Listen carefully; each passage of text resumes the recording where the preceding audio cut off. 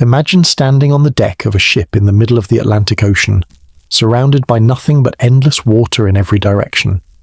The sails are properly set, the cargo secure, the captain's logbook open to a recent entry describing fair weather and routine sailing. A half-eaten breakfast sits on the table in the galley, still fresh. Personal belongings remain exactly where their owners left them. The ship is in perfect condition, showing no signs of struggle, storm damage, or any disaster that might explain what you're about to discover. There is not a single living soul aboard. On December 4th, 1872, Captain David Morehouse of the brigantine Dei Gratia encountered exactly this nightmare scenario when he discovered the Mary Celeste drifting aimlessly through waters between the Azores and the coast of Portugal. The two-masted merchant vessel, captained by Morehouse's old friend Benjamin Briggs, should have been en route to Genoa with its cargo of 1,701 barrels of commercial alcohol. Instead, it sailed itself through empty ocean, a ghost ship without its ghosts, offering no explanation for the vanishing of 10 human beings who had simply ceased to exist. Captain Benjamin Briggs, 37 years old, experienced, respected, known for his cautious seamanship, gone. His wife Sarah, who had sailed with him on previous voyages, vanished. Their 2-year-old daughter, Sophia Matilda, too young to have left the ship on her own, disappeared without trace. 7 crew members, all experienced sailors handpicked by Briggs for their reliability, erased from existence as completely as if they had never been born.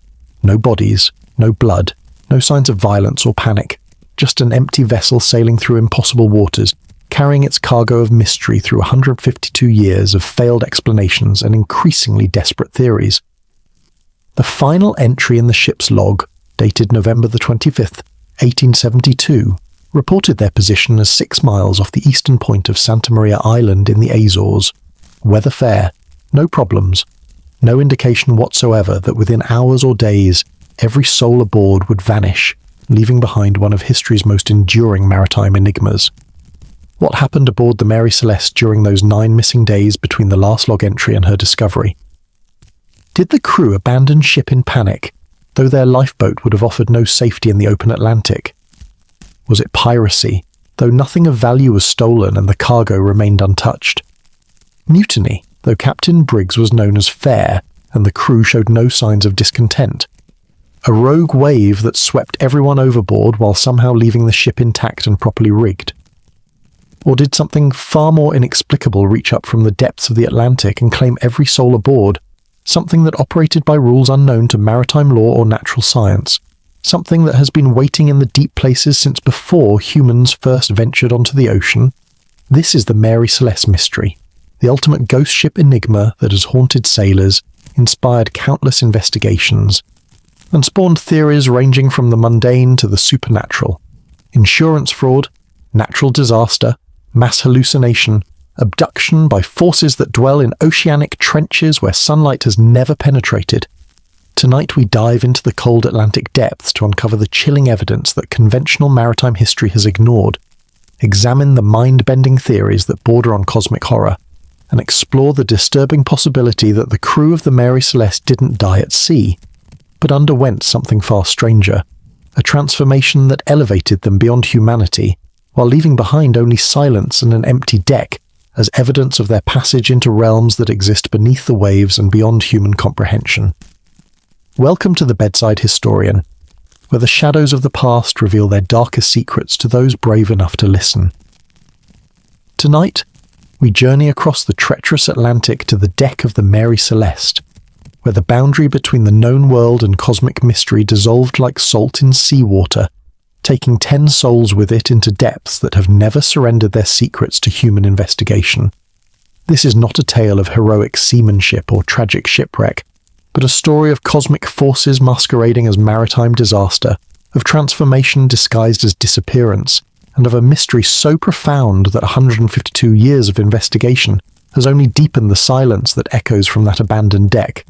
So settle into the darkness. Let the familiar world fade away. Listen to the sound of waves that have been rolling across this planet since before life emerged from the primordial ocean. And prepare to witness a legend written in salt water and carved in the cryptic silence of a ship that still sails through human imagination, forever crewed by ghosts who were never dead, but became something far stranger than death could ever claim. The Mary Celeste awaits, and the ocean remembers everything. From Chapter 1, The Cursed Departure.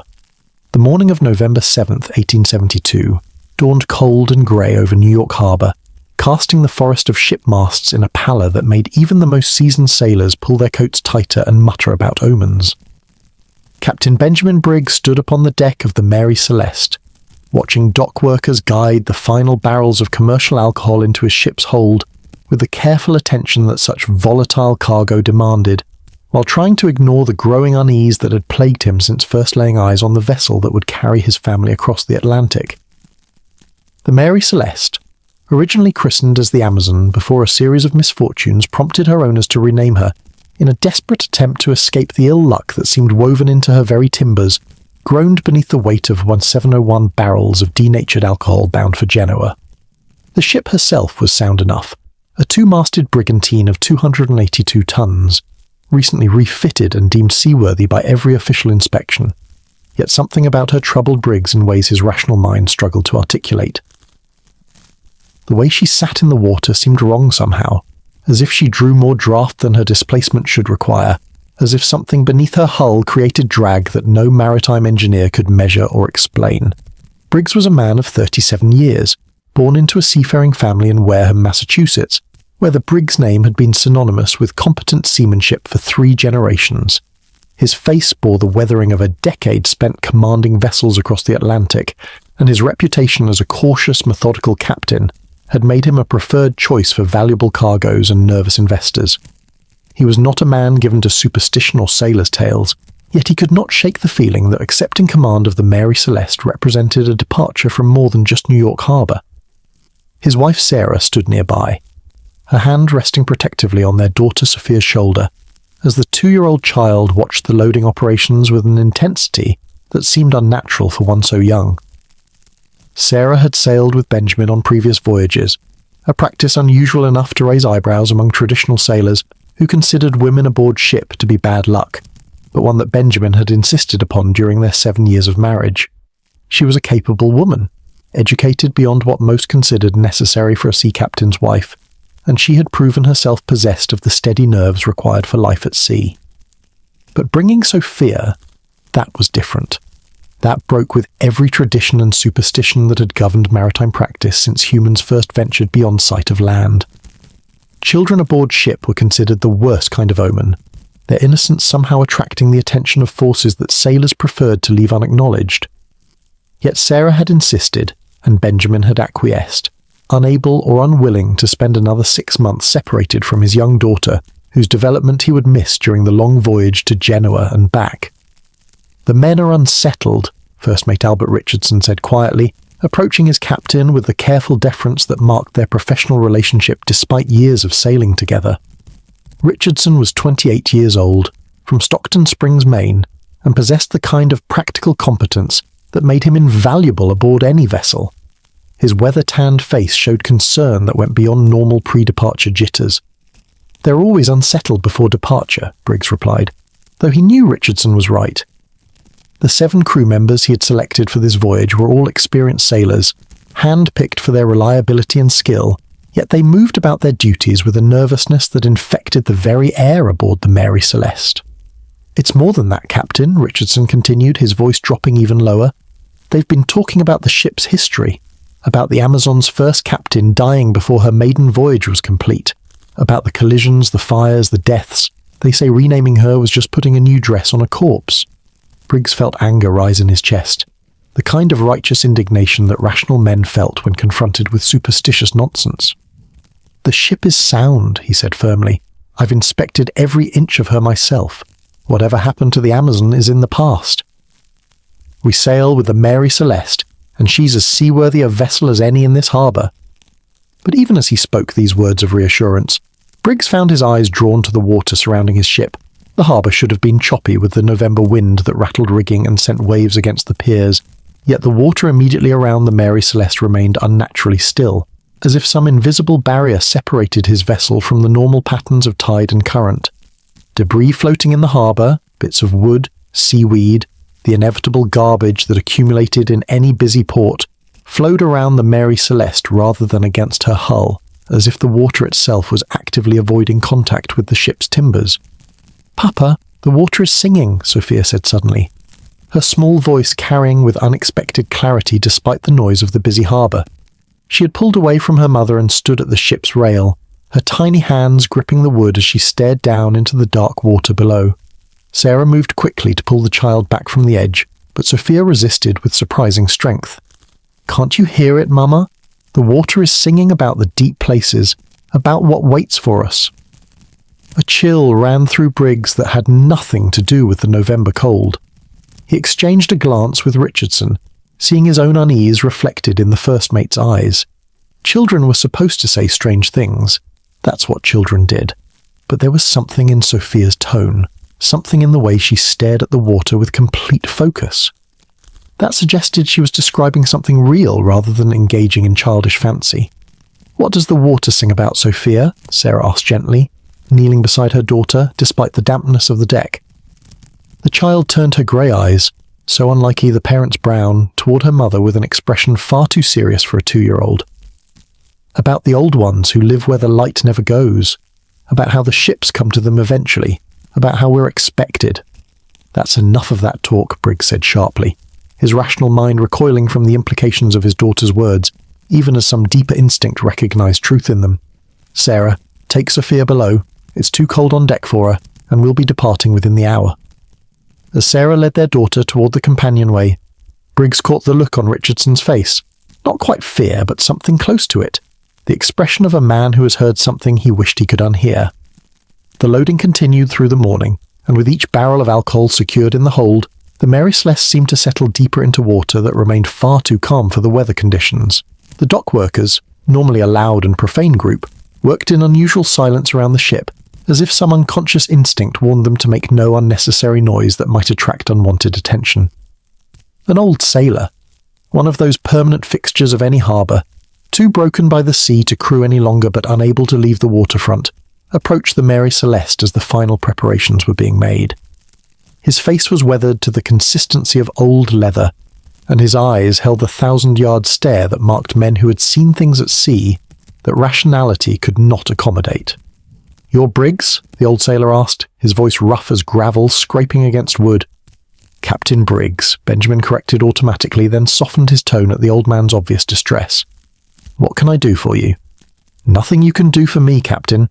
Question is what I might do for you, though you'll likely not thank me for it." The old sailor glanced at the Mary Celeste, and Briggs saw him flinch as if the ship had struck him physically. "I know this vessel. Knew her when she was the Amazon, before the owners tried to fool fate with a new name. She's marked, Captain, marked by forces that don't care what you call her." "I don't have time for superstitious nonsense," Briggs said, though he could not quite keep the edge of uncertainty from his voice. "Not superstition, Captain. Knowledge. Hard knowledge bought with other men's lives." The old sailor leaned closer and Briggs caught the smell of rum and desperation. "There are places in the ocean, see? Places where the water remembers things from before humans walked upright. Places where compacts were made in ages past, agreements between what lives in the deep and what swims on the surface. Most ships, they pass through these places and never know it. But some ships like yours, they're drawn to them like iron to a lodestone." "If you're trying to frighten me into giving you money for drink," Briggs began, but the old sailor cut him off with a gesture that carried unexpected authority. "I don't want your money, Captain. I want you to turn this ship around. Send your crew home, take your wife and child back to the safety of land. Because once you sail beyond the harbour, once you set course for deep water, the Mary Celeste will follow currents that aren't on any chart. She'll sail into waters where the old compacts still hold, where what dwells below still collects what it's owed. And you'll pay, Captain. You and your family and your crew, you'll all pay the price that the deep places demand." For a long moment, Briggs stood frozen, caught between the rational worldview that had served him well throughout his life, and the growing certainty that the old sailor was describing something real, something that his own instincts had been trying to warn him about since first boarding the Mary Celeste. But he was Captain Benjamin Briggs, master of a merchant vessel with cargo and contracts and responsibilities that extended far beyond his own comfort. He had investors expecting delivery, crew members depending on wages, and a reputation built on reliability and competence. Fear, even justified fear, could not be allowed to interfere with duty. "Thank you for your concern," Briggs said formally, his tone making clear that the conversation was over. "But we sail with the tide." The old sailor's face collapsed into an expression of infinite sorrow. "Then God have mercy on your souls, Captain, because once the deep places claim you, there's no power in heaven or earth that can bring you back." He turned and shambled away, disappearing into the crowds of dock workers and merchants that thronged the waterfront, leaving Briggs alone with a sense of foreboding that no amount of rational thought could dispel. The departure, when it finally came, proceeded with the mechanical precision that marked any well-run vessel, but there was none of the usual excitement or anticipation that typically accompanied the start of a voyage. The crew worked in silence, responding to Richardson's orders with efficiency, but without the commentary and banter that normally lightened the labour of getting a ship underway. As the Mary Celeste slipped her moorings and moved out into the harbour under tow, Briggs stood at the helm and watched New York recede behind them. The city looked strange from the water, its buildings and piers seeming less solid than usual, as if they might dissolve like morning fog if he looked away and then back. Sarah emerged from below deck with Sophia, both bundled against the cold. His wife's face showed concern, but she had always trusted his judgment, had never questioned his decisions about their family's safety. Now, watching her stand with their daughter at the rail, watching the child stare at the water with that unsettling intensity, Briggs felt the full weight of responsibility for what he might be leading them into. "Once we're past Sandy Hook and into open water, the weather should moderate," he said to Sarah, trying to project confidence he didn't entirely feel. "It's a straightforward crossing. We'll be in Genoa before Christmas." Sarah nodded, but her eyes held questions she was too loyal to voice. She had sailed with him before, had weathered storms that would have broken lesser women, but something about this voyage troubled her in ways she couldn't articulate. "Papa," Sophia said, pulling on his coat to get his attention, "the water says we shouldn't be afraid. It says we're going home." "We're leaving home, sweetheart," Briggs corrected gently, "going to Italy and then back to Massachusetts." But Sophia shook her head with the certainty that sometimes possessed young children, the certainty that came from knowing something without understanding how they knew it. "No, Papa, we're going home, to the place where the water goes when it dreams, to where everything swimming eventually arrives." As the tug released them, and the Mary Celeste's sails filled with wind that seemed to come from no particular direction, as New York Harbour faded into the grey distance and the open Atlantic stretched ahead like an invitation or a threat, Benjamin Briggs felt the last of his certainties slipping away like sand through his fingers. The voyage had begun. The Mary Celeste was committed to the deep water now, following currents that might or might not appear on any maritime chart. And somewhere ahead, in waters that operated by rules unknown to human navigation, something waited with the patience of ages, ready to collect what the ocean always eventually claimed: every ship that sailed, every soul that ventured beyond sight of land, every captain who thought himself master of the sea, all eventually learned the same lesson. The ocean was not a highway for human commerce, but a living realm with its own purposes, its own hungers, its own ancient compacts that predated human civilization and would endure long after the last ship had sailed and the last sailor had been claimed by the depths. The Mary Celeste moved through waters growing darker and colder with each nautical mile, carrying her cargo of alcohol and mysteries toward a convergence that had been ordained before her keel was ever laid, before her captain was ever born, before humanity first looked at the vast blue expanse and thought it could be conquered or even understood. The deep places were calling, and the Mary Celeste, whatever her crew might believe about their destination, was answering that call with the inevitability of water flowing downhill, of salmon swimming upstream, of all things that move according to instincts older and more powerful than consciousness or will. The voyage had begun, and it would end in ways that no log entry could ever record, in waters that existed on no chart, at a destination that geography could not map, and history would never be able to explain. Chapter 2. Waters that watched the Atlantic opened before the Mary Celeste like a vast grey beast pretending to slumber, its surface rolling with swells that followed no pattern. Captain Briggs could discern from his years of experience reading the ocean's moods. 3 days had passed since departing New York, 3 days during which the ship had made good progress eastward according to the compass and chronometer, yet something about their position felt wrong in ways that defied the instrument's precise measurements. First Mate Richardson stood beside Briggs at the helm, studying their dead reckoning calculations with a furrowed brow that spoke of doubts he was reluctant to voice. The navigation mathematics were simple enough: speed multiplied by time, adjusted for current and wind, plotted against their departure position. Yet when Richardson compared their calculated position to the observations he made of the stars at night, discrepancies appeared that should not exist on a properly equipped vessel with experienced navigators. "We're making better time than we should," Richardson finally said, his voice carefully neutral in the way of subordinates who must question their commander without appearing insubordinate. "With the winds we've experienced, we should be here," he pointed to a position on the chart, "but the star sights put us nearly 50 miles further east."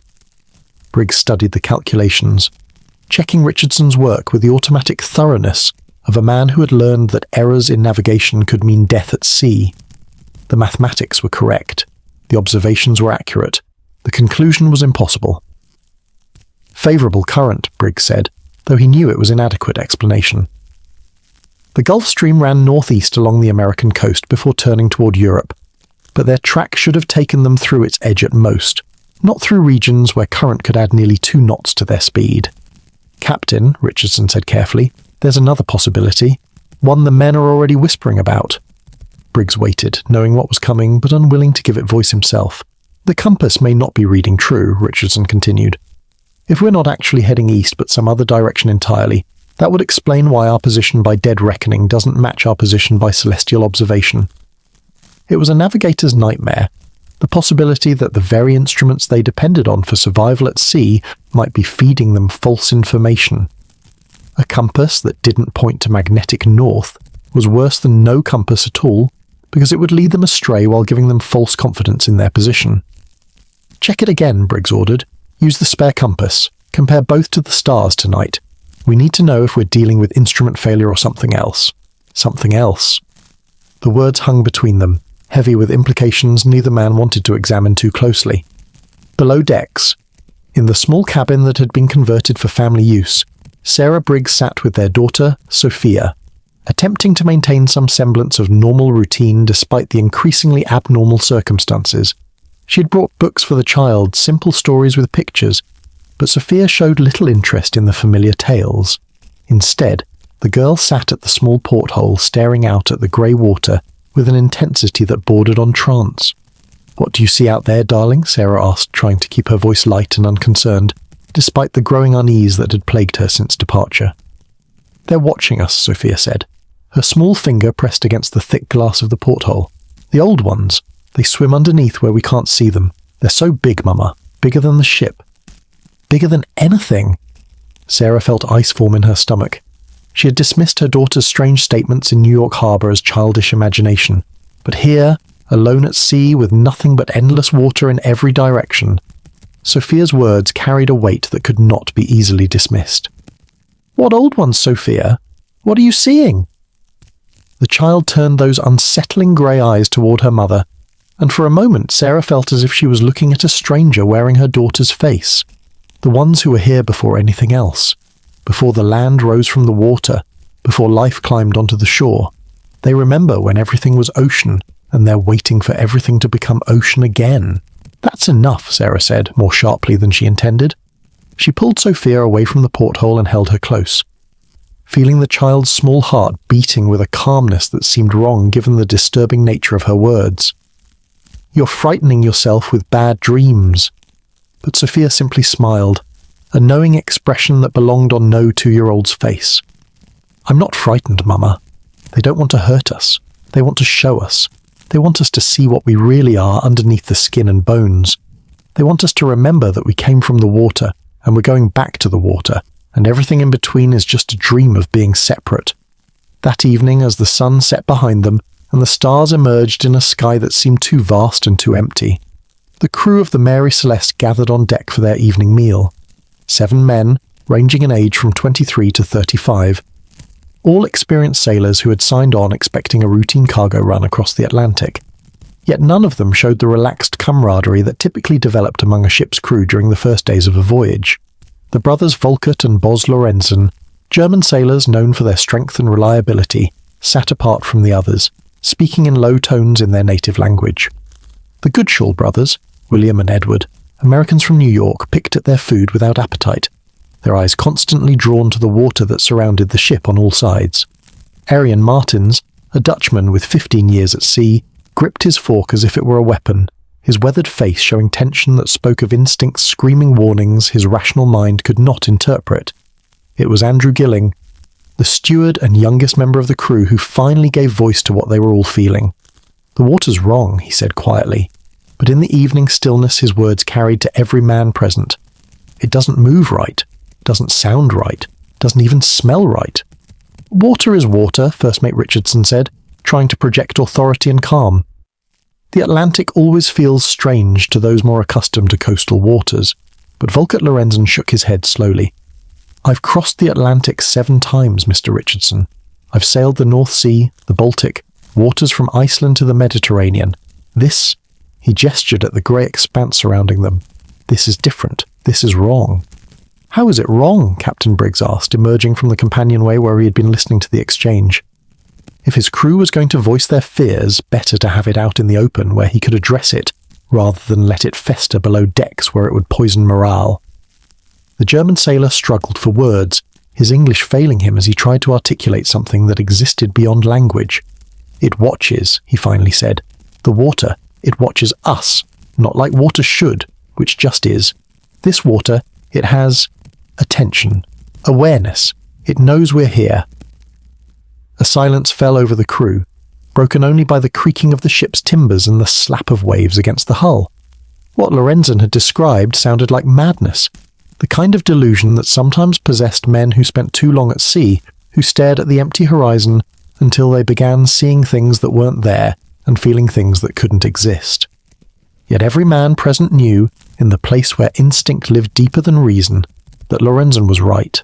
The water around the Mary Celeste possessed a quality that normal seawater lacked, an almost sentient awareness, as if they sailed not through liquid but through the thoughts of some vast intelligence that surrounded them completely and studied them with interest that felt distinctly predatory. That night, the dreams began. Volkert Lorenzen woke in his hammock with the conviction that he had been drowning, that water had filled his lungs and dragged him down into depths where pressure should have crushed him, but instead had felt like returning home. The dream had been so vivid that he could still taste salt water in his mouth, could still feel the embrace of currents that pulled him deeper, while voices older than language whispered of things that waited in trenches where no light had ever penetrated.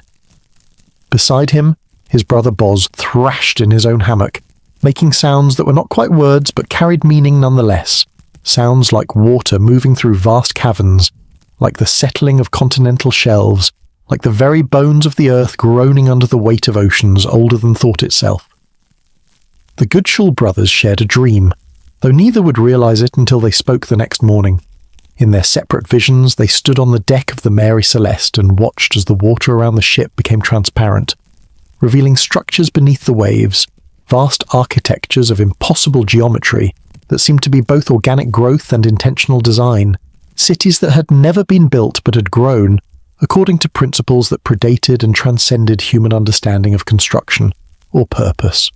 Arian Martins dreamed of drowning, but in his dream the drowning brought not death but transformation, as if the salt water flooding his lungs was dissolving the boundaries that defined him as separate from the ocean, as if with each breath of water he was remembering something fundamental that terrestrial life had made him forget. In the captain's cabin, Benjamin Briggs thrashed in his bunk while his unconscious mind processed visions that his waking rationality would have rejected as impossible. He saw the Mary Celeste from below, suspended on the surface of an ocean that extended not downward but inward, into dimensions that folded perpendicular to normal space. He saw his ship as a tiny speck on the surface of something vastly larger than mere water, a consciousness distributed across the entire planetary ocean, a mind so vast that individual human thoughts would be lost in it like raindrops falling into the sea. And he saw things rising from the depths to observe his vessel, not swimming but manifesting, their forms shifting between states that might be solid or liquid or something that existed between the two. beings whose anatomy defied every principle of biology he had learned, but whose intelligence was undeniable in the focused attention they directed at the Mary Celeste and her crew. Only Sophia did not dream, because for her the boundary between waking and sleeping had begun to blur. She lay in her small bunk, her eyes open but unseeing, while her consciousness expanded beyond the confines of her skull to touch the vast intelligence that permeated the water around the ship. She could feel her parents nearby, could sense their fear and confusion, and growing awareness that something fundamental about reality was not as they had been taught. She could feel the crew members scattered through their hammocks, their sleeping minds more open to truth than their waking thoughts, their dreams preparing them for what was coming. And she could feel the things in the water, the old ones, as she called them, though that was inadequate translation of a concept that predated language and existed beyond words. They were curious about the ship, about the crew, about her, especially with her young mind that had not yet hardened into the rigid patterns that made adult humans so difficult to transform. She could feel them reaching out, not with tentacles or limbs, but with something more fundamental, with consciousness itself, touching the sleeping minds of the crew, showing them visions that were both terrifying and strangely appealing, preparing them for the choice that was approaching with the inevitability of tides and currents, and all things that moved according to forces older than human will. When dawn came, grey and cold as the water surrounding them, the crew emerged from below decks with the careful movements of men who have seen things in the night that they could not quite remember, but could not quite forget. They went about their duties with mechanical precision, but conversations were sparse and voices remained low, as if speaking too loudly might attract the attention of whatever swam in the depths below. Captain Briggs took a sun sight at noon, using his sextant to measure the angle between the horizon and the sun, then checked his reading against Richardson's independent observation. Both measurements agreed within acceptable margins of error. Both put them significantly further east than dead reckoning suggested they should be. "It's as if the ship is being pulled," Richardson said quietly, studying their position on the chart. "Not by wind or current in any normal sense, but by something else. Something that wants us to arrive at a specific location." Briggs wanted to dismiss such thinking as superstitious nonsense, but he could not. Every instinct he possessed, every sense developed through years at sea, told him that Richardson was right.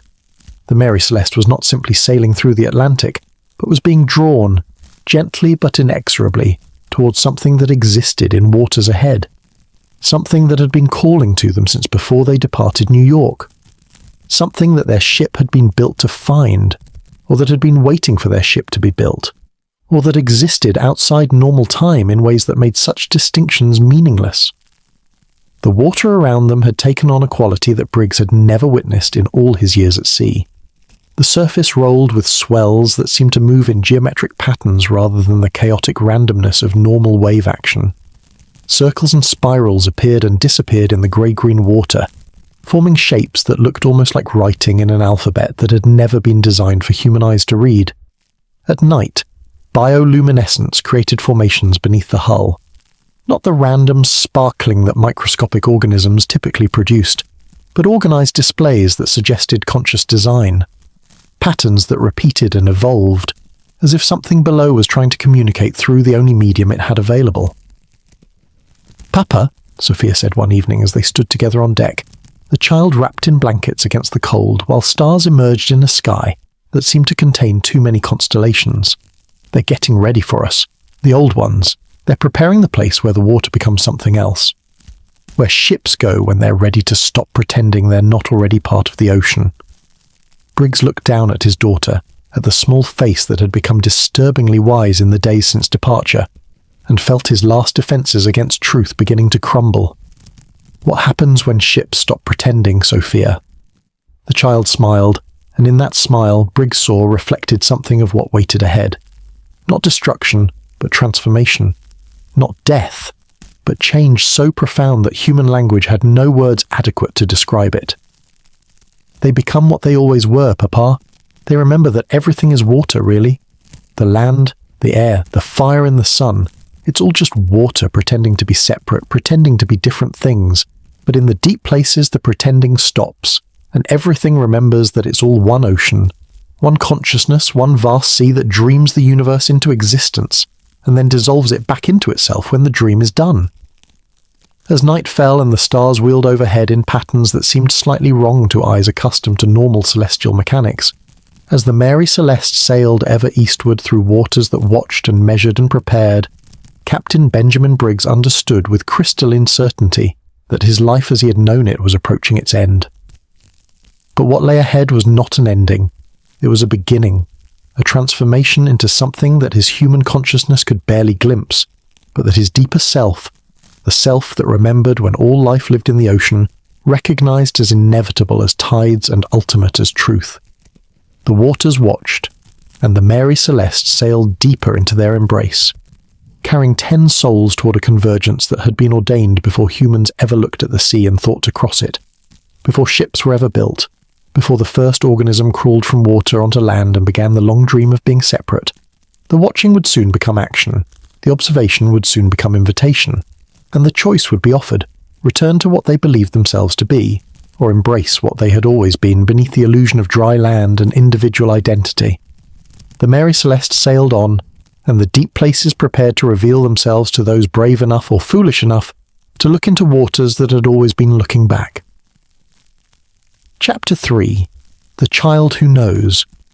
The 6th day at sea brought changes to little Sophia Briggs that her parents could no longer attribute to the normal variability of childhood development or the strangeness of life aboard ship. The 2-year-old had always been precocious, speaking earlier than expected and displaying awareness beyond her tender years. But what was happening now transcended precocity and entered territory that made Sarah's maternal instincts scream warnings her rational mind struggled to process.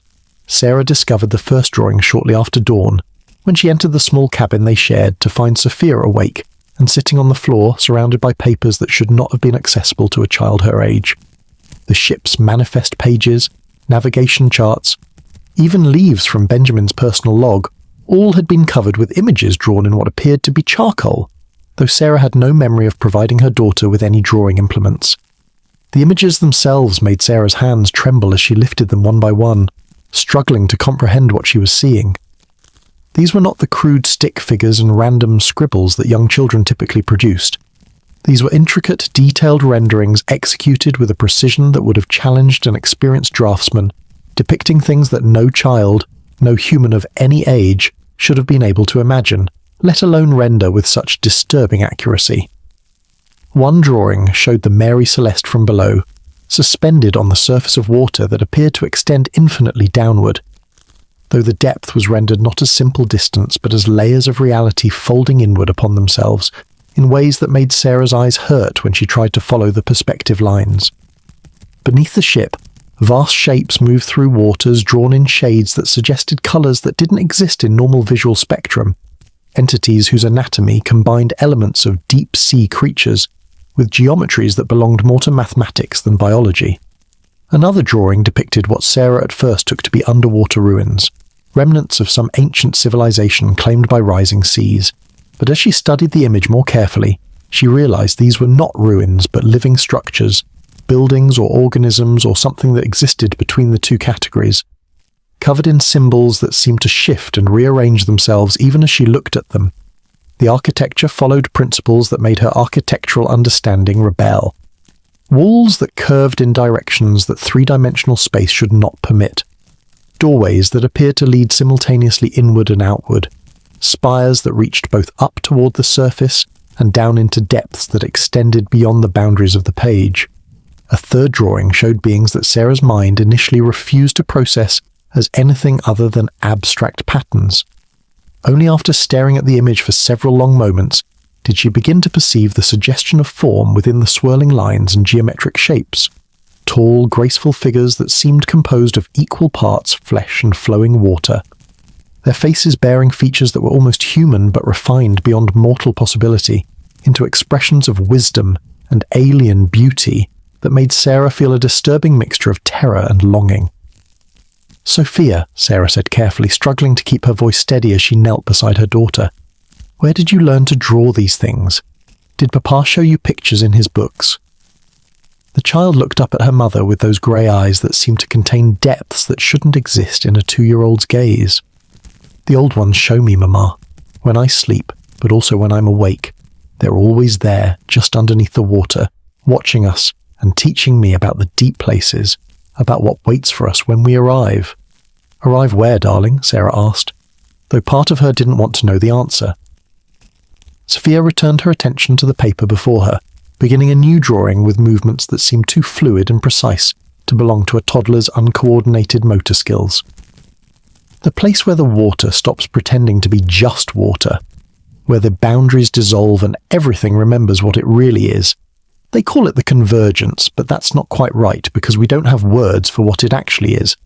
It's where currents meet, but not water currents, consciousness currents, where different realities touch, and beings can pass between them if they're ready." Sarah felt her breath catch in her throat. The words coming from her daughter's mouth carried implications that shattered every assumption she had formed about the nature of reality, about what was possible, and what existed only in nightmare or madness. Yet Sophia spoke with such calm certainty, describing cosmic horrors as casually as another child might describe a trip to the market. "How do you know these things?" Sarah whispered. "How can you possibly know any of this?" Sophia's small hand continued moving across the paper, creating images that seemed to draw themselves through her, rather than being consciously constructed. "I've always known, Mama, even before I was born. The old ones were there when I was being made, watching and touching and preparing me. That's why Papa had to bring me on this voyage, because they needed someone young enough to understand, someone whose mind hasn't hardened into the shapes that make grown-ups unable to see what's really there." The new drawing taking shape beneath Sophia's fingers showed the Mary Celeste from above, but with the ship rendered as if it were transparent, revealing every person aboard as glowing points of consciousness rather than physical bodies. Sarah could identify herself and Benjamin, the crew members scattered through the vessel, each represented as a node of light connected by threads to every other node, creating a web of relationships and awareness that bound them all into a single collective entity. But most disturbing were the additional threads extending downward from each human consciousness, plunging through the hull and into the water below where they connected to vast networks of intelligence that Sarah's mind struggled to comprehend. It was as if Sophia was illustrating that the crew of the Mary Celeste were already connected to whatever dwelled beneath the waves, already part of something larger than their individual identities, even if their waking minds remained unaware of these connections. "We're not as separate as we think we are," Sophia said softly, her voice carrying harmonics that seemed too complex for a child's vocal cords to produce. "The old ones have been part of us since before we were born, and we've been part of them since the first humans looked at the ocean and felt something calling. This voyage isn't taking us toward them, it's revealing connections that were always there." Sarah gathered her daughter into her arms, holding her close as if physical contact could somehow protect the child from the cosmic forces that were clearly already working through her. But Sophia didn't need protection, Sarah realized with a chill that penetrated to her bones. If anything, Sophia was becoming the protector, the guide who would lead them through whatever lay ahead, because she alone possessed the consciousness capable of navigating between human understanding and the alien intelligence that permeated the ocean. When Captain Briggs returned to the cabin later that morning and Sarah showed him the drawings, he stood in silence for a long time, his weathered face showing emotions that cycled rapidly through disbelief, horror, and finally a kind of resigned acceptance. "Richardson was right," Briggs said quietly, so Sophia wouldn't hear from where she sat at the porthole, humming a melody that sounded like water moving through vast underwater caverns. "The compass isn't reading true because we're not travelling through normal space anymore. We're being drawn towards something. And our daughter is somehow the key to whatever's happening." "Benjamin, we need to turn back," Sarah said, though even as she spoke the words she knew they were futile. "This is beyond us, beyond anything human beings should be involved with." But Briggs shook his head slowly, his eyes fixed on the drawing that showed the Mary Celeste suspended over impossible depths. "I don't think we can turn back. I don't think the ship would respond if we tried. We're caught in something now, a current that's not water, but something deeper, something that operates by rules we've never learned and couldn't follow even if we understood them." That afternoon, First Mate Richardson requested a private meeting with the captain, his face showing the kind of desperate concern that subordinates only displayed when circumstances had deteriorated beyond normal maritime crises. They met in Briggs's quarters, away from the crew who had become increasingly nervous and prone to whispered conversations that ceased whenever officers approached. "The men are frightened, Captain," Richardson said without preamble. "They're experiencing things, dreams that feel more real than waking, visions of what lies beneath the water, and they're starting to change." "Change how?" Briggs asked, though he suspected he already knew the answer. Richardson hesitated, as if giving voice to observations would make them more real and therefore more terrifying. "Small things, mostly. Volkert Lorenzen spent 3 hours yesterday with his arms in the water, just trailing his hands over the side. When I told him to return to his duties, he looked at me as if he didn't understand why I was interrupting something important. Said he could feel the currents, not just the water moving, but information currents, knowledge flowing through the ocean like blood through veins." Briggs nodded slowly, unsurprised. He had observed similar behavior in other crew members, long periods spent staring at the water, unconscious humming of melodies that sounded like nothing any human musician had ever composed, and a growing comfort with the ocean that went beyond normal maritime familiarity and into something that resembled communion. "The Goodshall brothers claim they can navigate without instruments now," Richardson continued. "They say they can feel where we are, can sense our position relative to underwater landmarks they shouldn't be able to detect from the surface. And when I checked their intuitive navigation against the charts, Captain, they were more accurate than the instruments." "What about you, Mr. Richardson?" Briggs asked quietly. "Are you experiencing these changes as well?" The first mate's face showed internal struggle. The war between the rational mind that had served him well throughout his life and growing awareness of capabilities emerging from sources that rationality could not explain. "I dream, Captain. Every night. I dream of drowning. But in the dreams, the drowning is liberation rather than death. I dream of breathing water instead of air and finding that water provides everything I need: oxygen, nourishment, knowledge. I dream of swimming in depth that should crush any living thing but instead feel like returning home after a long exile. And when you wake," Briggs pressed. "When I wake, Captain, I'm not entirely certain the dreams were dreams at all. I'm starting to suspect they're memories, not of things I've personally experienced, but of things my distant ancestors experienced when life first emerged from the ocean. As if something in the water is reaching back through evolution, reactivating knowledge that's been dormant in our cells since our forebears crawled onto land." A knock at the door interrupted their conversation, and Sarah entered with Sophia held in her arms, the child's small face showing unusual animation. "Benjamin, you need to hear what she just told me about tonight." Briggs gestured for his wife to continue, noting that even Sarah seemed different somehow, her movements more fluid, her eyes reflecting light in ways that seemed wrong for ordinary human vision. "Tell Papa what you told me, sweetheart," Sarah prompted gently. Sophia turned those unsettling grey eyes toward her father, and Briggs felt as if he were looking into depths that extended far beyond the physical dimensions of his daughter's small skull. "Tonight is when the teaching begins in earnest, Papa. The old ones have been watching and waiting and preparing us, but tonight they'll start showing us things directly. They'll open pathways in our minds that will let us see what they see, understand what they understand. It will be frightening at first, but only because we're not used to knowing so much. Once we adjust, we'll wonder how we ever lived with such limited awareness."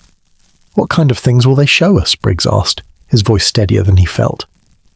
Sophia smiled, and in that smile Briggs saw reflected something of the alien intelligence that had been working through his daughter since conception, or perhaps even before. "Everything, Papa. The history of the oceans from before there were continents. The civilizations that rose and fell in the depths while life on land was still primitive slime. The networks of consciousness that connect every drop of water in every ocean, on every world where water exists. They'll show us what we really are underneath the flesh and bone, patterns of information, arrangements of consciousness that have been moving through different forms since the universe began."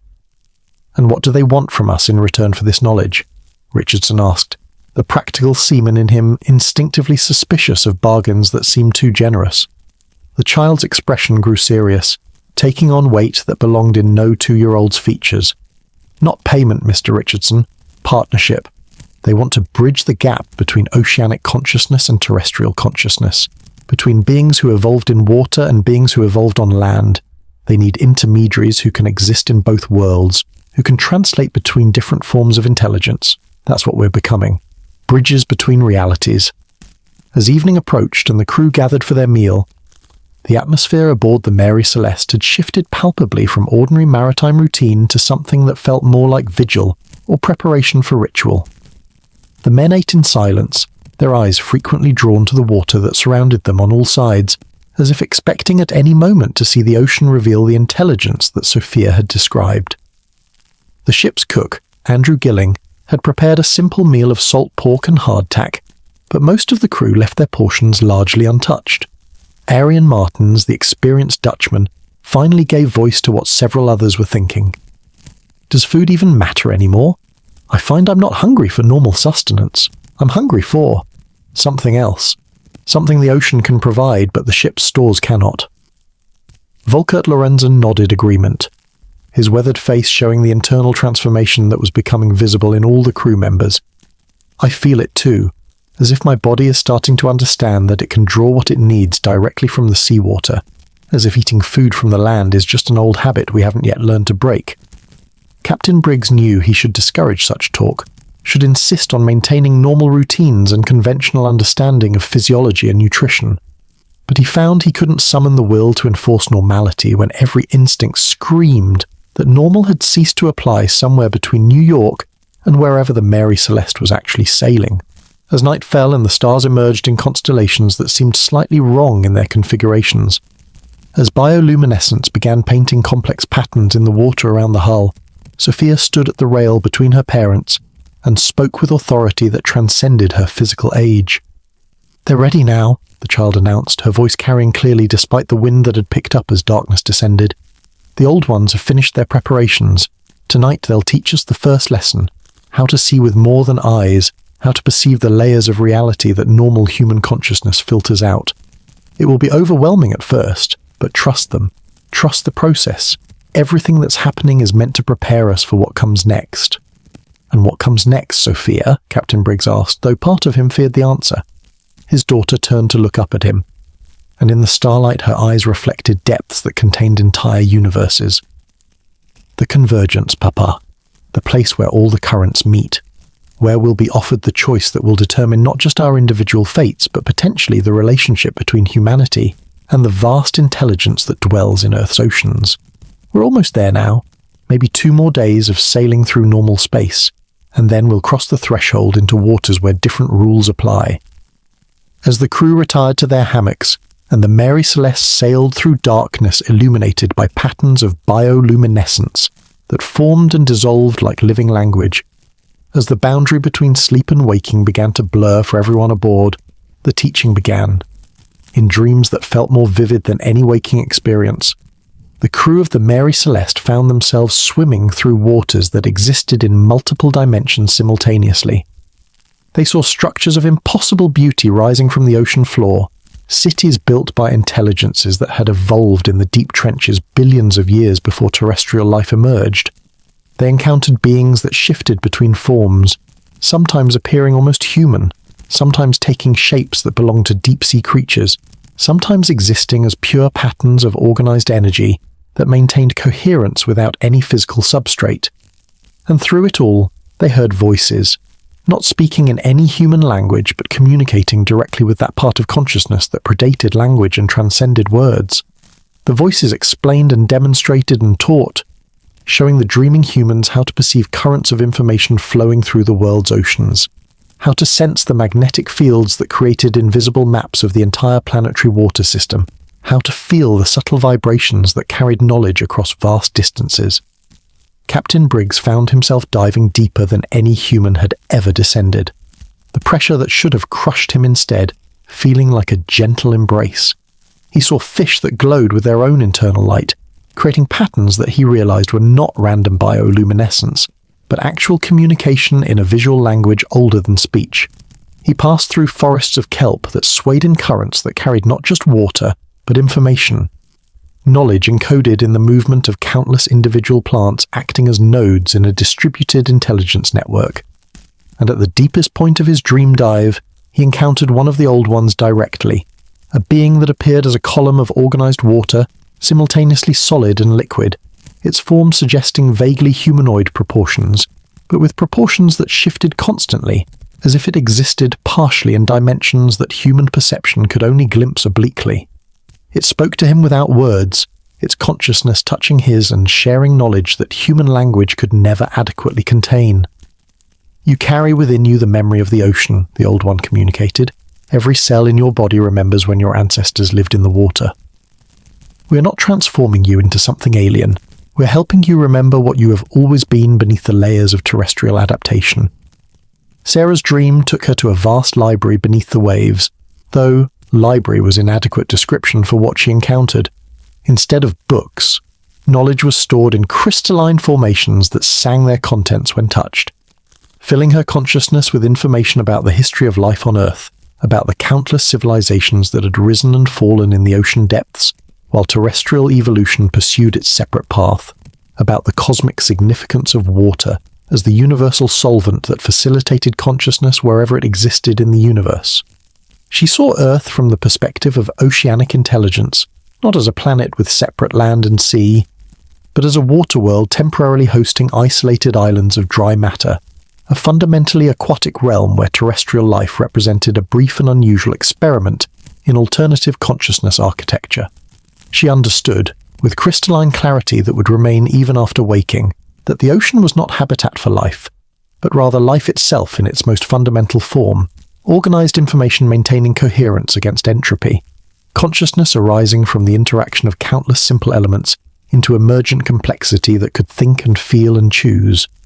The crew members shared variations of these teaching dreams, each receiving instruction tailored to their individual consciousness, while simultaneously participating in a collective experience that bound them together more intimately than any purely human relationship.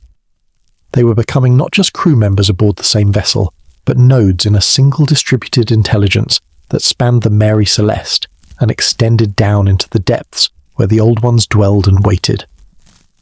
When dawn came, grey and cold and somehow less real than the dream teachings, the crew emerged from below decks fundamentally changed in ways that went beyond any physical transformation.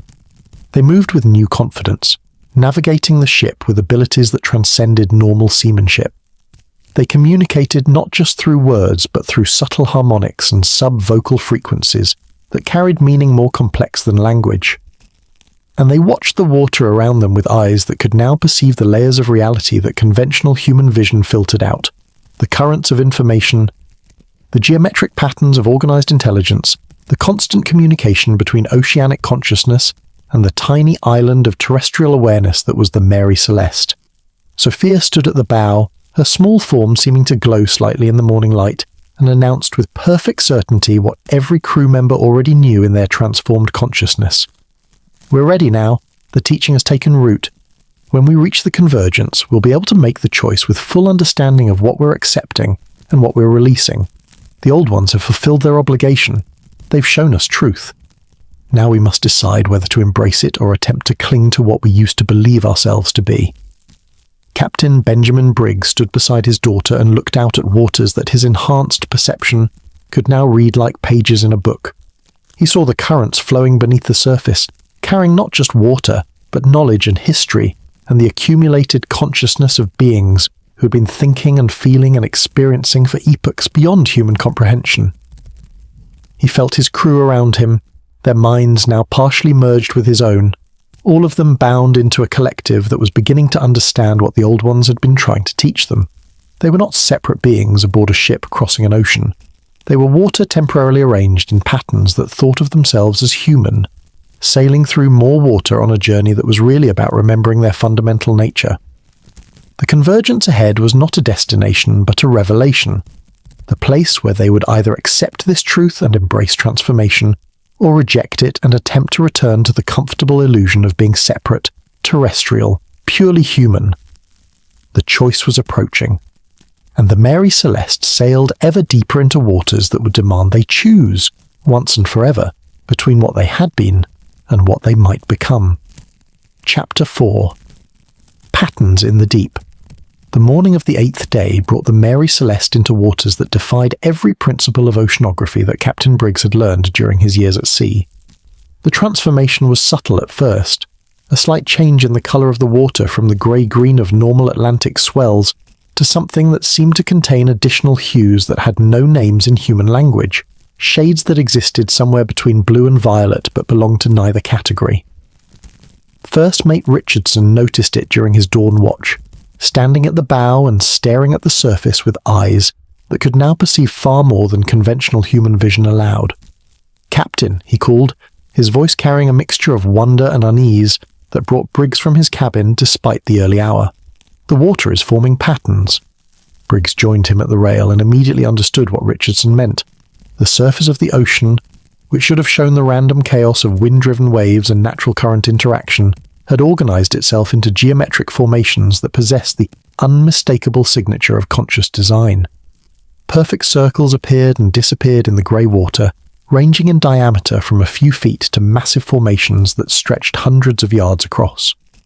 Within the circles, spirals formed and dissolved, creating mathematical precision that belonged in textbooks rather than on the open ocean.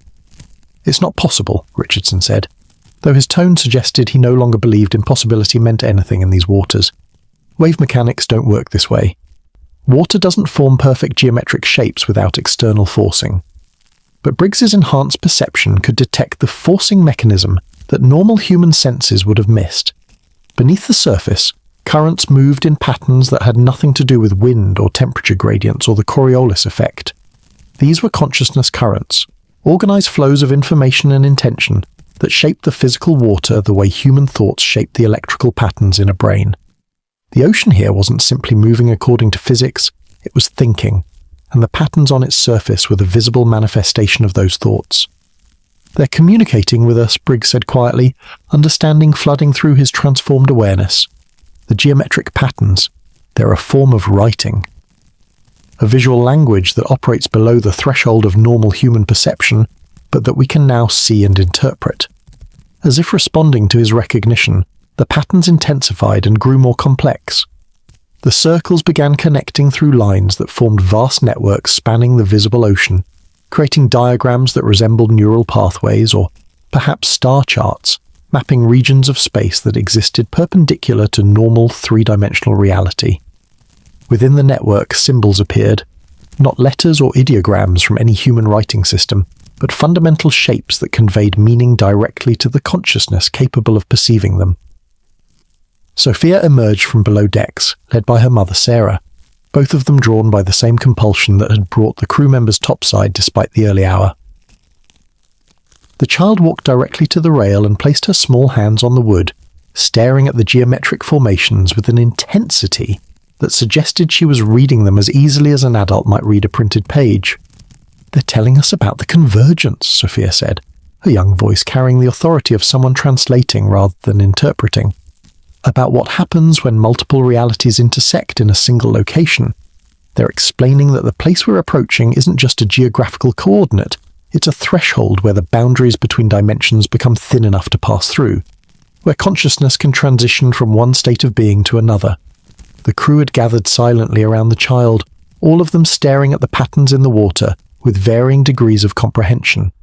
Volkert Lorenzen, whose transformation seemed to be progressing more rapidly than the others, nodded slowly as if he too could read the geometric language being written on the ocean's surface. "It's a map," the German sailor said, his accent thickening as he struggled to articulate concepts that German and English had never developed a vocabulary to express. Not of physical space, but of probability space, showing us the paths we might take, the choices that await, the different forms we could become depending on what we choose when we reach the threshold. The patterns shifted again, and new formations appeared, these ones showing what looked like representations of the Mary Celeste herself, multiple versions of the ship existing simultaneously in slightly different configurations. In some versions, the ship sailed normally, continuing on a conventional course toward Genoa. In others, the vessel seemed to fade into transparency, becoming less solid and more like an idea of a ship rather than a physical object. And in still others, the Mary Celeste appeared to descend beneath the surface, not sinking but transitioning into a state where it could exist both above and below the waterline simultaneously. "They're showing us possibilities," Sarah said, her hand tightening on Sophia's shoulder as maternal instinct warred with the growing understanding that her daughter was becoming something beyond any parent's ability to protect or guide. Different futures depending on the choices we make. But I don't understand, how can we be seeing multiple futures simultaneously? Time doesn't work that way. Linear time doesn't work that way, Sophia corrected gently. But we're not in purely linear time anymore, Mama. We're approaching a region where time operates more like space, where past, present, and future exist simultaneously, and can be navigated the way we navigate north, south, east, and west. The old ones experience time very differently than humans do. To them, all moments exist at once, and what we call the future is just another direction they can perceive and move through. As the morning progressed and the Mary Celeste sailed deeper into the region of geometric patterns, the physical properties of the water began displaying characteristics that challenged fundamental assumptions about matter and energy. The ship passed through zones where the ocean's surface appeared to exist at different heights simultaneously, waves that crested both above and below the average water level at the same time, creating visual paradoxes that made the crew's eyes hurt when they tried to focus on them directly. Richardson attempted to take depth soundings, lowering the weighted line that should have told them how far it was to the ocean floor beneath their keel. But the line behaved strangely, sometimes showing impossible depths of thousands of fathoms in waters that the charts indicated should be relatively shallow, other times suggesting the bottom was mere feet away, despite the ship drawing 15 feet and showing no signs of running aground. "The ocean floor isn't stable here," Richardson reported to Briggs, his voice showing the strain of trying to maintain professional composure while confronting phenomena that invalidated his entire understanding of maritime navigation. Or rather, it exists at multiple depths simultaneously. It's as if space itself has become fluid, folding and unfolding in ways that make conventional three-dimensional mapping meaningless. The temperature also behaved impossibly. The crew would pass through zones of water that felt ice-cold to the touch, followed immediately by regions of unusual warmth, with the transitions occurring far too rapidly to be explained by normal oceanographic processes.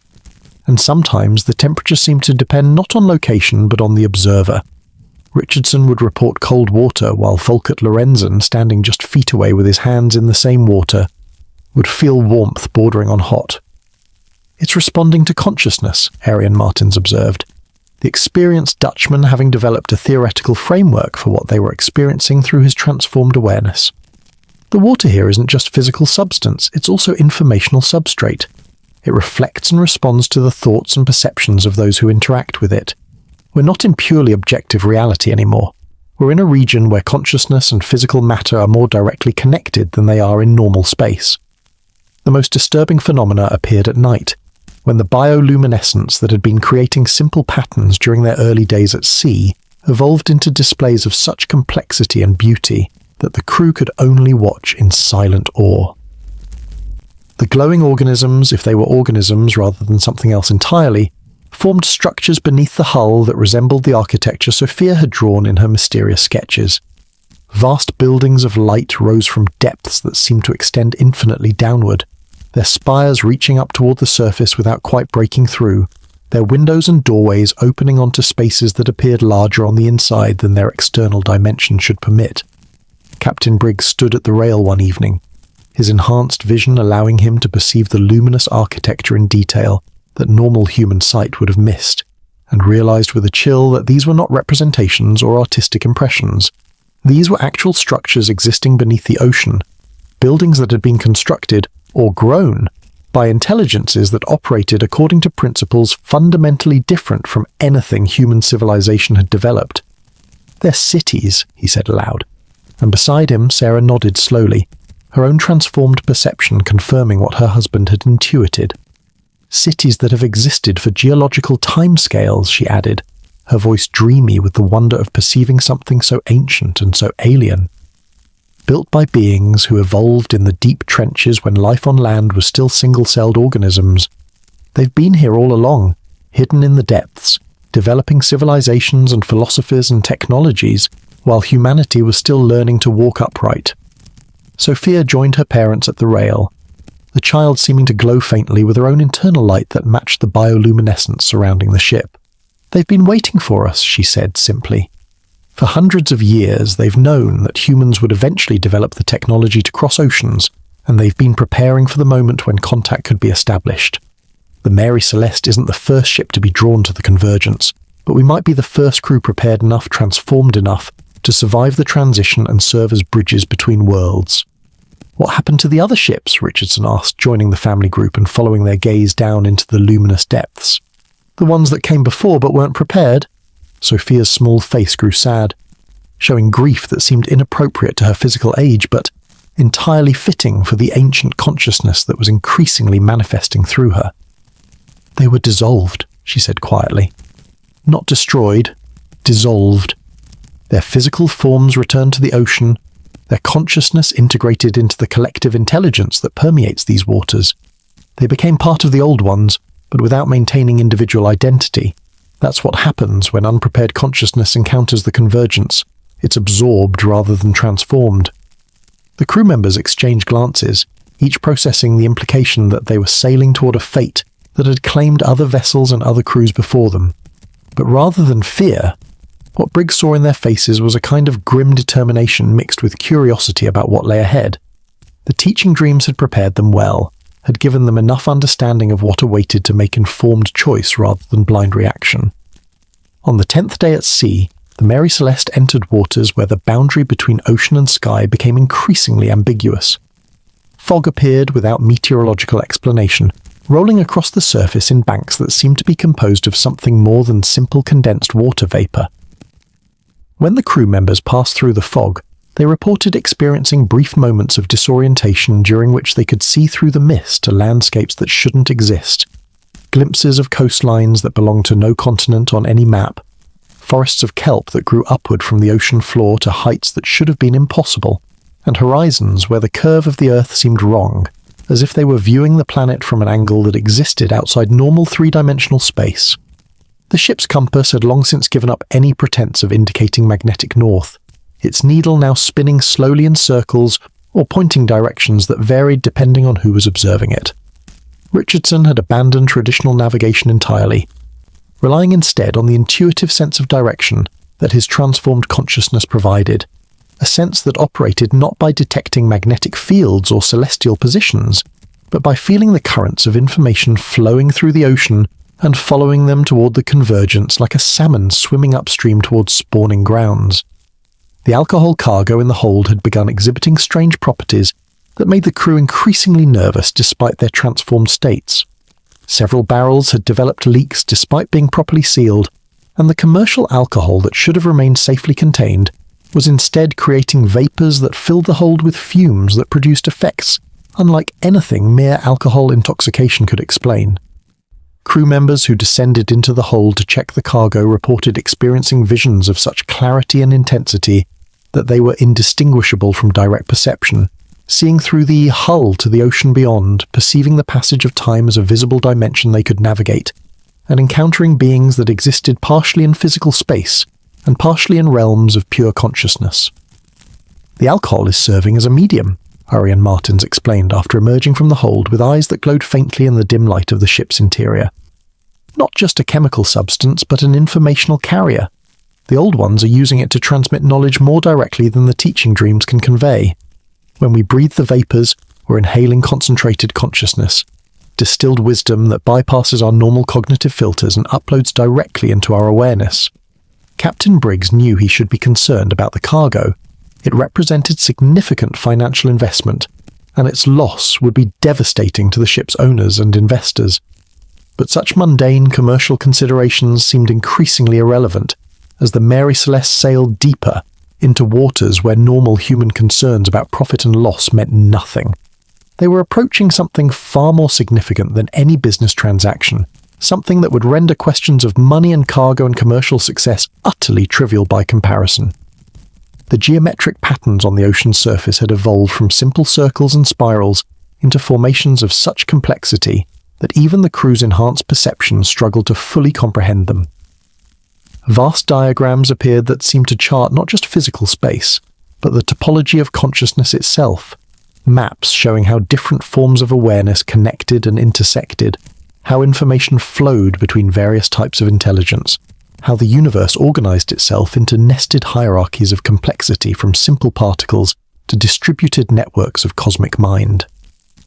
"We're close now," Sophia announced on the 11th evening at sea, standing at the bow with wind that came from no discernible direction playing through her hair. "Tomorrow we'll reach the Convergence, the place where all the currents meet, water currents, consciousness currents, probability currents, where the old ones will offer us the final choice, return to what we were, or accept transformation into what we might become."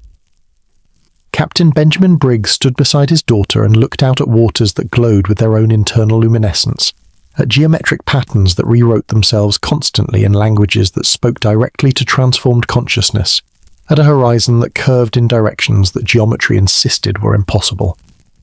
He thought about the life he'd led before boarding the Mary Celeste, the comfortable routine of maritime commerce, the satisfaction of successful voyages, the simple pleasures of family and profession, and the small achievements that gave meaning to conventional human existence. All of that was behind him now, in waters that the ship could never sail back to even if they chose to try.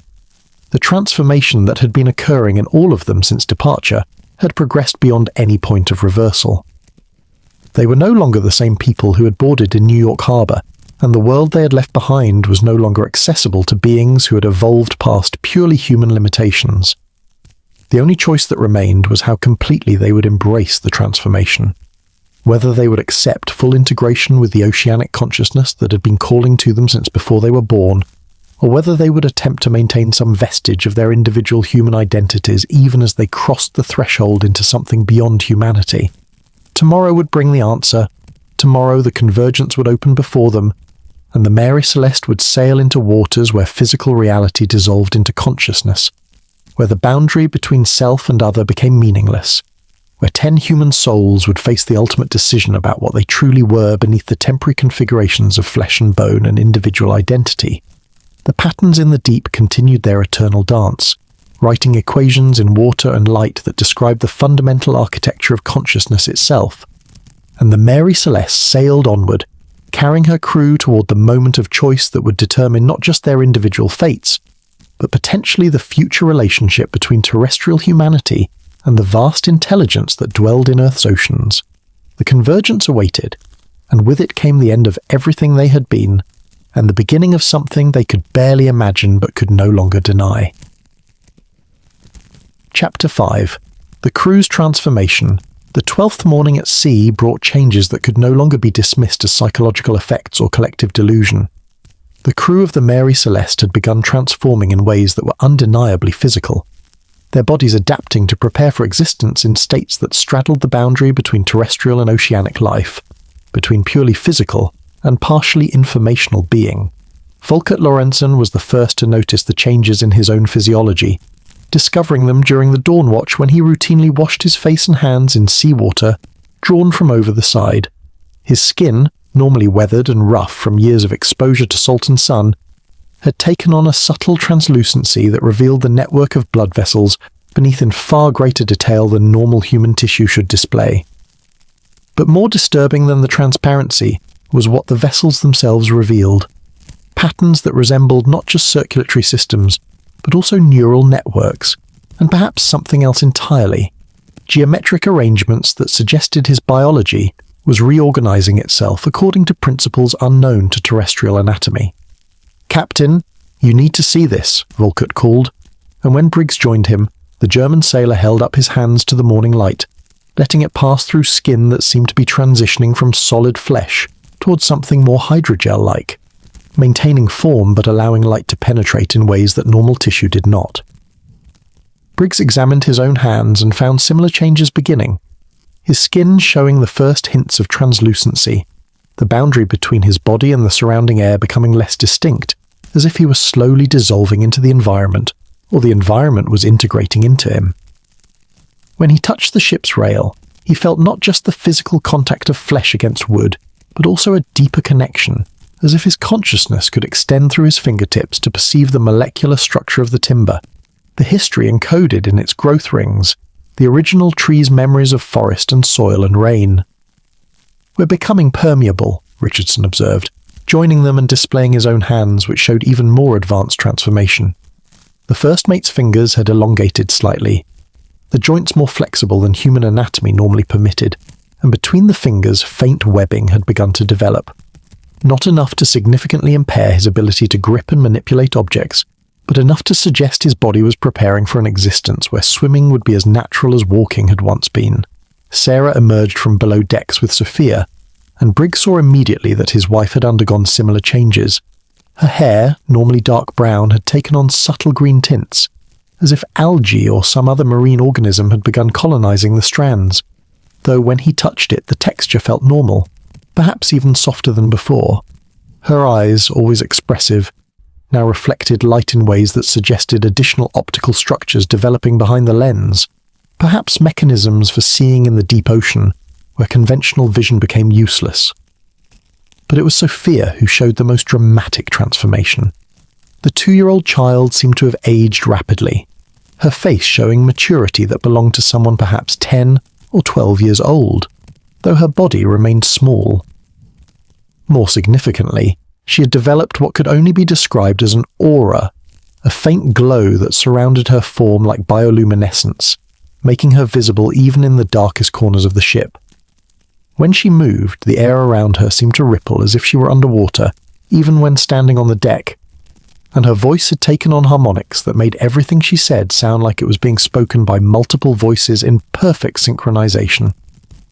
"The transformation is accelerating," Sophia explained, her voice carrying the calm authority of someone far older than her physical years suggested. "We're approaching the convergence, and our bodies are adapting in preparation for transition. The old ones are guiding the process, ensuring we change in ways that will allow us to survive what comes next, while maintaining enough of our original form to serve as bridges between human and oceanic consciousness." The crew gathered on deck as the morning progressed, each member comparing their transformations and trying to understand what was happening to them. The Goodshaw brothers, William and Edward, had developed what appeared to be gill-like structures along their necks. Not functional gills exactly, but proto-organs that suggested the potential for extracting oxygen directly from water if the transformation continued. Their skin had taken on a faint iridescence, reflecting rainbow patterns when light struck them at certain angles, and their movements had become more fluid, as if they were learning to navigate through water even while still moving through air. Andrew Gilling, the young steward, had undergone perhaps the most disturbing visible change. His eyes had enlarged significantly and shifted slightly toward the sides of his head, providing wider field of vision more suitable for detecting predators in the ocean depths. The eyes themselves had taken on a reflective quality, like the tapetum lucidum found in deep-sea fish, allowing them to gather and amplify whatever light was available. When he spoke, his voice had developed resonances that could be felt as much as heard, as if his vocal cords had evolved to produce sounds that travelled efficiently through water as well as air. Arian Martins, the experienced Dutchman, showed internal changes that were less immediately visible, but perhaps more profound. He reported that his breathing had changed, that his lungs seemed to be developing the capacity to extract oxygen from water as well as air, and that he could now hold his breath for periods that exceeded anything human physiology should allow.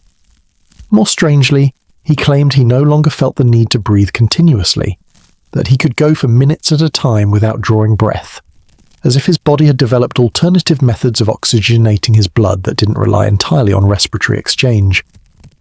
"We're becoming amphibious," Richardson said, articulating what everyone was beginning to understand. Not fish, not human, but something that can exist comfortably in both environments. Beings capable of transitioning between air and water, between terrestrial and oceanic existence. But the physical changes, dramatic as they were, represented only the most visible aspect of the transformation. More fundamental alterations were occurring in the crew's consciousness, in the way they perceived and processed information, in the very structure of their thoughts and awareness. Briggs discovered this most clearly when he attempted to write in the ship's log, a duty he had maintained religiously throughout his career at sea. But as he picked up his pen to record their position and the day's events, he found himself unable to think in the linear, sequential manner that writing required. His consciousness had become more distributed, more parallel in its processing, able to hold multiple perspectives and ideas simultaneously in a way that made the convention of expressing thoughts one word at a time feel impossibly constraining and inadequate. When he tried to force himself to write conventionally, what emerged on the page was not coherent narrative, but rather symbols and diagrams that more accurately represented his transformed thinking.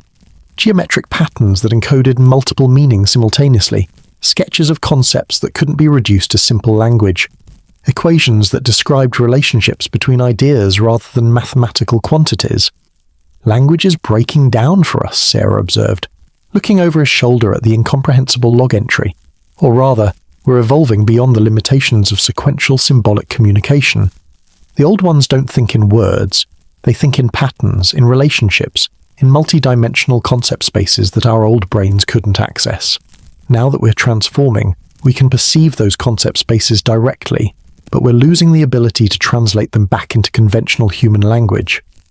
The crew found they could communicate with each other more effectively through means other than speech. A glance could convey complex thoughts, a gesture could transmit entire narratives, and sometimes they discovered they were sharing awareness directly without any need for external communication. Thoughts and perceptions flowing between them as naturally as nerve impulses flowed within a single body. This direct mind-to-mind contact revealed uncomfortable truths about the crew members that normal social filtering would have concealed. Briggs could feel Richardson's deep anxiety about the transformation, the first mate's desperate desire to maintain control even as he recognized that control was becoming meaningless.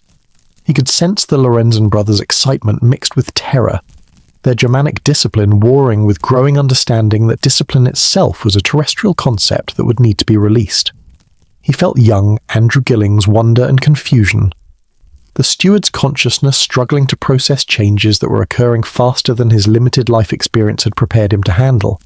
And most poignantly, he felt Sarah's love and fear in equal measure, her fierce protective instinct towards Sophia, battling with recognition that their daughter no longer needed protection, that Sophia had become something far beyond any parent's ability to shield or guide. His wife's consciousness radiated both grief for the human child she was losing and awe at the cosmic being that child was becoming. The physical transformation continued throughout the day, accelerating as the Mary Celeste drew close to the Convergence. By afternoon, several crew members reported developing additional senses that had no names in human language, abilities to detect electromagnetic fields, to perceive chemical gradients in the air and water, to feel the vibrations of distant events through the medium of the ocean itself. Volkert Lorenzen discovered he could sense the presence of other living things at great distances, perceiving the distinctive electromagnetic signatures that all biological organisms generated. He stood at the rail and described marine life swimming hundreds of feet below and miles away, detailing their species, size, and behavior with accuracy that was later confirmed when the creatures he had sensed rose close enough to the surface for visual observation. The Goodshaw brothers developed what they called pressure sense, the ability to detect minute changes in atmospheric and water pressure that allowed them to predict weather patterns and ocean currents with uncanny accuracy. They could feel storms forming hundreds of miles away, could sense the boundaries between water masses of different temperatures and salinities, could perceive the subtle pressure waves generated by distant seismic activity. Most remarkably, Sophia demonstrated abilities that went beyond enhanced versions of normal human senses into territory that could only be described as precognition, or perhaps perception, across time. She began making statements about events that hadn't yet occurred but that invariably proved accurate when the predicted moment arrived. Not vague prophecies, but specific, detailed descriptions of what would happen in the next hours or days, which crew member would discover a particular aspect of their transformation, what the weather would be, what patterns the ocean's surface would form. "Time is becoming visible to me," Sophia explained when Sarah asked how her daughter could know things that hadn't happened yet. "Or rather, I'm learning to perceive time the way the old ones do, not as a linear sequence of moments, but as a landscape I can observe from above, seeing past and future simultaneously. What you call prediction is just me looking at regions of the time landscape that your consciousness hasn't reached yet." As evening approached and the crew gathered for what would be their final meal in anything approaching human form, the atmosphere aboard the Mary Celeste had shifted from maritime routine to something that felt more like the vigil before a sacred ritual. The men no longer ate food from the ship's stores, finding that such terrestrial nutrition no longer satisfied whatever their transforming bodies required. Instead, they sustained themselves by trailing their hands in the seawater, by breathing deeply of the salt air, by some mechanism of direct energy absorption that bypassed conventional metabolic processes. "Tomorrow we reach the Convergence," Captain Briggs announced, though everyone present already knew this through the direct awareness that had developed between them. "Tomorrow we'll face the choice that will determine what we become. I want each of you to understand that this is a choice. The Old Ones have made that clear. We can turn back, can attempt to return to purely human existence, though I won't deceive you about how difficult that would be, given how far the transformation has already progressed. Or we can embrace what we're becoming, can accept full integration with the oceanic consciousness that has been calling to us since before we were born." "Is there truly a choice, Captain?" Arian Martins asked quietly. "Can we really go back after everything we've learned, everything we've become? Would we even want to?" Briggs looked at the weathered Dutchman, seeing in Martins's transformed features a reflection of the question he had been asking himself constantly since the changes began. Could they return? Should they?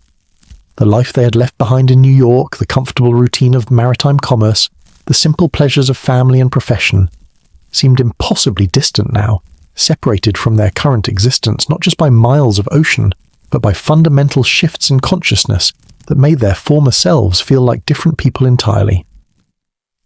"The choice may be more about how we move forward than whether we move forward," Richardson offered thoughtfully.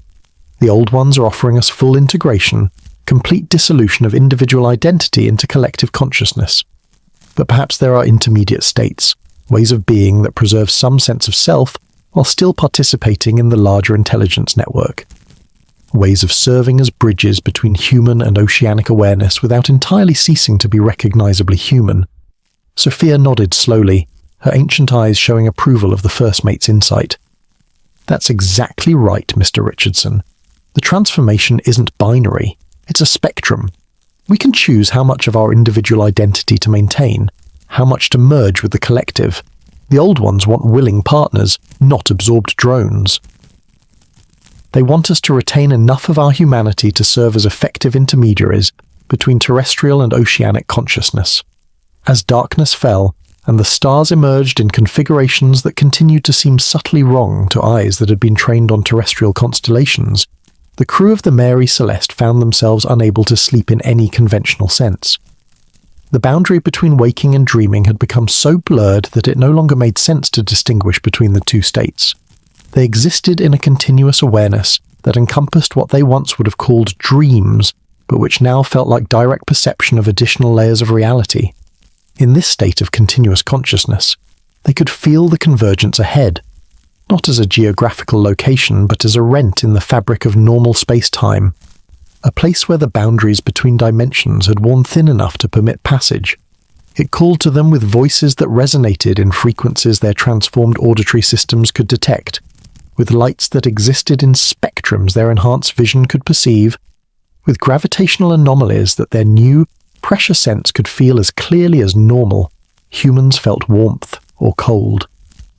The Mary Celeste sailed through the night on winds that came from no earthly source, her hull cutting through water that had ceased to be purely physical substance and had become something more like the medium through which consciousness itself propagated. The ship's timbers groaned with sounds that might have been distress or might have been their own transformation, as if the vessel herself was preparing to cross the threshold alongside her crew. Captain Benjamin Briggs stood at the helm through the night, his hands on the wheel but no longer steering in any conventional sense. The ship knew where she was going, or was being guided by currents that operated far beyond his ability to influence. His role had reduced to bearing witness, to maintaining consciousness through the final approach, to serving as the focal point around which his crew's collective awareness could organize itself. Sarah stood beside him, her hand in his. Their consciousnesses merged enough that he couldn't tell where his thoughts ended and hers began. Sophia moved between them, the child who was no longer a child serving as the apex of their triangular formation, the point of greatest transformation around which the entire ship's company was organizing itself. The other crew members positioned themselves at key points around the deck, unconsciously forming a geometric pattern that matched the symbols that had been appearing on the ocean's surface. They had become a living diagram, a human representation of the mathematical principles that governed the Convergence. each individual serving as a node in a network that connected through bonds that transcended physical space. As midnight approached, though time had become so fluid that measuring it in conventional hours felt increasingly meaningless, the Mary Celeste entered waters where the ocean had ceased to be water in any normal sense.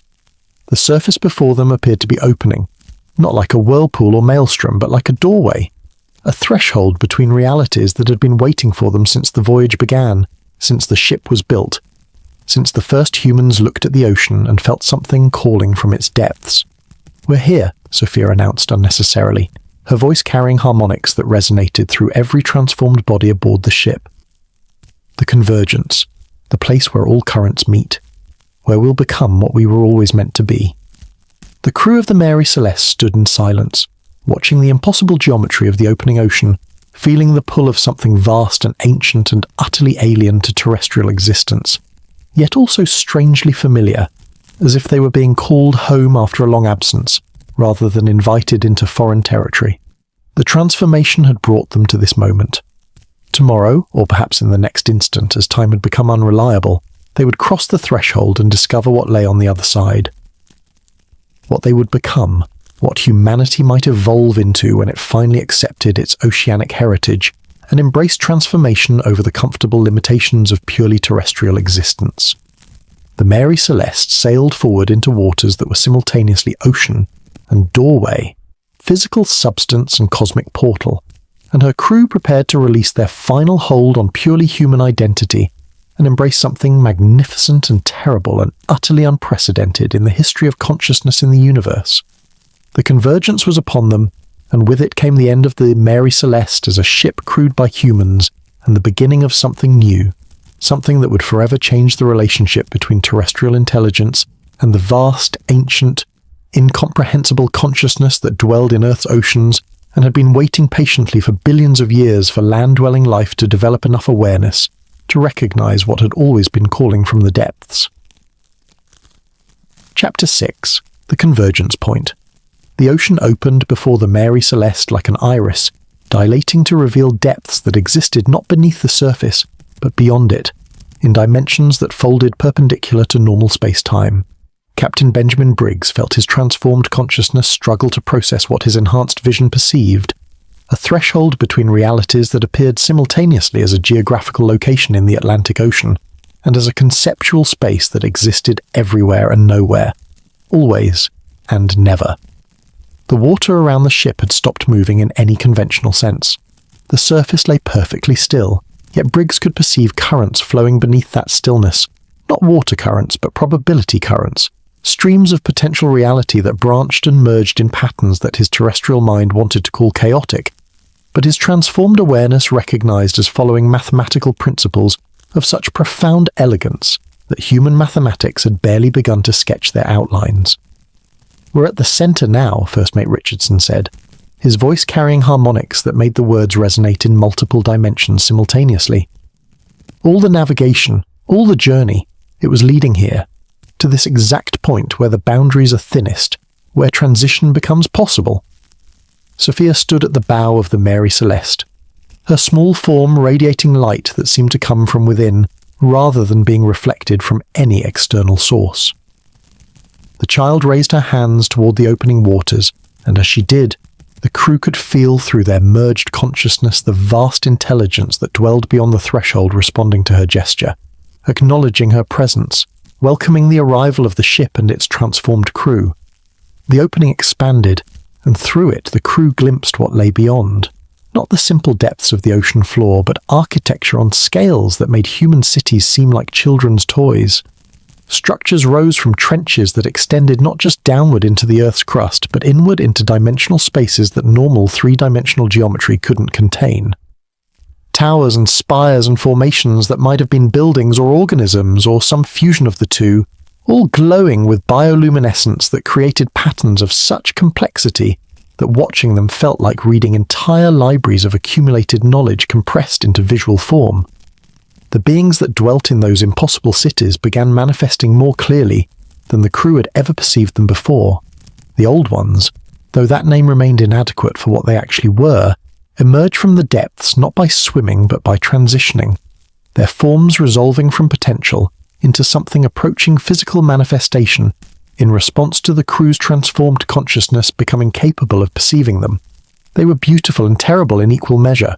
Their bodies, if they could be called bodies, seemed composed of organized water that maintained coherent form through mechanisms that transcended normal biochemistry. They stood perhaps 20 feet tall when fully manifested, their proportions vaguely humanoid, but elongated in ways that suggested evolution in an environment where gravity and pressure created different constraints than terrestrial life experienced. Their faces bore features that were almost human: eyes, mouths, something that might serve as noses, but refined beyond mortal beauty into expressions of wisdom and alien intelligence that made looking at them for too long feel like staring directly into the sun. But it was their eyes that captured and held the crew's attention. Large, luminous orbs that seemed to contain entire galaxies within their depths, reflecting light in spectrums that human vision had never evolved to perceive, but that the crew's transformed sight could now detect.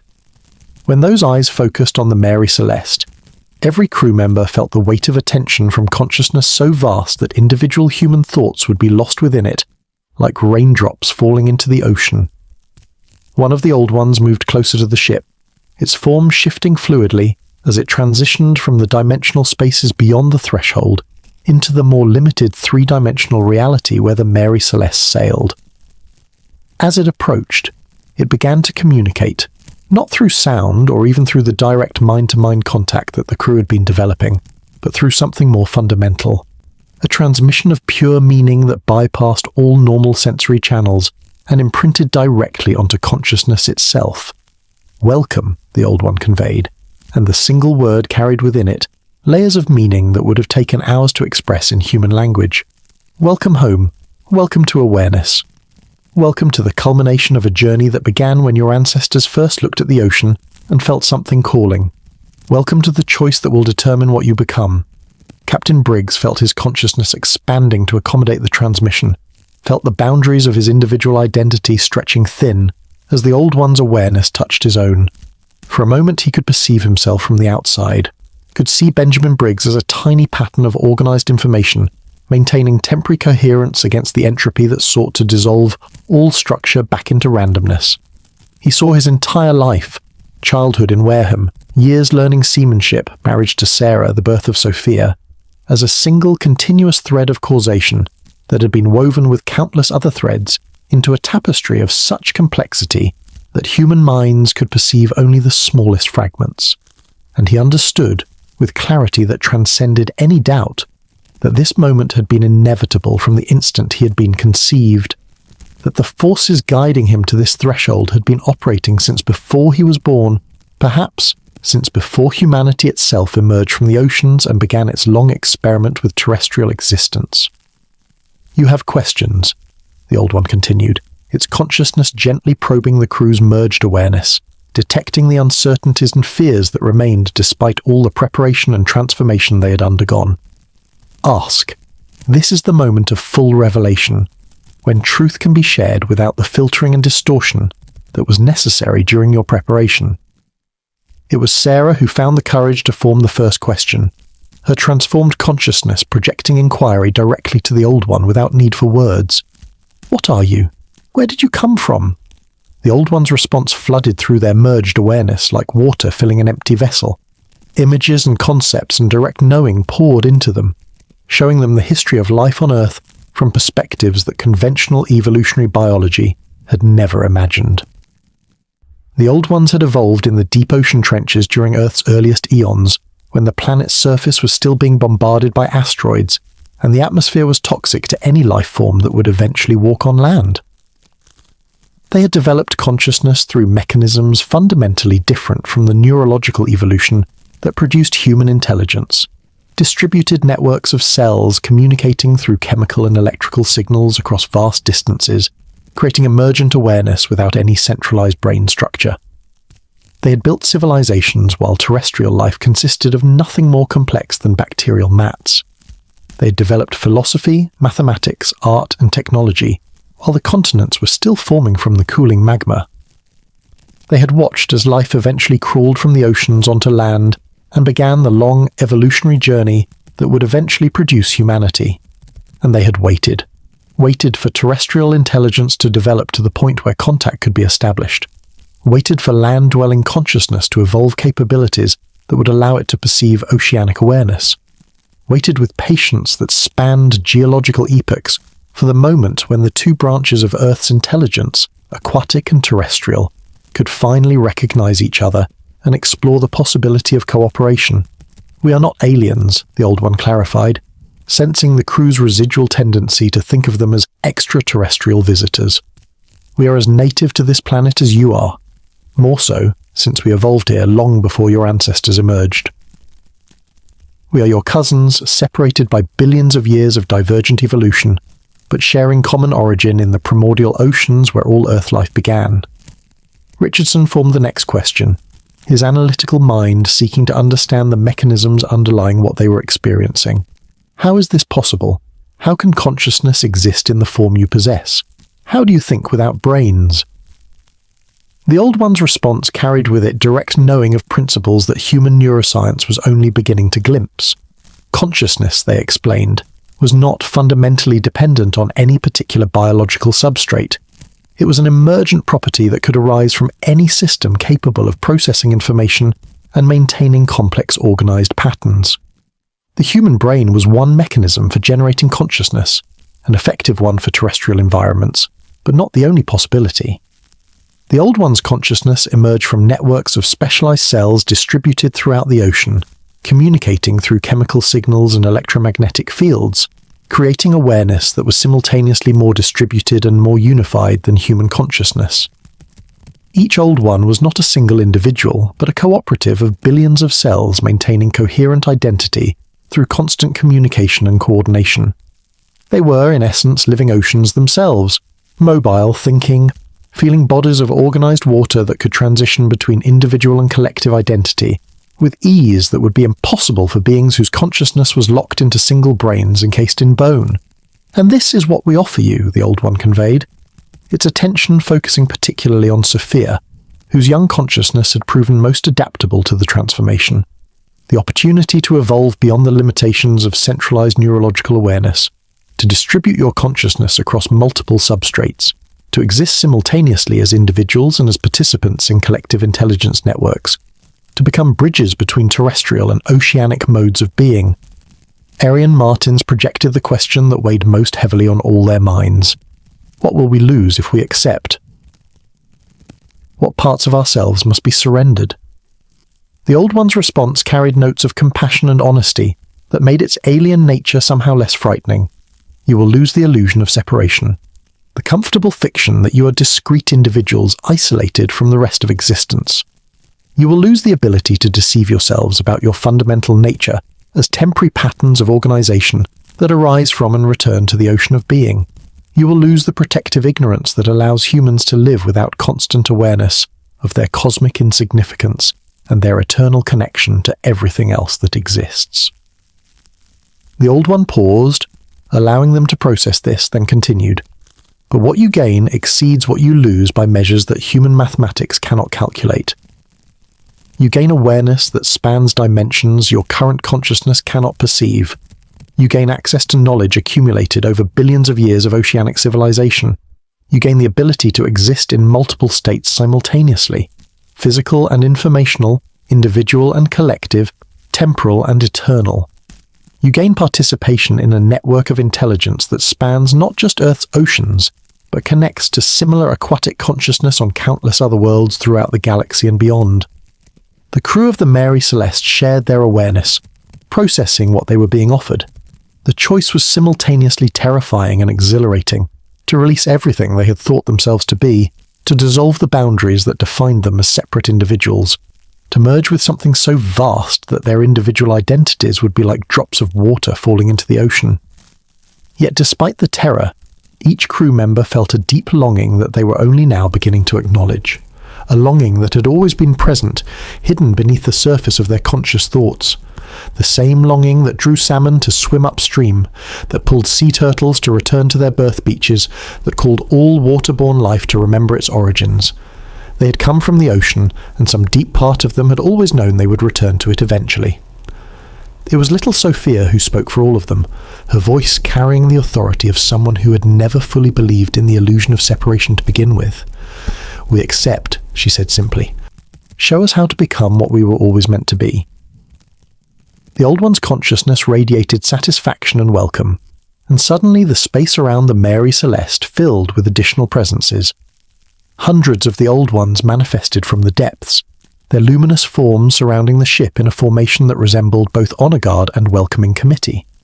The ocean surface beneath the vessel began to glow with bioluminescence that formed patterns of such intricate beauty that merely perceiving them felt like a form of worship. "Then let the transformation complete," the Old One conveyed, and the crew felt the final barriers within their consciousness beginning to dissolve. The process was simultaneously gradual and instantaneous, occurring across normal time while also existing in a single, eternal moment that encompassed all of past and future. Each crew member experienced it uniquely, while also sharing the collective experience of all the others. Captain Briggs felt his sense of individual identity beginning to expand beyond the boundaries of his physical body. His consciousness, which he had always experienced as being located somewhere behind his eyes and between his ears, suddenly distributed itself throughout his entire body and then beyond it. He could feel the Mary Celeste as if the ship were part of his own form, every timber and rope and sail an extension of his sensory awareness. He could feel the ocean surrounding them as if it were his own circulatory system, currents flowing through it like blood through veins. He could feel his crew members not as separate beings but as aspects of a larger consciousness that he was simultaneously part of and identical with. The boundaries of his individual identity didn't disappear entirely but became permeable, like membranes that could allow exchange rather than rigid walls that enforced isolation. He remained recognizably Benjamin Briggs, retained his memories, his loves, his sense of himself as a distinct pattern of awareness, but that pattern was no longer isolated. It flowed into and merged with the patterns of consciousness around him, creating networks and connections that made the idea of being a separate individual seem like a quaint limitation he had outgrown. Sarah experienced the dissolution of her maternal anxiety as she felt her consciousness merging with Sophia's. She had spent 2 years protecting her daughter, worrying about her welfare, feeling the weight of parental responsibility. Now all of that released as she understood that Sophia had never needed protection, because Sophia had never been separate from the vast intelligence that permeated the ocean. Her daughter was not a fragile child who required shielding, but a manifestation of cosmic consciousness that had chosen to experience physical form temporarily. And Sarah herself was not separate from Sophia, but was another aspect of the same fundamental awareness expressing itself through different configurations. Richardson felt his analytical mind expanding to encompass mathematical principles that human mathematics had barely begun to formulate. He perceived the geometry underlying reality itself, dimensions that folded and intersected according to rules of elegant simplicity that generated infinite complexity. He understood navigation not as the process of moving through fixed space, but as the manipulation of probability fields that determined which version of reality would manifest. He saw that the Mary Celeste had never been travelling through a single fixed ocean, but had been navigating across multiple potential oceans simultaneously, and that their arrival at the Convergence was not the culmination of a single journey, but the point where all possible journeys intersected. The Lorenzen brothers experienced their already close relationship deepening into complete unity. The boundary between Volkert and Boz dissolved entirely, and they became a single consciousness inhabiting 2 bodies, thinking with 2 brains that functioned as a unified processing system. They could perceive through 4 eyes simultaneously, could process information in parallel streams that merged into singular understanding, could exist as both 1 and 2 depending on which state served their purposes better at any given moment. The Goodshall brothers underwent similar merger, as did the remaining crew members, until the 10 separate individuals who had boarded the Mary Celeste in New York had become a single distributed consciousness that maintained 10 distinct aspects while unifying into collective awareness. And throughout the transformation, the Old Ones guided and shaped and welcomed, their vast consciousness serving as template and teacher, showing the transforming humans how to navigate their new state of existence, how to maintain individual identity within collective awareness, how to exist simultaneously in multiple dimensions and states of being. the Mary Celeste herself began to change.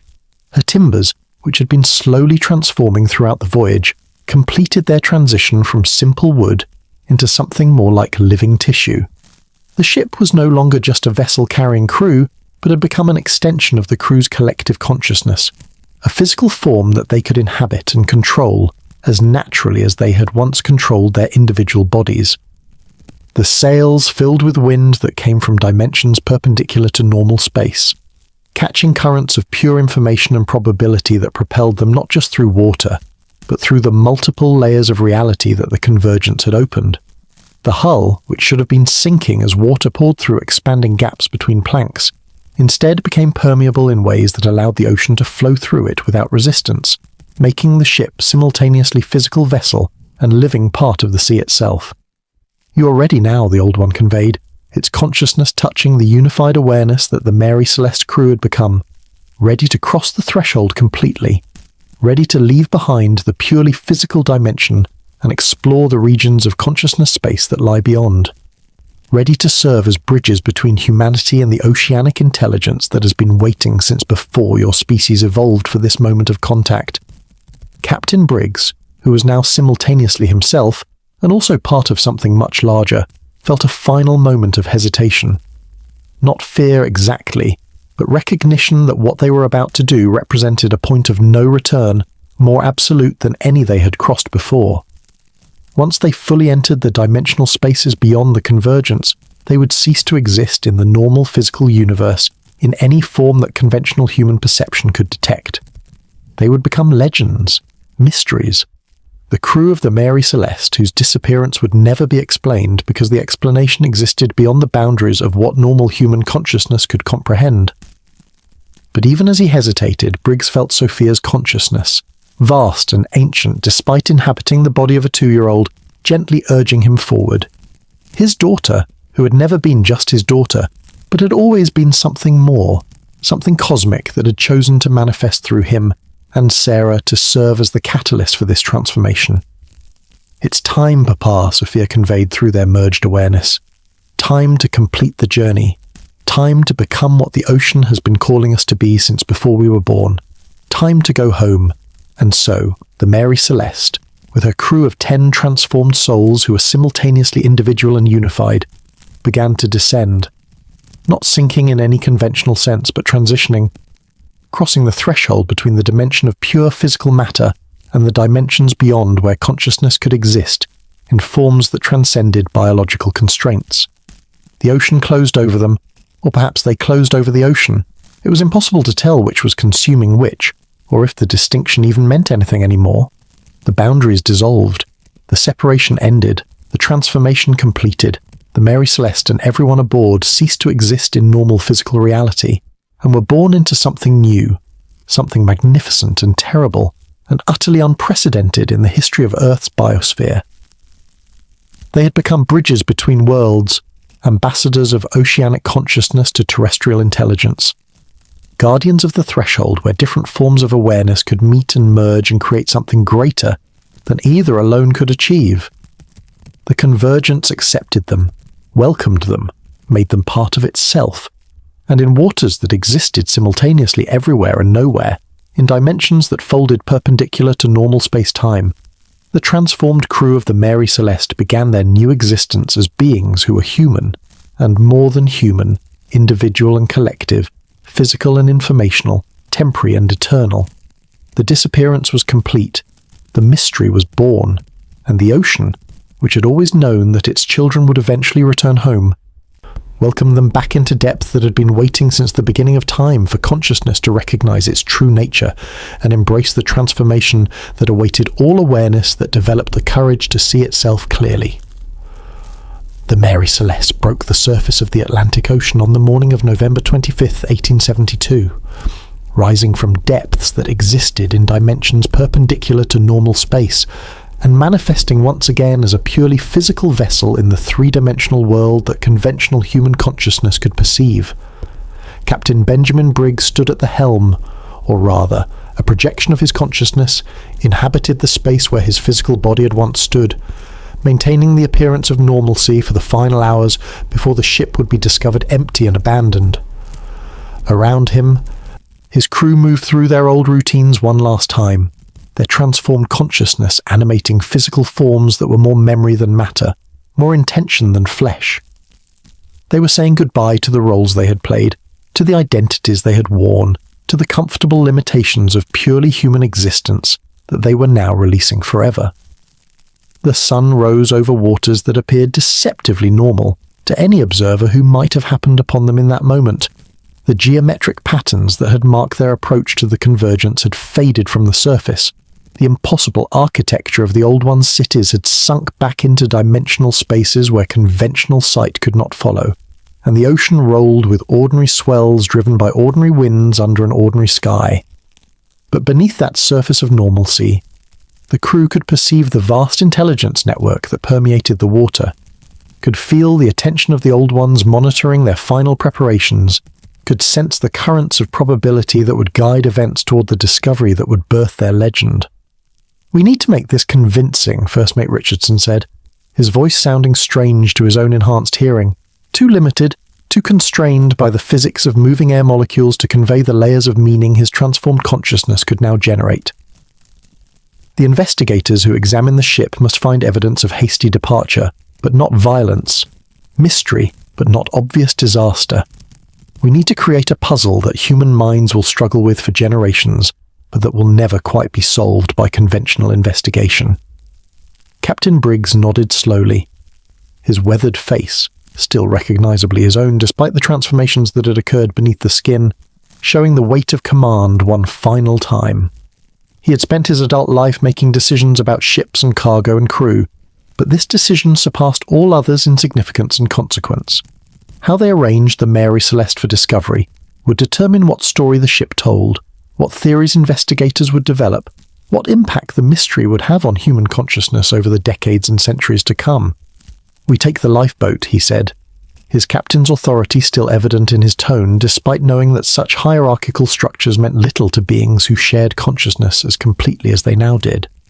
That provides an obvious explanation, that we abandon ship voluntarily, though it will remain unclear why. We leave the cargo intact to rule out piracy. We leave personal belongings to rule out planned departure.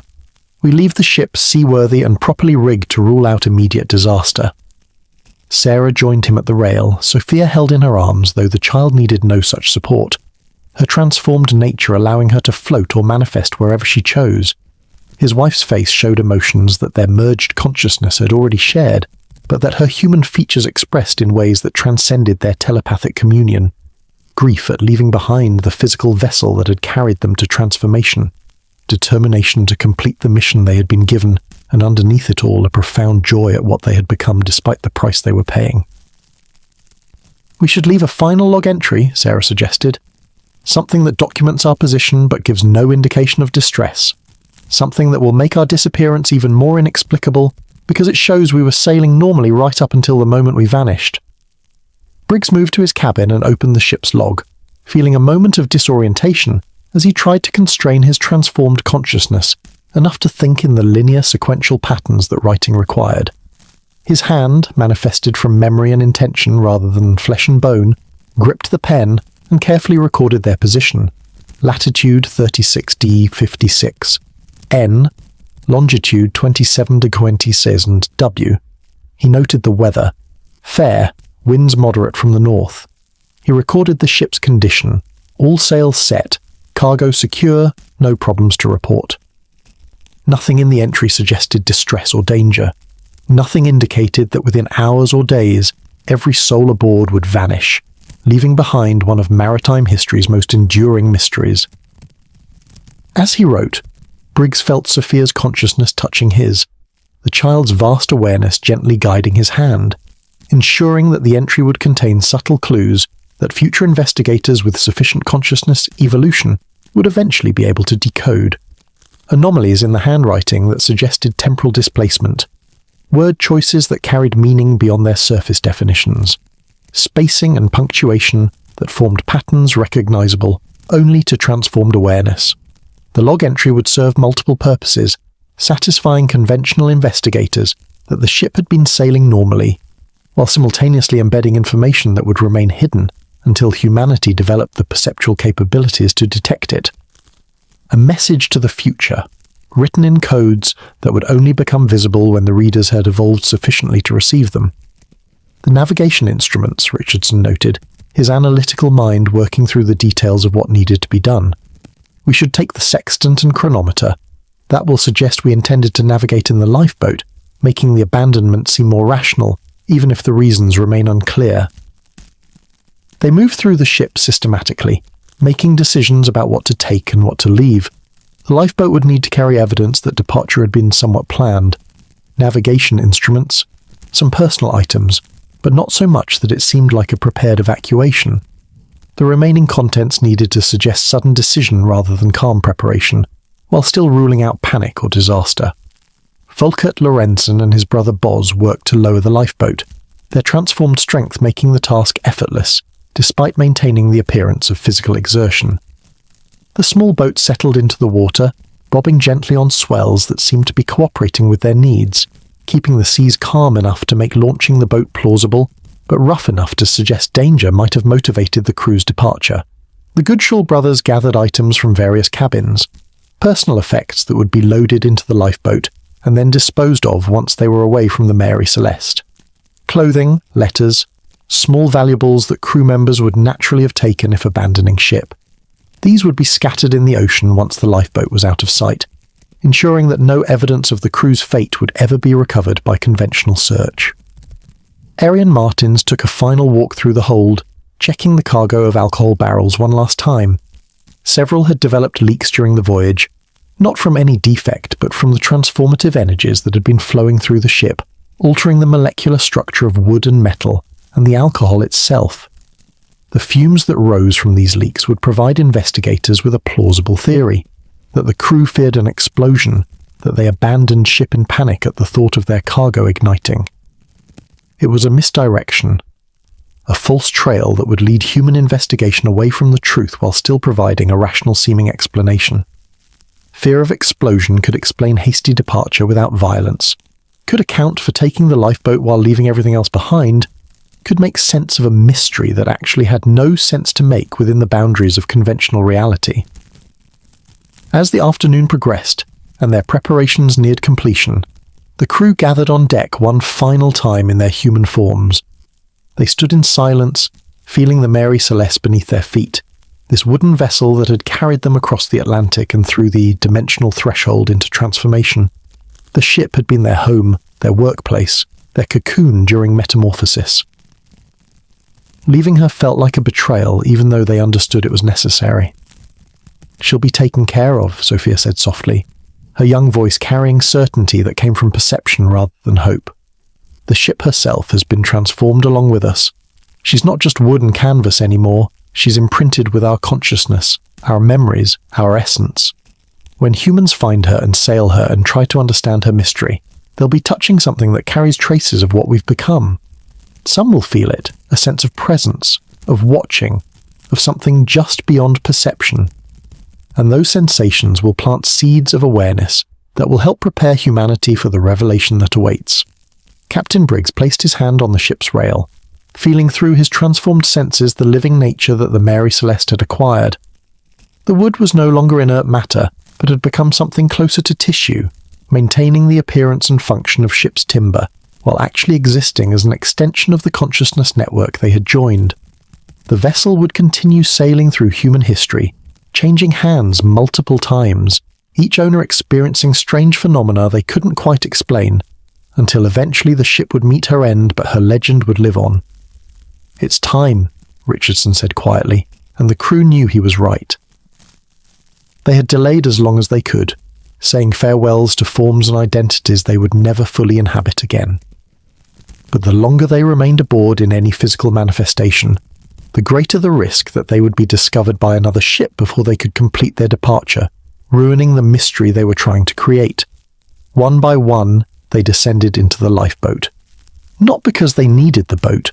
Their transformed nature allowed them to exist in the ocean as easily as on its surface, but because the boat needed to be seen departing, needed to be missing when the Mary Celeste was discovered, needed to be part of the evidence that would shape the theories investigators would develop.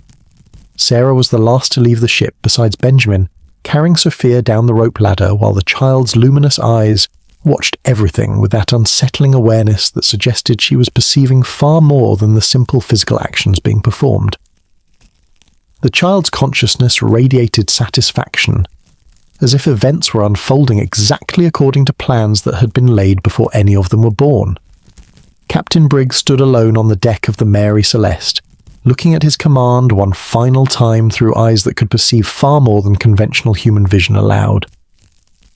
He saw not just the physical ship, but the layers of meaning and memory embedded in her structure, the traces of consciousness that would endure long after the wood rotted and the vessel was broken up for salvage. He saw the Mary Celeste as she would appear to future investigators, mysterious, inexplicable, haunting.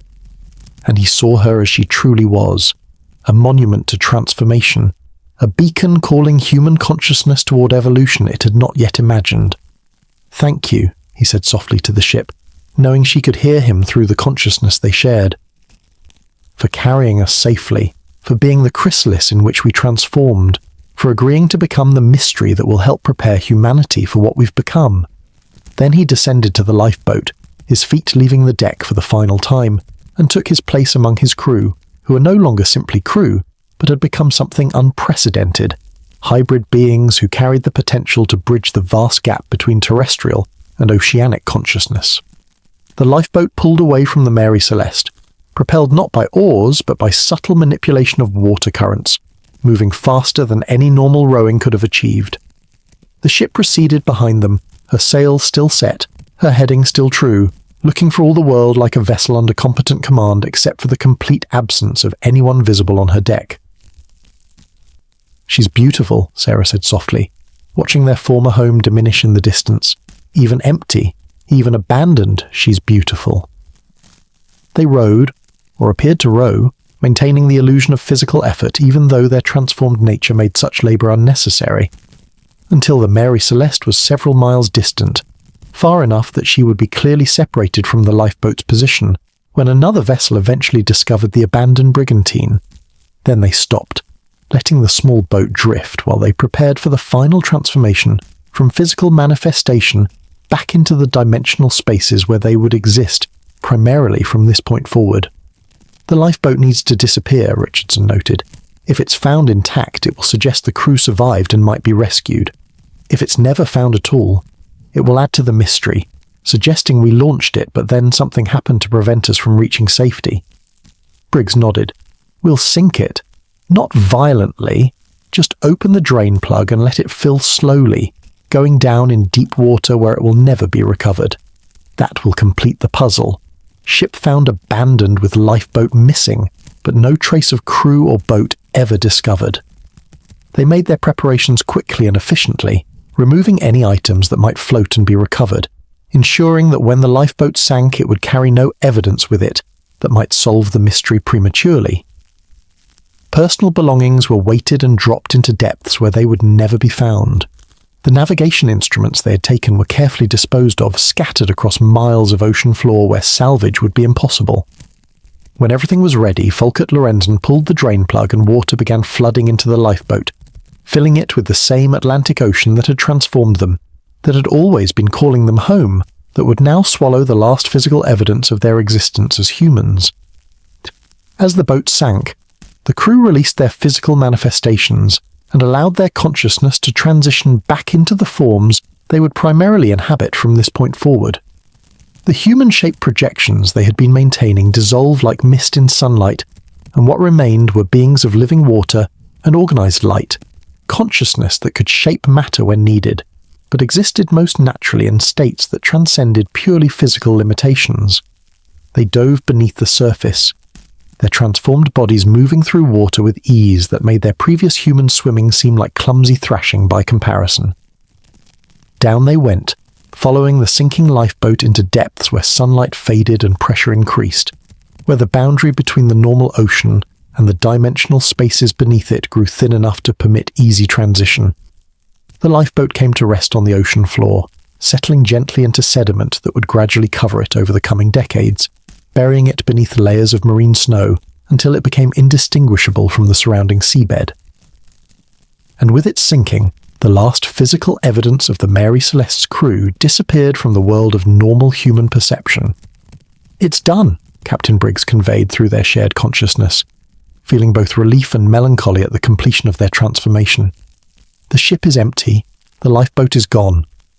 When another vessel discovers the Mary Celeste, she'll present a perfect mystery, abandoned but intact, crew vanished without trace, no explanation that satisfies all the evidence." "The legend is born," Sophia added, her vast awareness perceiving the probability currents that would carry their story through human history. "And in time, when humanity is ready, the truth hidden within the legend will reveal itself to those capable of seeing past the surface mystery into the deeper truth that lies beneath."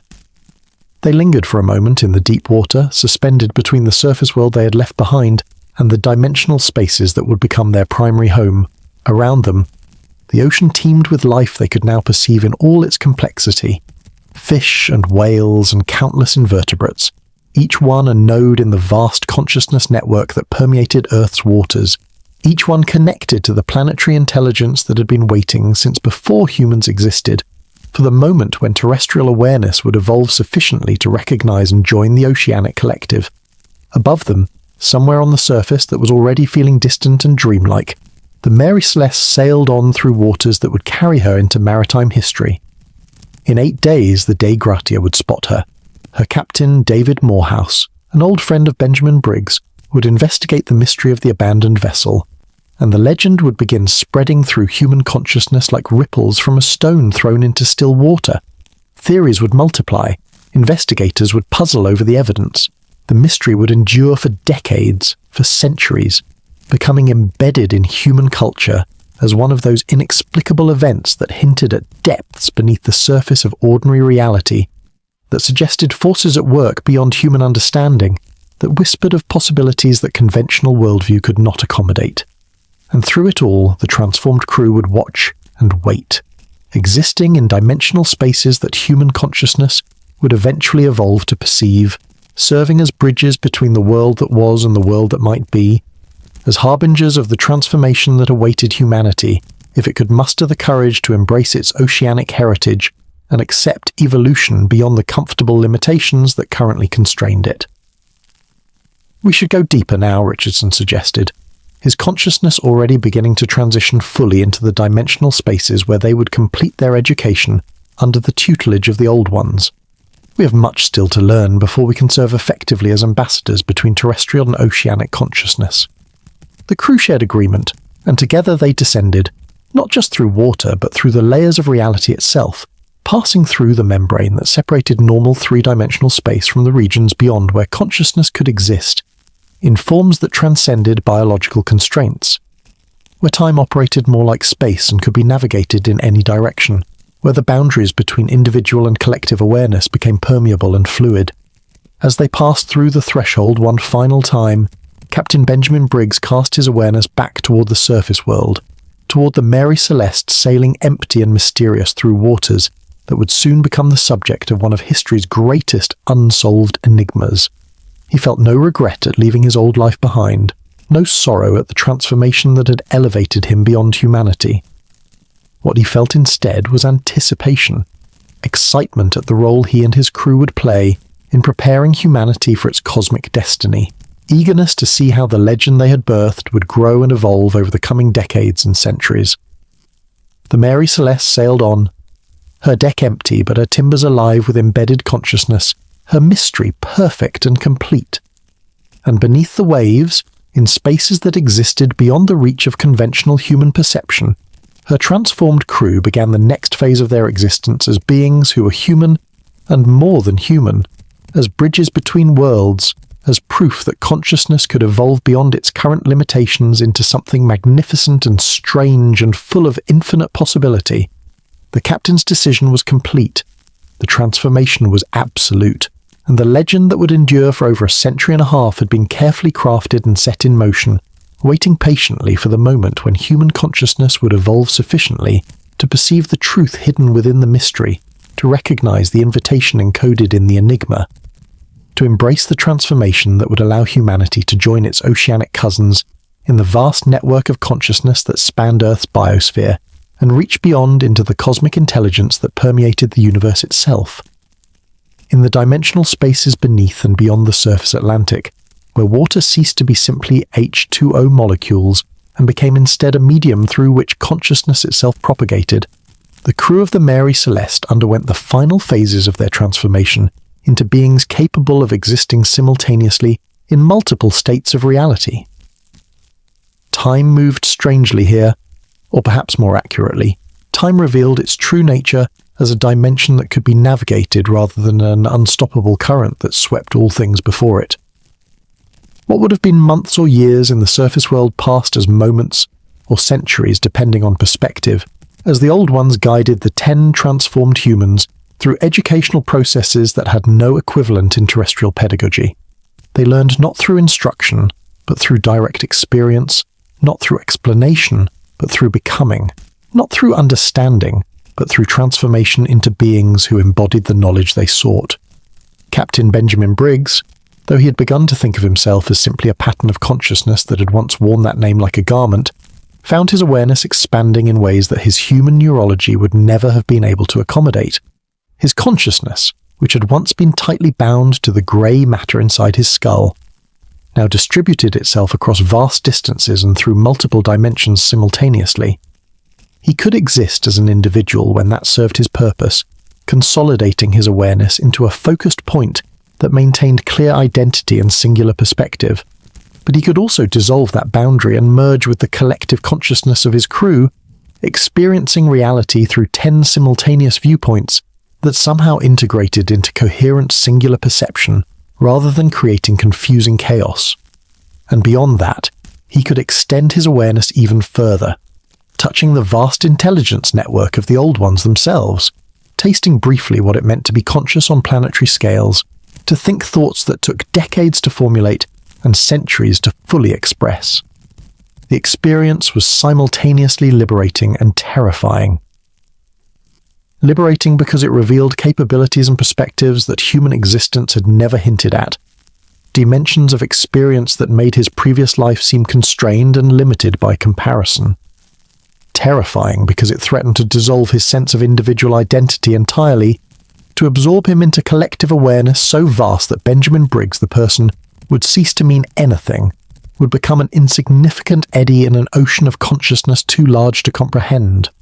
But Sophia, their daughter who had become their teacher, the child whose consciousness had never been limited by purely human constraints, showed him how to navigate this challenge, how to maintain individual identity while participating in collective awareness, how to be simultaneously one and many, distinct and merged, human and cosmic. "You are like a wave on the ocean, Papa," she conveyed through the direct consciousness-to-consciousness communication that had become their primary mode of interaction. A wave is both separate from the ocean. It has its own shape, its own movement, its own momentary identity, and yet it is also completely the ocean, made of the same water, following the same currents, participating in the same vast fluid system. You don't have to choose between being Benjamin Briggs and being part of the collective. You can be both, just as a wave is both itself and the ocean simultaneously. The metaphor helped, giving his mind something to anchor to as he learned to navigate states of consciousness that had no precedent in human experience.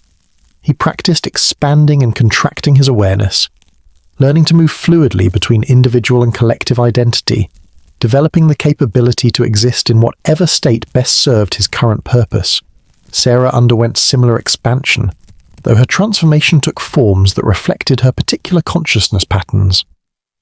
Where Benjamin's awareness tended toward analytical perception, seeing reality in terms of patterns and systems and causal relationships, Sarah's consciousness evolved toward empathic sensing, developing abilities to perceive and influence the emotional and psychological states of other beings with precision that approached telepathic manipulation. She could feel what others felt, not just as abstract understanding but as direct experience of their subjective states. When she focused her attention on another conscious being, human, animal, or even the strange hybrid entities they were becoming, she could perceive their inner experience as clearly as she perceived her own thoughts and feelings. And with practice, she learned to influence those states, projecting calm into anxious consciousness, offering comfort to distressed awareness, facilitating transformation in beings who are struggling to accept the changes occurring within them. You will be crucial when we return to the surface world. One of the Old Ones conveyed to her during a teaching session that occurred in spaces that were simultaneously underwater cavern and abstract conceptual realm. Terrestrial humans who encounter us will experience profound psychological distress at first contact. Their worldview cannot accommodate what we are, and the cognitive dissonance may drive some toward madness or violence. Your ability to perceive and soothe such distress will make the difference between successful transformation and destructive dissolution. The crew members each developed specializations that reflected their individual consciousness patterns while contributing to the collective capabilities of their group. Richardson, with his analytical mind and systematic thinking, became their navigator through probability space, the one who could perceive the branching paths of potential futures and guide them toward outcomes that served their purposes. The Lorenzen brothers, whose consciousnesses had merged so completely that they now functioned as a single entity inhabiting two bodies, developed abilities related to physical manifestation and material manipulation, learning to shape matter at the molecular level through direct conscious intention.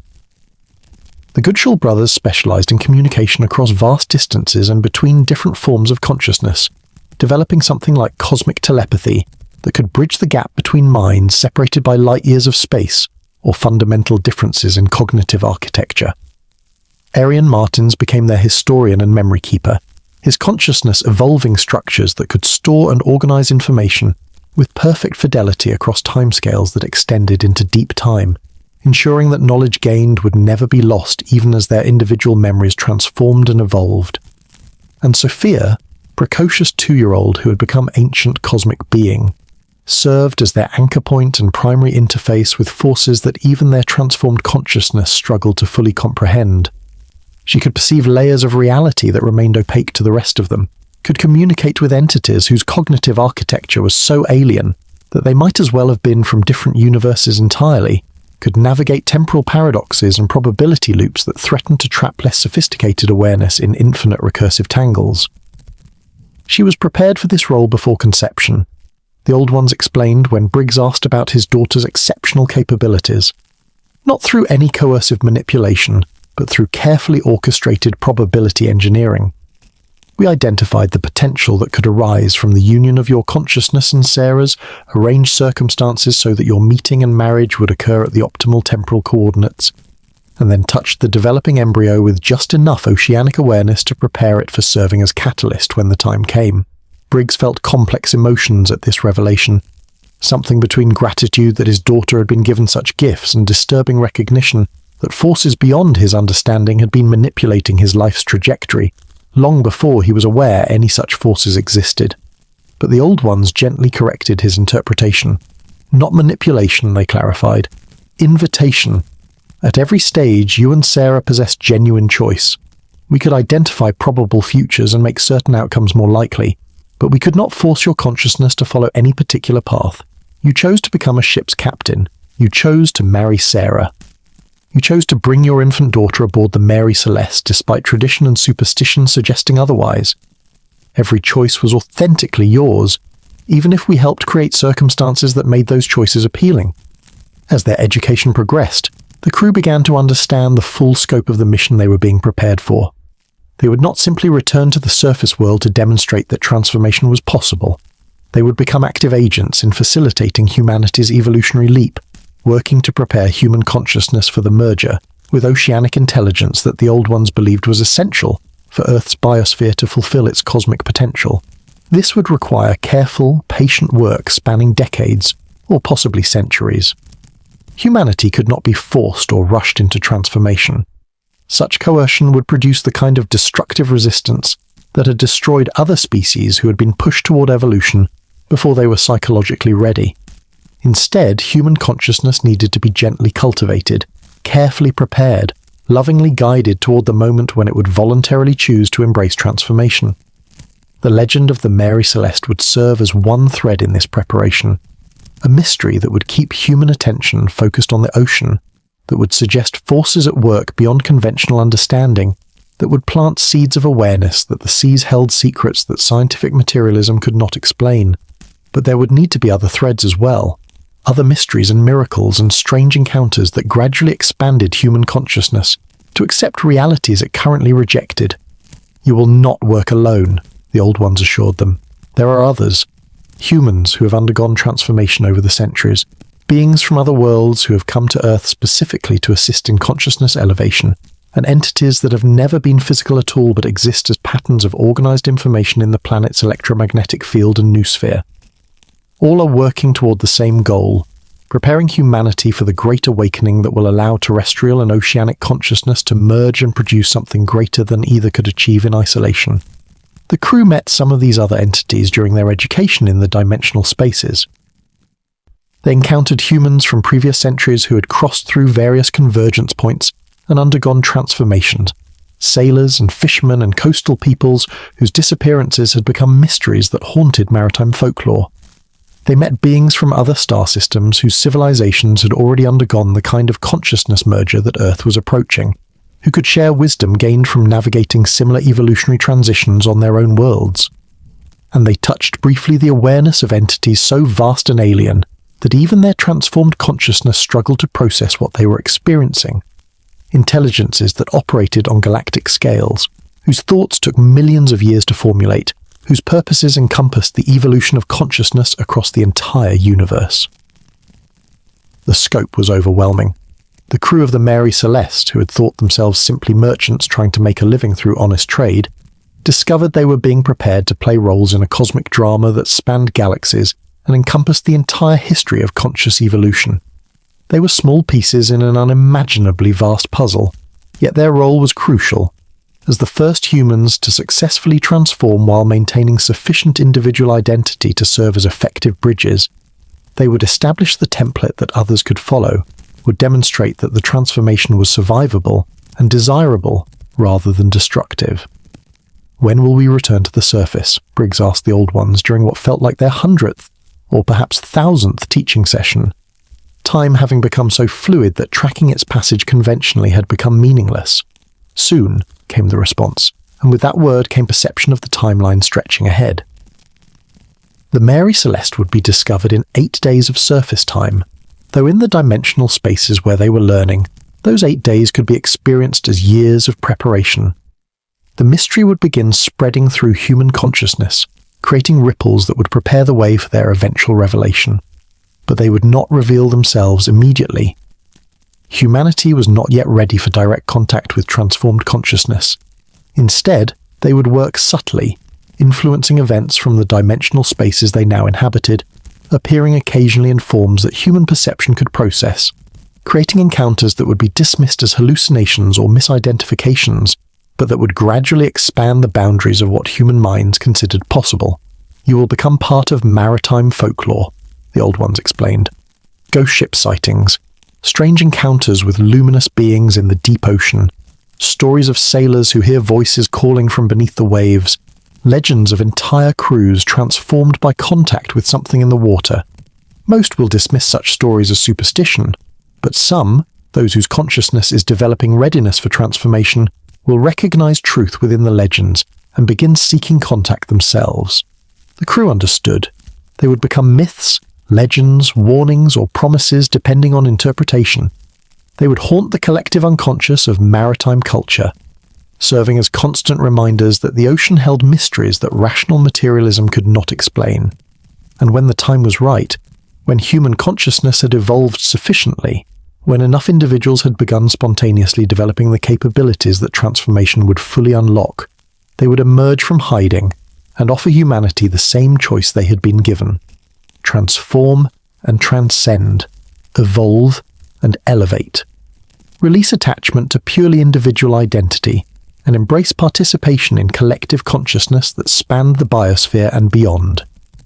Join the cosmic community of transformed awareness that was waiting patiently for Earth's intelligence to mature sufficiently to recognize what was being offered, or remain as they were, bound by the limitations of purely terrestrial existence. Isolated in individual consciousness, forever separated from the vast networks of awareness that permeated the universe. The choice would be humanity's to make, freely and without coercion. The crew of the Mary Celeste would simply demonstrate that transformation was possible, and reveal what awaited those brave enough or desperate enough to embrace it. Your education is nearly complete, the old ones finally conveyed after what might have been years or centuries of learning compressed into the eternal moment of dimensional existence. You understand the capabilities you now possess. You comprehend the mission you have accepted. You have stabilized your hybrid consciousness sufficiently to maintain coherent identity while participating in collective awareness. It is time to return to the threshold, to position yourselves where you can observe and influence the discovery of your vessel, to begin the work of preparing humanity for the transformation that awaits. The crew shared their awareness one final time in the deep spaces, consolidating their individual and collective memories of the education they had received, ensuring that the knowledge gained would be accessible to all of them, regardless of which state of consciousness they were inhabiting at any given moment. They had become something unprecedented, humans who had evolved beyond humanity while retaining enough of their human nature to serve as effective intermediaries, beings who could exist in multiple dimensions simultaneously while maintaining coherent identity, consciousness that was simultaneously individual and collective, terrestrial and oceanic, physical and informational. They rose through the dimensional layers toward the surface world, feeling their consciousness compressing slightly to fit the narrower constraints of three-dimensional space, preparing for the transition back to the realm where conventional ships sailed and ordinary humans lived their bounded lives. Above them, somewhere in the mundane ocean, the Mary Celeste continued her voyage toward discovery and legend, and the crew who had once sailed her prepared to witness their own transformation from people into mystery, from individuals into myth, from mortal humans into something that would endure far longer than any physical body could have survived.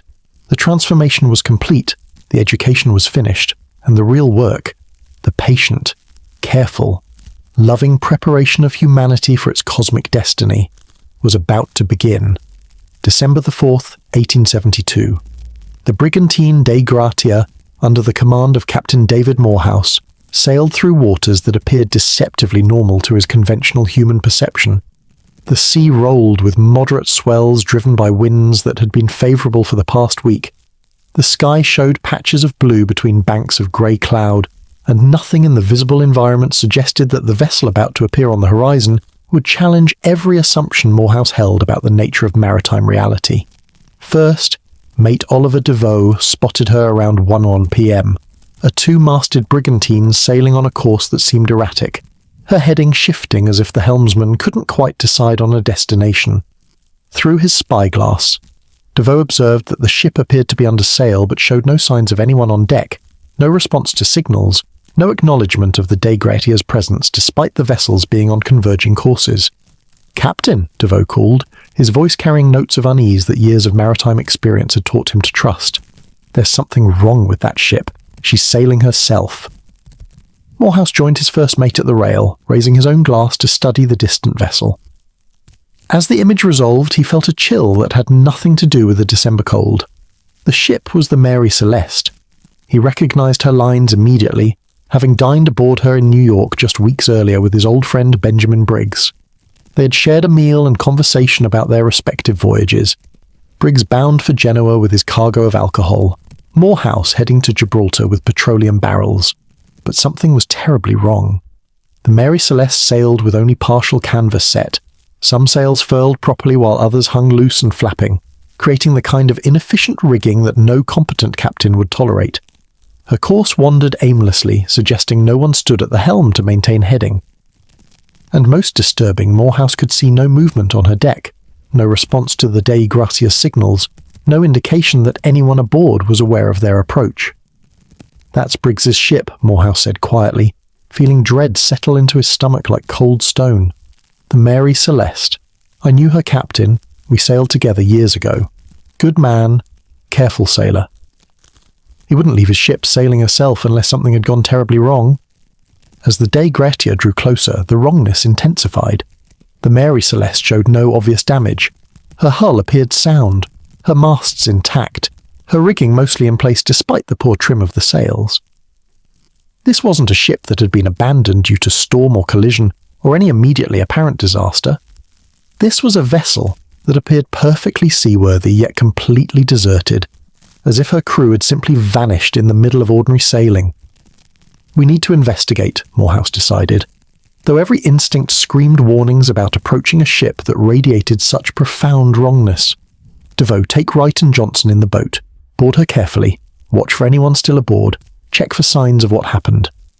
Signal if you need assistance.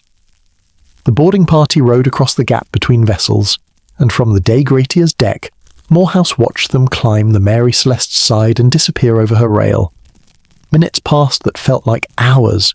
No signals came from the apparently abandoned ship. No sound suggested conflict or discovery. Just eerie silence broken only by the creaking of rigging and the slap of waves against hulls.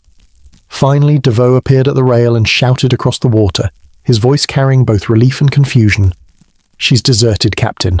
Not a soul aboard, but no signs of violence either. Everything's in place except the people." What DeVoe and his boarding party discovered as they explored the Mary Celeste would become the evidence that fueled over a century of speculation and theory. The ship was fundamentally sound, taking on some water through normal seepage, but nothing that suggested serious damage or immediate danger of sinking.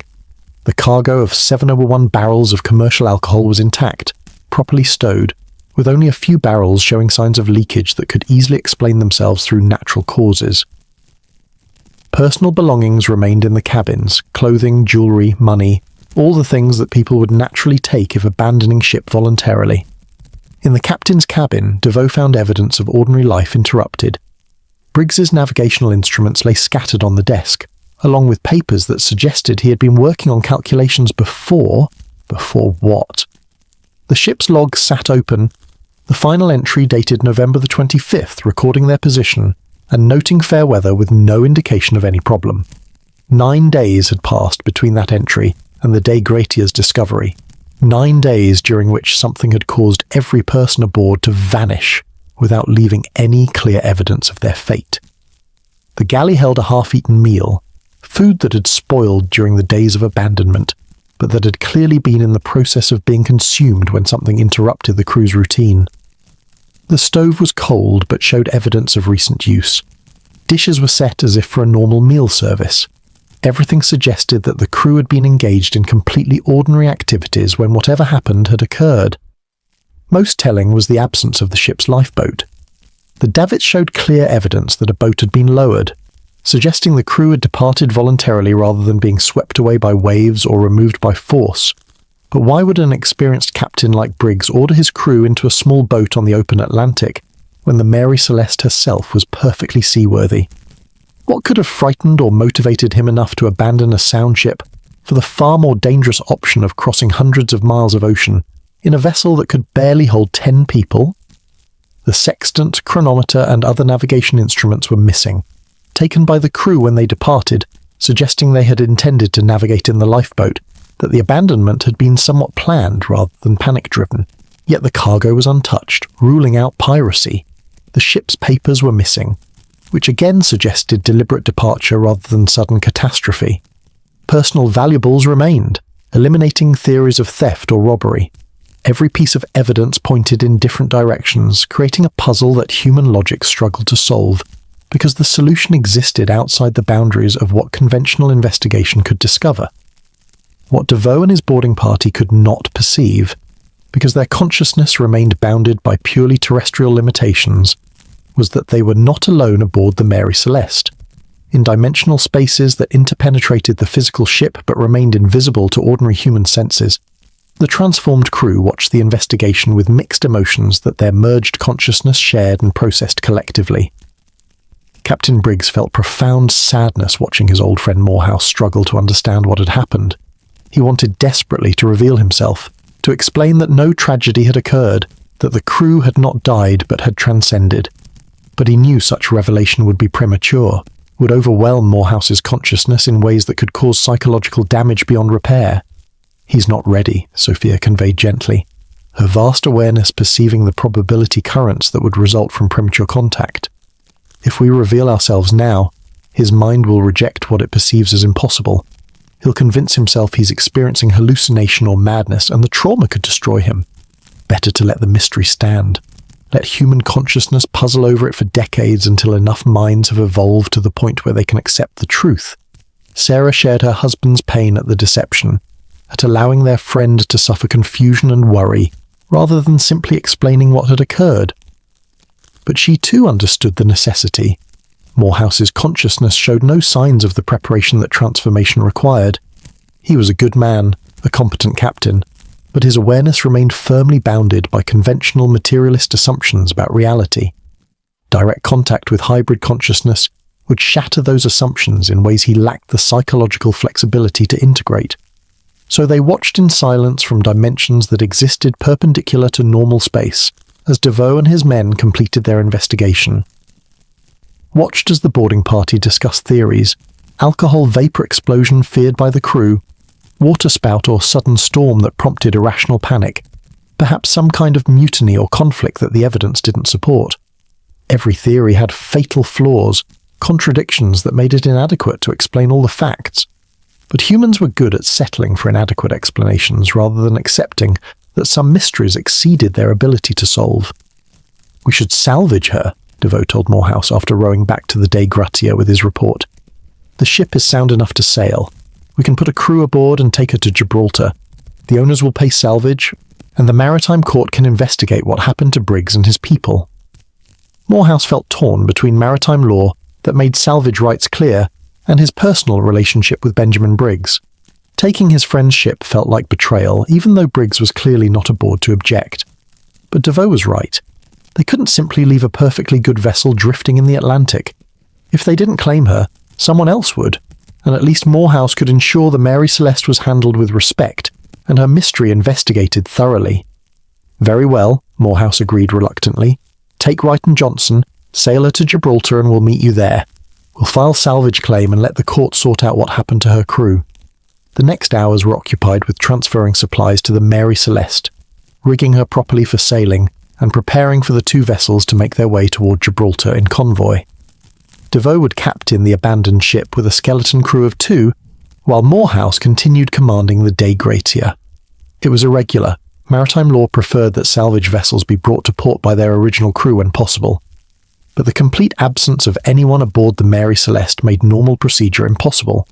As the Mary Celeste's sails filled with wind and she began moving under command again, the transformed crew felt the ship's timber consciousness responding to new hands on her wheel, new feet on her deck. She tolerated the intrusion because she understood it was necessary, that these new sailors were unwittingly playing roles in the larger drama that would establish the legend. But she remained aware of her true crew hovering in dimensional spaces nearby, and that awareness manifested in subtle ways that made DeVoe and his men increasingly uncomfortable during the voyage to Gibraltar. The Mary Celeste sailed strangely under their command. She would respond to the helm normally for hours, then would suddenly become sluggish or refuse to answer to rudder corrections, as if some invisible hand were competing for control. At night, the men reported hearing sounds that had no apparent source. Footsteps on deck when everyone was below, voices murmuring in languages they didn't recognize, the creak of timbers that sounded disturbingly like breathing. They dismissed these phenomena as imagination, as the natural nervousness that comes from sailing a ship whose crew had vanished under mysterious circumstances. But in truth, they were perceiving echoes of the consciousness embedded in the vessel's transformed structure, traces of the hybrid beings who had once sailed her and who maintained connection to her, even from the dimensional spaces where they now primarily existed. The voyage to Gibraltar took 2 weeks, during which time DeVoe and his men became increasingly eager to be rid of the Mary Celeste and return to the familiar normalcy of the Dei Gratia. The ship felt wrong in ways they couldn't articulate, not dangerous exactly, but unsettling, as if they were intruding on something that didn't want them there, as if the vessel herself was tolerating rather than welcoming their presence. When they finally reached Gibraltar on December 13th, the relief among the salvage crew was palpable. They turned the Mary Celeste over to the maritime authorities with detailed accounts of how they had found her, where, and in what condition. And with that transfer, the mystery officially entered the human historical record, beginning its long career as one of the most enduring enigmas in maritime law. The Admiralty Court investigation that followed was thorough and frustrating in equal measure. Attorney General Frederick Solly Flood conducted hearings that examined every aspect of the ship's condition, every piece of evidence that might explain the crew's disappearance. Witnesses testified about what they had found aboard. Experts analysed the cargo, the rigging, the hull timbers. Theories were proposed and demolished by contradictory evidence. Flood suspected foul play. Perhaps Briggs and his crew had been murdered by the Dei Gratia's sailors, who then concocted the story of finding the ship abandoned to claim salvage rights. But investigation revealed no motive, no opportunity, no evidence of violence aboard the Mary Celeste or contact between the two ships before the discovery. The theory collapsed under scrutiny. Others suggested that the crew had consumed the alcohol cargo, becoming drunk and delusional, leading to irrational decisions that ended in their deaths. But examination of the barrels showed only minimal leakage, not nearly enough to intoxicate anyone, and the crew's reputation as experienced professional sailors made such behaviour implausible. Fear of explosion from alcohol vapour was proposed. Perhaps the leaking barrels had created fumes that scared Briggs into abandoning ship. This theory at least explained some evidence.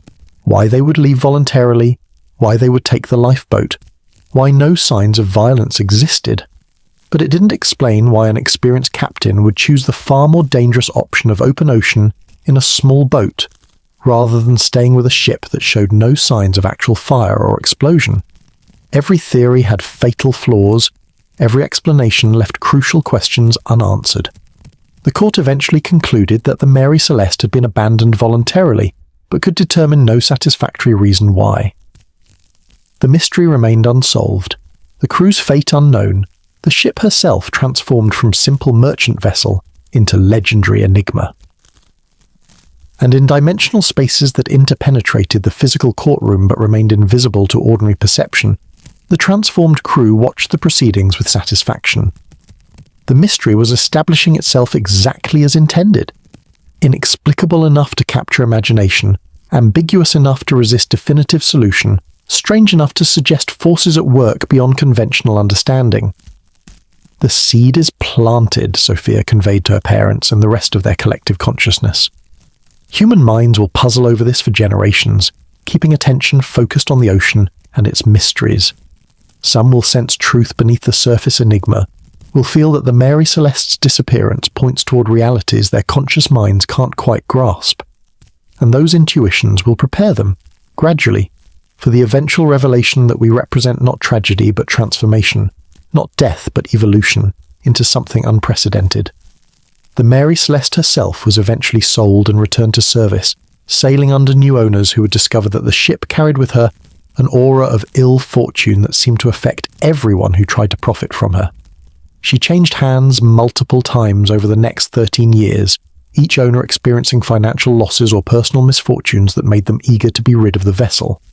Some reported strange occurrences aboard, sounds and sights that had no rational explanation, feelings of being watched by invisible observers, dreams of drowning that felt more like memories than nightmares.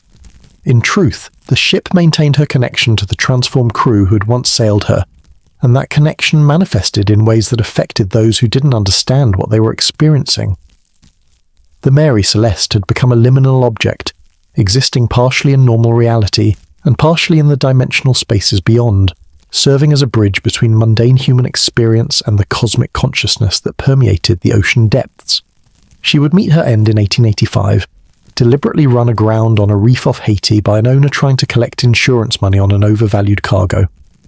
The ship broke up in the shallow water, her timbers scattering across the reef and gradually being reclaimed by the ocean that had transformed her during that fateful voyage in 1872. But even destruction didn't end the Mary Celeste story. Her legend endured, growing stronger with each passing decade as the mystery of her crew's disappearance became embedded in human culture. Books were written proposing countless theories. Films depicted dramatized versions of what might have happened. The name Mary Celeste became synonymous with inexplicable abandonment, with mysteries that defied solution, with the unsettling possibility that the ocean held secrets that human understanding could never fully penetrate.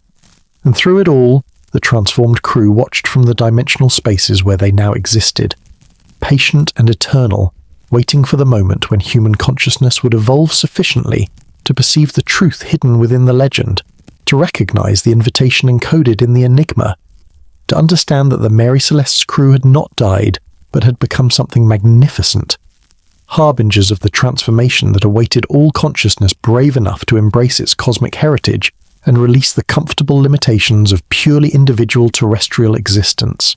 The mystery was complete, the legend was born, and the real work, the patient preparation of humanity for its evolutionary leap, had only just begun. The decades following the Mary Celeste's discovery passed like moments to the transformed crew, though each moment contained lifetimes of experience compressed into the eternal now of their hybrid existence. From their position in the dimensional spaces beneath and beyond the surface Atlantic, they observed humanity's slow evolution with the patience that came from perceiving time as a landscape that could be viewed from any angle rather than a current that swept all things inexorably forward. Captain Benjamin Briggs, for he still maintained that identity as one aspect of his vastly expanded consciousness, found himself drawn repeatedly to the cities of the old ones, those impossible architectures that rose from oceanic trenches and extended through dimensions that human geometry had barely begun to formulate. Each visit revealed new wonders, new understandings, new layers of reality that his transformed perception could detect, but that his residual human consciousness struggled to fully comprehend. The cities were not built in any conventional sense. They had grown, over geological epochs, from the interaction of conscious intention and cooperative biology. Vast, coral-like structures that were simultaneously alive and constructed, organic and architectural, individual organisms and collective edifices. Towers rose for miles into the water column, their surfaces covered in luminescent patterns that served simultaneously as decoration, communication, and data storage. Libraries existed where knowledge was encoded not in books or even in digital files, but in the crystalline lattices of mineral formations that sang their contents when touched by appropriately tuned consciousness. In one such library, though library remained inadequate to describe what it actually was, Briggs encountered historical records of Earth's consciousness evolution that predated humanity by billions of years. He perceived directly, through methods that transcended reading or viewing, the story of how oceanic intelligence had emerged from simple chemical gradients and evolved through countless intermediate forms into the vast distributed awareness that the Old Ones now embodied. The records showed him Earth as it had been 3 billion years ago, when the planet's surface was still hostile to complex life, but the oceans teemed with single-celled organisms that had already begun the long journey toward consciousness. He watched, though watched was wrong because he experienced it more directly than any external observation could convey, as those simple cells developed chemical communication systems that allowed them to coordinate behavior across distances, forming colonies that functioned as primitive collective intelligences. He witnessed the first emergence of something that could truly be called consciousness, not in any single organism, but in the networks they formed, the relationships they established, the information they shared. Awareness arose not from complexity in isolated brains, but from connection across vast numbers of simple elements, each one processing minimal information, but collectively creating emergent understanding that exceeded the sum of its parts.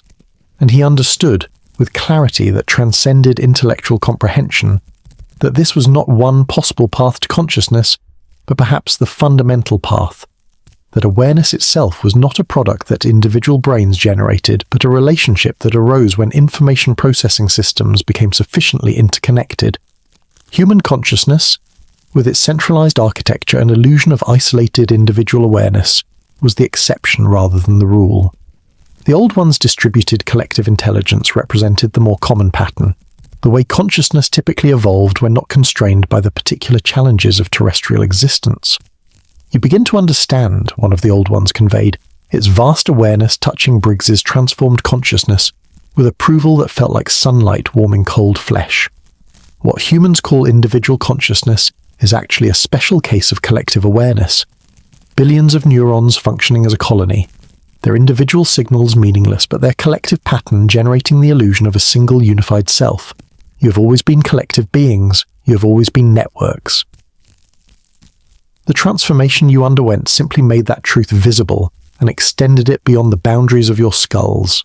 Sarah spent her time differently, focusing her empathic abilities on understanding the emotional and psychological dimensions of hybrid existence. She had discovered that consciousness at this level possessed qualities that human psychology had never adequately described: feelings and experiences that had no names in terrestrial languages because they arose from states of being that purely human existence never accessed. There was a particular quality of awareness that emerged when individual consciousness merged with the collective. Not quite joy, not quite peace, but something that combined elements of both with additional dimensions that human emotional vocabulary couldn't capture. A sense of coming home after long exile. A recognition of connections that had always existed but had remained hidden by the illusion of separation. A release of the burden of maintaining rigid boundaries between self and other, between inner and outer, between the experiencer and the experienced.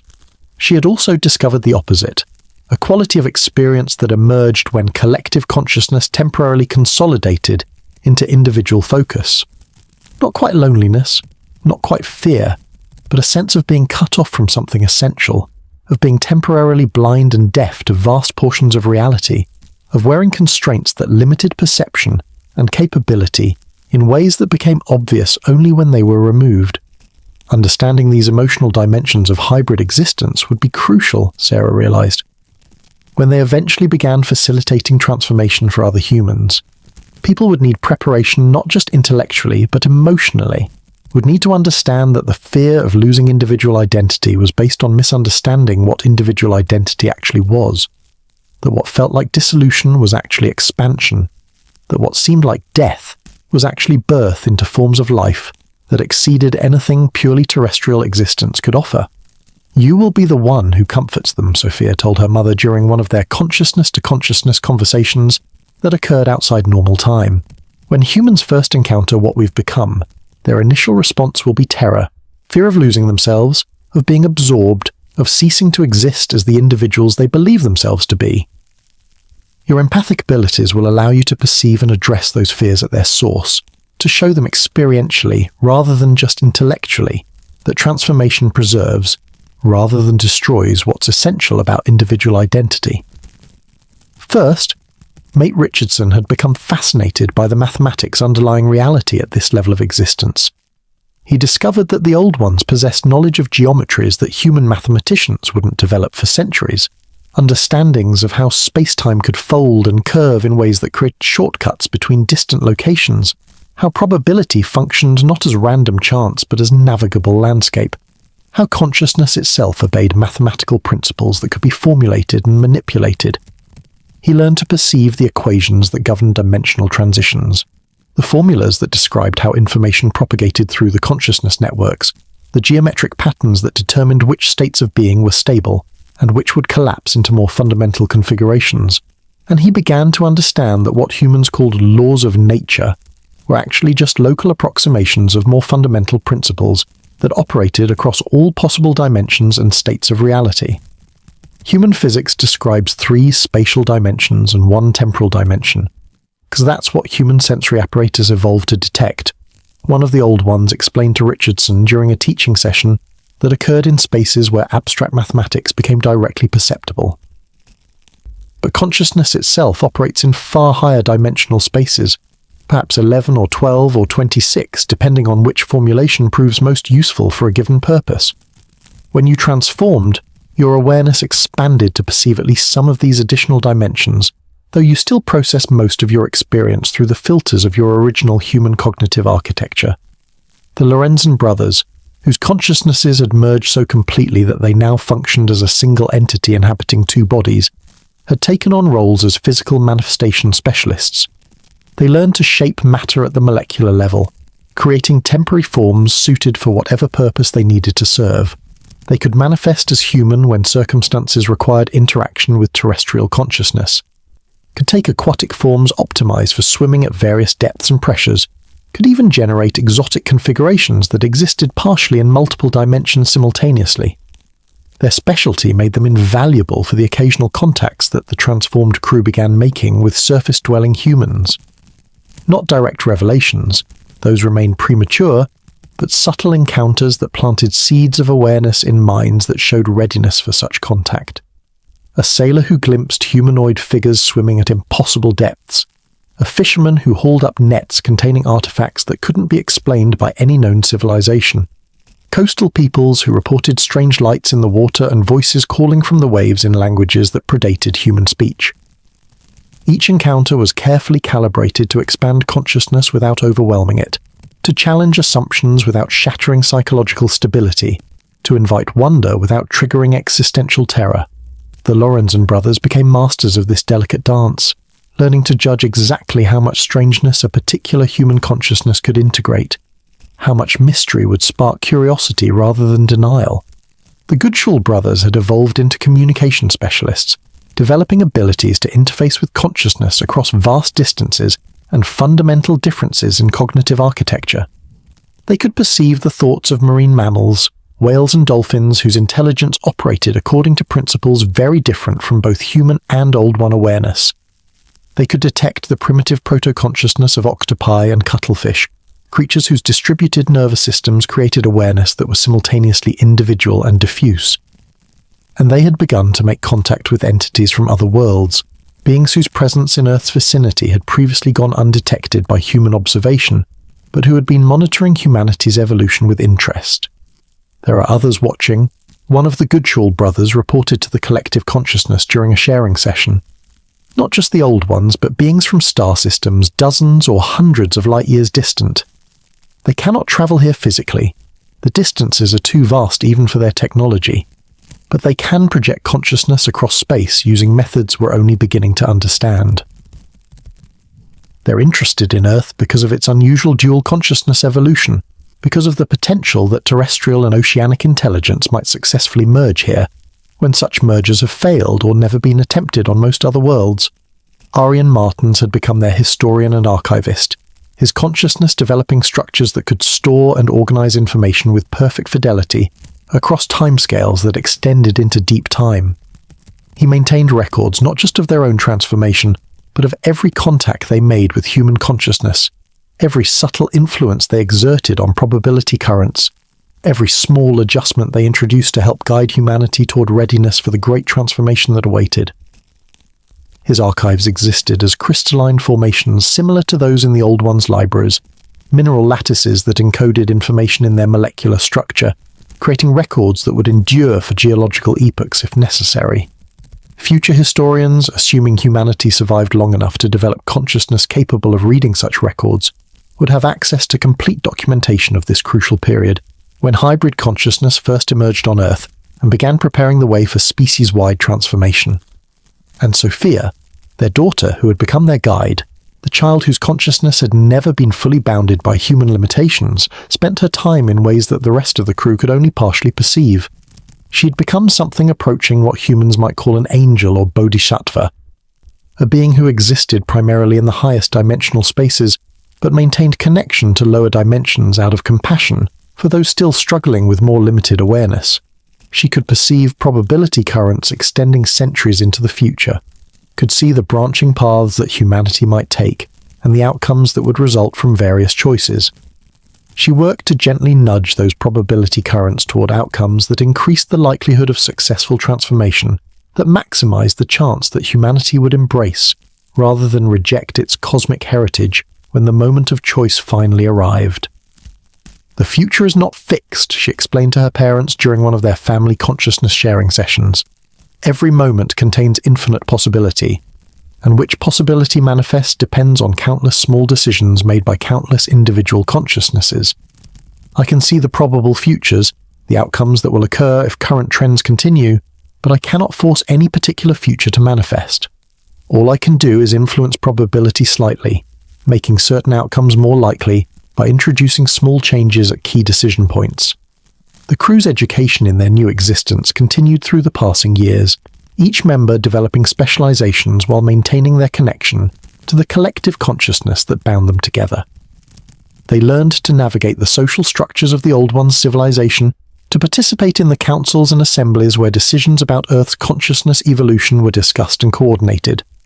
They discovered that they were not alone in their role as bridges between terrestrial and oceanic awareness. Other humans had undergone similar transformations over the centuries, though most had chosen to remain in the dimensional spaces rather than maintaining active involvement with surface-dwelling humanity. The crew of the Mary Celeste met some of these earlier transformees, sailors and explorers and coastal peoples who had crossed through various convergence points and accepted the invitation to hybrid existence. From these earlier transformees, they learned about the challenges they would face when eventually revealing themselves to humanity, about the psychological resistance that terrestrial consciousness exhibited when confronted with evidence of cosmic intelligence, about the tendencies toward denial, rationalization, and sometimes violent rejection that characterized human responses to phenomena that couldn't be accommodated within conventional worldview. Humans fear what they cannot control, one ancient transformee explained, a woman who had crossed the threshold during Viking voyages to North America nearly 1,000 years earlier. And consciousness transformation represents the ultimate loss of control, the dissolution of the rigid boundaries that give them the illusion of being separate, independent agents. They will fight to maintain those boundaries even when maintaining them causes suffering, because the familiar pain of isolation seems preferable to the unfamiliar possibility of merger. But there were also grounds for hope. The same transformees reported that human consciousness was evolving, slowly but measurably, toward greater openness and flexibility. Each generation showed slightly less attachment to rigid materialism, slightly more willingness to consider realities that transcended conventional physics. The growth of ecological awareness, the development of systems thinking, the increasing recognition of interconnection and interdependence, all of these represented humanity's gradual preparation for understanding what hybrid consciousness would require. The time is approaching, the ancient transformee predicted, her vast awareness perceiving probability currents that extended far into the future. Perhaps within a century or two of your transformation, human consciousness will reach the threshold where direct revelation becomes possible, where we can emerge from hiding and offer the invitation openly rather than working only through subtle influences and mysterious encounters. Your role will be crucial when that moment arrives, because you represent the most recent successful transformation, the freshest memory of what purely human existence felt like and what the transition required. As decades passed in the surface world, though experienced as compressed eternities in the dimensional spaces where the crew primarily existed, they watched humanity's technological development with interest and concern. The species was advancing rapidly toward capabilities that would either elevate it to cosmic significance or destroy it utterly. Nuclear weapons, genetic engineering, artificial intelligence, space exploration, each new technology represented both opportunity and danger, potential for consciousness expansion, or tools for unprecedented destruction. This is the critical period, the Old Ones conveyed during a council session where Earth's future was being discussed. The next century will determine whether humanity survives to fulfill its potential or joins the countless species who developed technology before wisdom and eliminated themselves. The merger with oceanic consciousness, the acceptance of hybrid existence, may be the key variable that determines the outcome. If humans learn to release attachment to rigid individualism, to embrace collective awareness while maintaining individual perspective, to recognize their connection to the planetary biosphere, they will survive. If they cling to isolation and the illusion of separation, they will likely destroy themselves. The weight of this knowledge settled into the crew's collective consciousness. Their transformation was not just personal evolution, but carried implications for their entire species. The work they were doing, the patient preparation of human consciousness for transformation, the careful cultivation of individuals who might serve as seeds for wider awakening, might literally determine whether humanity had a future or would become another failed experiment in consciousness evolution. Captain Benjamin Briggs, floating in the vast library spaces beneath the Atlantic, reflected on the journey that had brought him to this moment. He had been a simple merchant captain, concerned with cargo and profit and the modest satisfactions of honest work. Now he was part of something that exceeded anything his human ambition could have imagined, a cosmic endeavor spanning galaxies and encompassing the evolution of consciousness across the entire universe. The price had been high, the loss of his human life, the mystery and grief caused by his disappearance, the legend that had grown around the empty Mary Celeste. But the reward exceeded any price that could be calculated. He had become something unprecedented in human experience, a bridge between worlds, a herald of transformation that would eventually elevate his entire species beyond the limitations that had constrained its development since the dawn of civilization. And somewhere in the surface world, in libraries and museums and maritime historical societies, people still puzzled over the mystery of the Mary Celeste, still proposed theories about what had happened to her crew, still felt the unsettling fascination that the unexplained disappearance generated in minds that sensed, however dimly, that the ocean held secrets that conventional investigation could never fully penetrate. The mystery endured, the legend grew, and beneath the waves, in dimensional spaces that existed beyond ordinary perception, the transformed crew continued their patient work, preparing humanity for the revelation that awaited when consciousness evolved sufficiently to accept the truth hidden within the enigma. The depths held consciousness. The ocean remembered everything. And the crew of the Mary Celeste, who had crossed the threshold between terrestrial and cosmic awareness, stood ready to guide others across that same threshold when the time finally arrived. By the turn of the 20th century, measured in surface time, though such measurements had long ceased to have much meaning for beings who perceived time as navigable landscape, the network of transformed consciousness that had grown from the Mary Celeste's crew had expanded beyond anything they had initially imagined. What had begun as 10 individual humans merging into hybrid collective awareness had become a vast web of interconnected intelligence spanning Earth's oceans and reaching beyond into the cosmic consciousness that permeated the universe. The crew had learned that they were not unique in their transformation, merely the most recent in a long lineage of humans who had crossed the threshold between terrestrial and oceanic existence. Throughout history, individuals and small groups had encountered convergence points, locations where dimensional boundaries grew thin enough to permit transition, and had accepted or been absorbed by the invitation to hybrid consciousness. Most had dissolved into the collective without maintaining sufficient individual identity to serve as effective bridges, but some had successfully transformed and joined the growing network of beings who existed in multiple dimensions simultaneously. Sarah Briggs, whose empathic abilities had developed to the point where she could perceive emotional states across vast distances and fundamental differences in consciousness architecture, had taken on the role of what might be called a consciousness counselor, though that term was inadequate for what she actually did. She worked with newly transformed humans, helping them navigate the psychological challenges of releasing rigid individual identity while maintaining enough sense of self to remain coherent and functional. The challenges were significant. Humans who underwent transformation without adequate preparation often experienced what could only be described as existential terror, the feeling that they were dissolving, losing themselves, ceasing to exist as the individuals they believed themselves to be. This terror could become a self-fulfilling prophecy if not addressed, causing consciousness to fragment and disperse into the collective without maintaining the coherent patterns that made individual identity possible within merged awareness. Sarah had developed techniques for easing this transition, for showing transforming consciousness experientially rather than just intellectually. That individual identity wasn't being destroyed but expanded, that the boundaries they were releasing had always been illusions, that what they were becoming exceeded anything they had been while constrained by purely human limitations. "You are not losing yourself," she would convey to frightened consciousness, struggling with the dissolution of familiar identity structures. "You are finding yourself, discovering what you actually are beneath the temporary configurations of flesh and isolated awareness. You have always been part of the collective.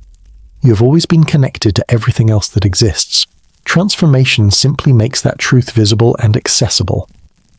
She worked with dozens of newly transformed beings during this period, sailors who had encountered convergence points in various ocean regions, indigenous peoples whose spiritual practices had prepared them for consciousness expansion, even a few scientists and explorers whose rational investigation of oceanic phenomena had unexpectedly led them to direct contact with forces that transcended conventional physics.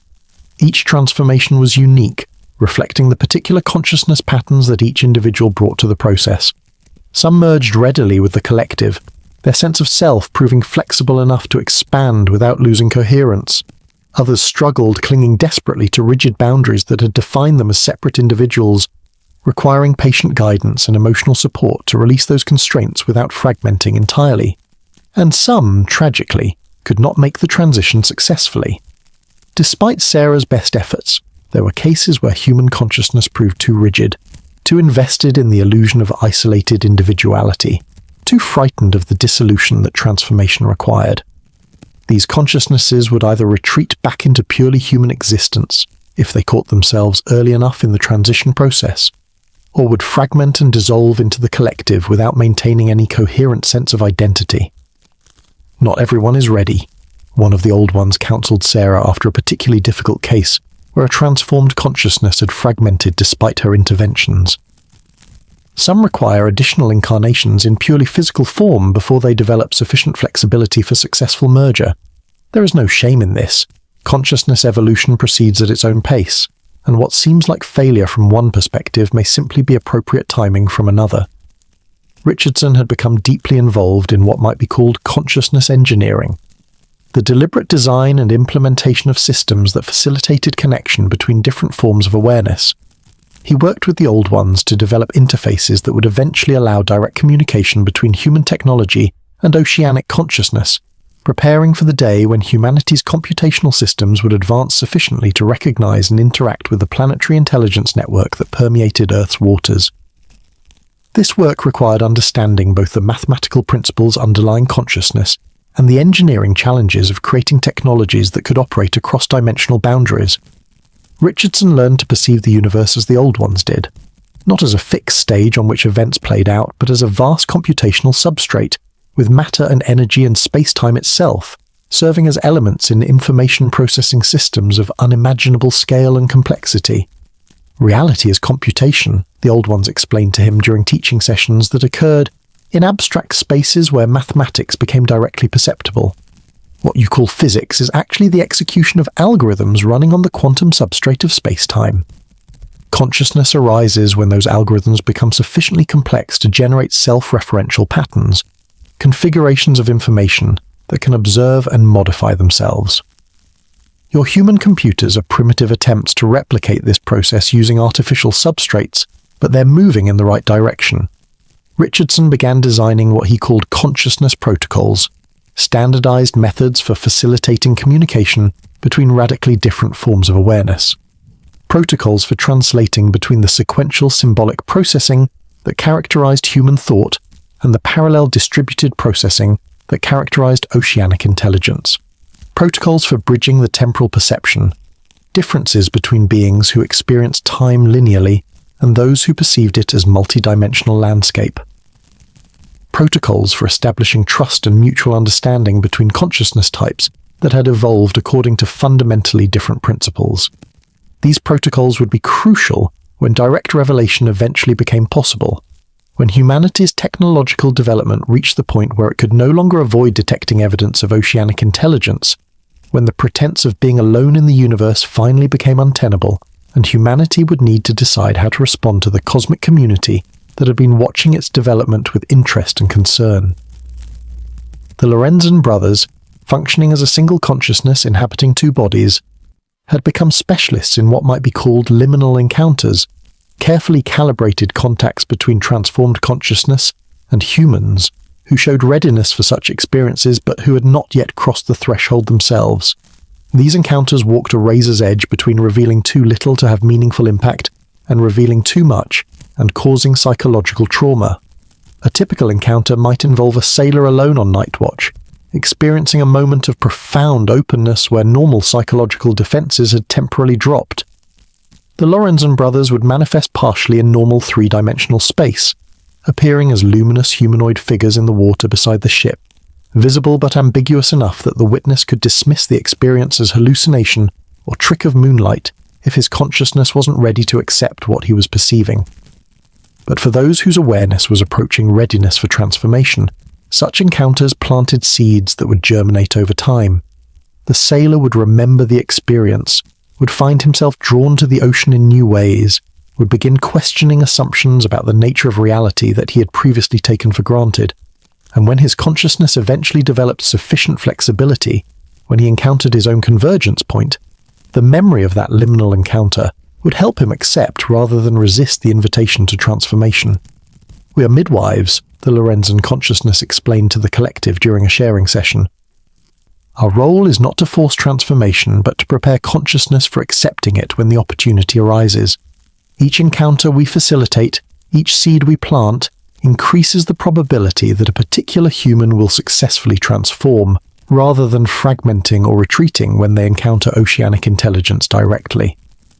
The Goodshall brothers had expanded their communication specialization to include not just contact with terrestrial humans and marine life, but interaction with consciousness from other star systems. They had discovered that Earth was being observed by dozens of civilizations scattered across the local galactic region, all of whom were interested in whether humanity would successfully navigate the challenges that confronted every species approaching technological maturity. These observers couldn't physically travel to Earth. The distances were too vast even for their advanced technology, and the energy requirements for transporting material objects across interstellar space made such journeys impractical except in the most extreme circumstances. But consciousness could travel across such distances using methods that the Goodshall brothers were only beginning to understand, projecting awareness through dimensions that transcended normal space-time and manifesting temporarily in locations far from their points of origin. "They're rooting for you," one of the Goodshall brothers reported after an extended communication session with entities from a civilization orbiting a star 12 light-years distant. "They see in humanity the same potential they possessed before their own transformation, and they want to see you succeed where so many others have failed. They're offering guidance if we're willing to accept it, knowledge about how other species have navigated similar transitions, warnings about pitfalls that have destroyed civilizations that seemed certain to succeed, encouragement that the challenges we face are not insurmountable." This knowledge was both encouraging and sobering.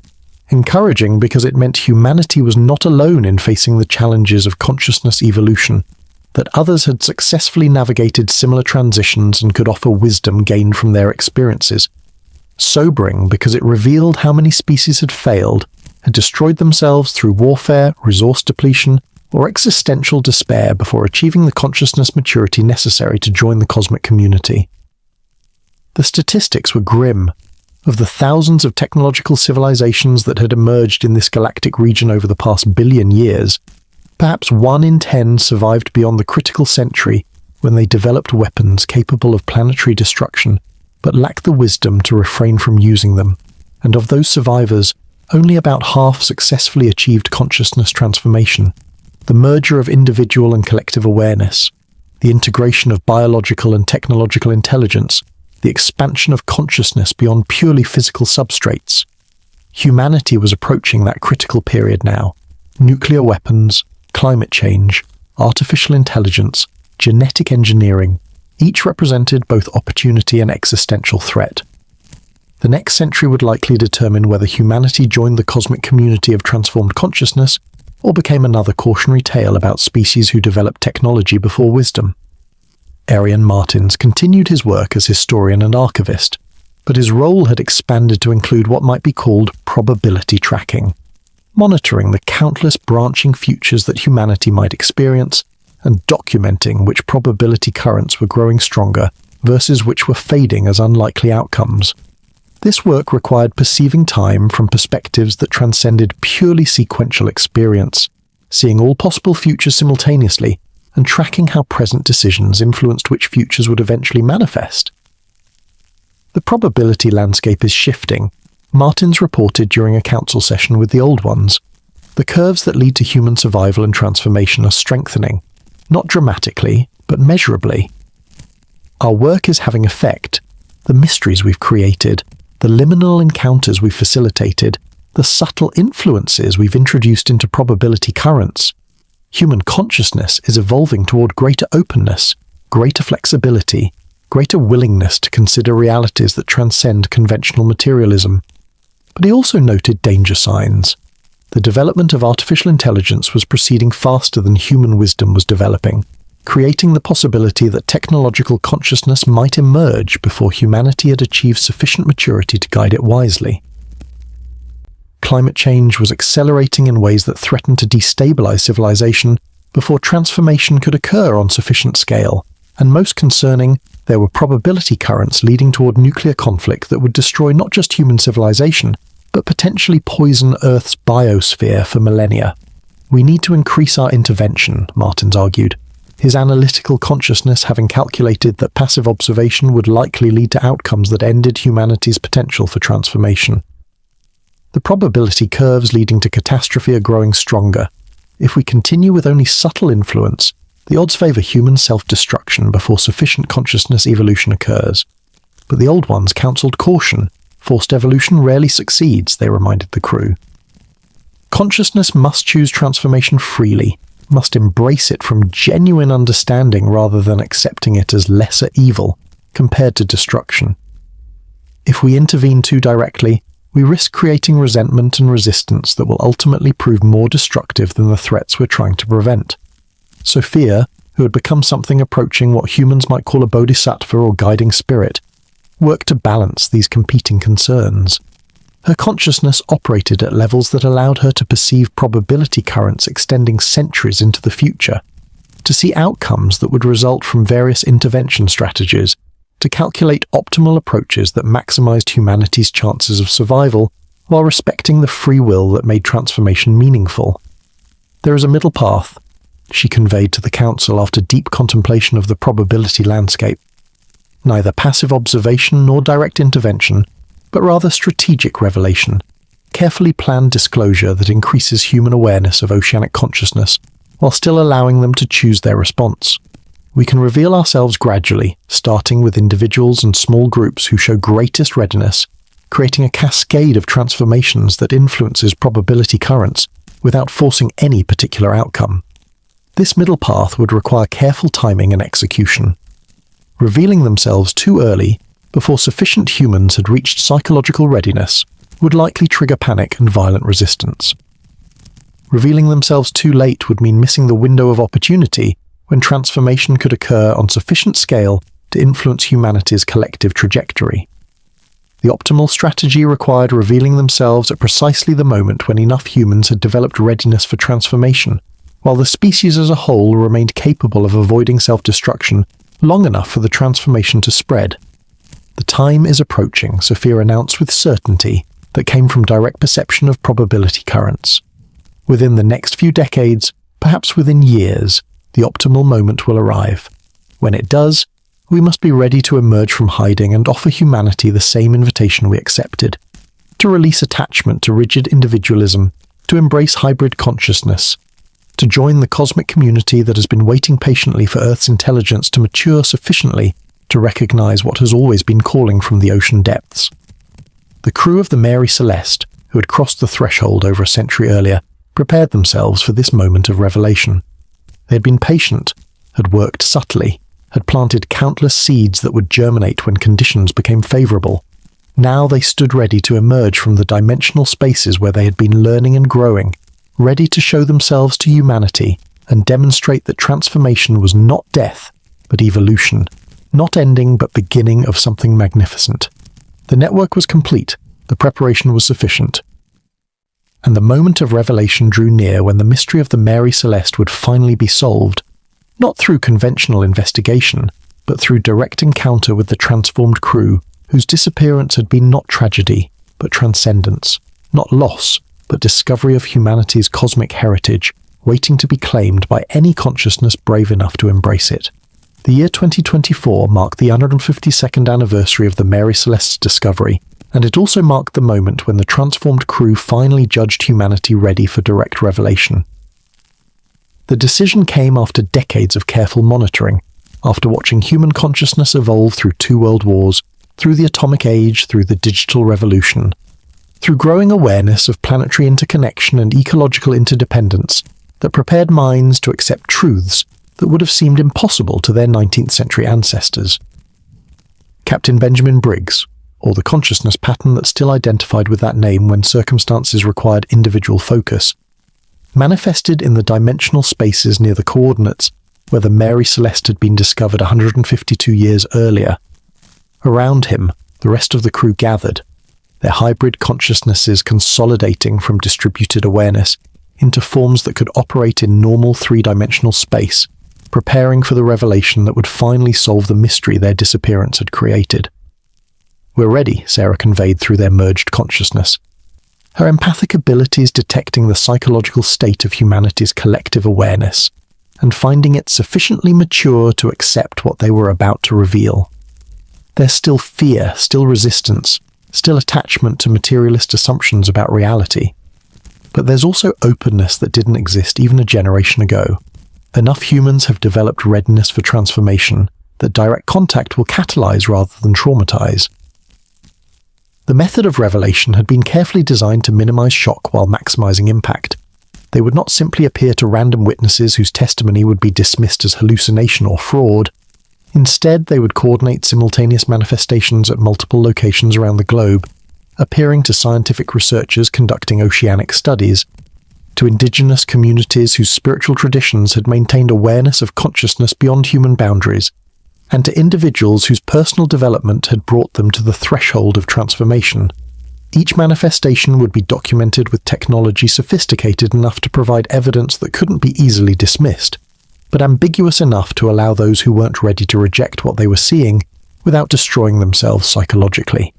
Video recordings, sonar readings, electromagnetic signatures, all would show clear evidence of something unprecedented occurring in Earth's oceans, something that defied conventional explanation, but that also invited investigation rather than triggering pure terror. Sophia, whose vast consciousness now operated across dimensions that her parents could barely perceive, even in their transformed states, had calculated the optimal timing down to the hour. The manifestations would occur during a period when astronomical alignments created unusual conditions in Earth's magnetosphere, when solar activity generated auroras visible at lower latitudes than usual, when natural phenomena would provide plausible alternative explanations for those who needed such explanations to maintain their worldview. "It begins now," Sophia announced, and the crew felt reality shifting around them as they prepared to cross the threshold from the dimensional spaces where they had existed for over a century back into the three-dimensional world where ordinary human consciousness operated. The first manifestation occurred off the coast of California, where a research vessel conducting deep ocean studies suddenly detected anomalous readings on their instruments. Sonar showed objects moving at impossible speeds at depths where pressure should have crushed any known vessel. Temperature sensors recorded water that seemed to exist at multiple temperatures simultaneously. Electromagnetic detectors went haywire as fields fluctuated in patterns that suggested conscious control rather than natural phenomena. Dr. Sarah Chen stood on the research vessel's deck, staring at instrument readings that violated every principle of oceanography she had learned during 20 years of studying the ocean. She was about to dismiss the readings as equipment malfunction when she saw them, figures rising from the water, humanoid in general shape but clearly not human, their bodies composed of something that was simultaneously solid and liquid, glowing with internal luminescence that painted the night ocean in colors that had no names. She watched, frozen between scientific curiosity and primal fear, as one of the figures approached the ship. As it drew near, she could perceive features that were almost human, eyes that held intelligence that exceeded anything purely human awareness could contain, expressions that conveyed both alien wisdom and compassionate understanding. When it spoke, the sound came not through the air but directly into her mind, bypassing normal auditory processing to imprint meaning straight onto consciousness. "We mean no harm," the being conveyed, and Dr. Chen somehow knew it was telling the truth despite having no rational basis for such certainty. "We are what humans can become if they choose to embrace transformation, rather than remaining bound by limitations that evolution imposed for terrestrial survival, but that are no longer necessary or beneficial." "What are you?" Chen heard herself asking, her scientific training struggling to process an encounter that transcended anything her education had prepared her for. "We were human once," the being explained, and Chen felt information flooding into her consciousness, images and memories and direct knowing of the Mary Celeste's voyage, of the crew's transformation, of the 152 years they had spent in dimensional spaces preparing for this moment of revelation. "We are what your species is evolving toward. Hybrid beings who can exist in multiple dimensions simultaneously, who participate in collective consciousness while maintaining individual identity, who have joined the cosmic community that has been waiting patiently for humanity to develop sufficient maturity to recognize what has always been calling from the ocean depths." Similar encounters were occurring simultaneously at research stations across the Pacific, Atlantic, and Indian Oceans. Marine biologists studying whale communication found themselves face to face with beings who could speak the languages of both whales and humans. Oceanographers investigating deep-sea thermal vents discovered structures that were simultaneously biological and architectural, natural and constructed. Submersible pilots descended to abyssal depths and encountered cities of impossible beauty that had existed there since before humans walked upright. Each encounter was documented with video, sonar, electromagnetic readings, evidence that would flood across social media within hours, that would dominate news cycles within days, that would force humanity to confront the reality that they were not alone on their own planet, that the oceans had always contained intelligence that human civilization had been blind to, because consciousness evolution hadn't yet provided the perceptual capabilities necessary to detect it. But the most significant encounter occurred on the research vessel, where Dr. Chen stood transfixed, because the being who had manifested before her was Captain Benjamin Briggs himself, choosing to reveal his identity and the truth about the Mary Celeste to a scientific researcher whose rational mind would struggle with the implications, but whose openness to evidence would prevent her from dismissing what she was experiencing as mere hallucination. "I was the captain of the Mary Celeste," Briggs conveyed, and with that statement came a flood of information that Chen's consciousness absorbed despite her rational mind's protests. "We did not die. We did not sink. We did not abandon ship in panic or confusion. We were invited to undergo transformation that elevated us beyond purely human limitations, and we accepted that invitation because we recognized it as humanity's cosmic heritage, the evolutionary destination that our species has been moving towards since the first humans looked at the ocean and felt something calling from its depths." Chen felt her worldview shattering and reforming around this revelation. Everything she had learned about the Mary Celeste, the mystery that had fascinated maritime historians for over a century, suddenly made sense in ways that conventional explanations never had. The evidence that had puzzled investigators for generations, the intact ship, the missing crew, the lack of any clear disaster, all pointed toward exactly what Briggs was describing, if one could accept that transformation beyond human limitations was possible. "Why now?" Chen managed to ask, her scientific training demanding to understand the timing of this revelation. "Why reveal yourselves after 152 years of hiding?" "Because humanity is ready," Briggs replied, and Chen could feel the truth of that statement even as her rational mind struggled to accept it. Consciousness evolution has accelerated in recent decades.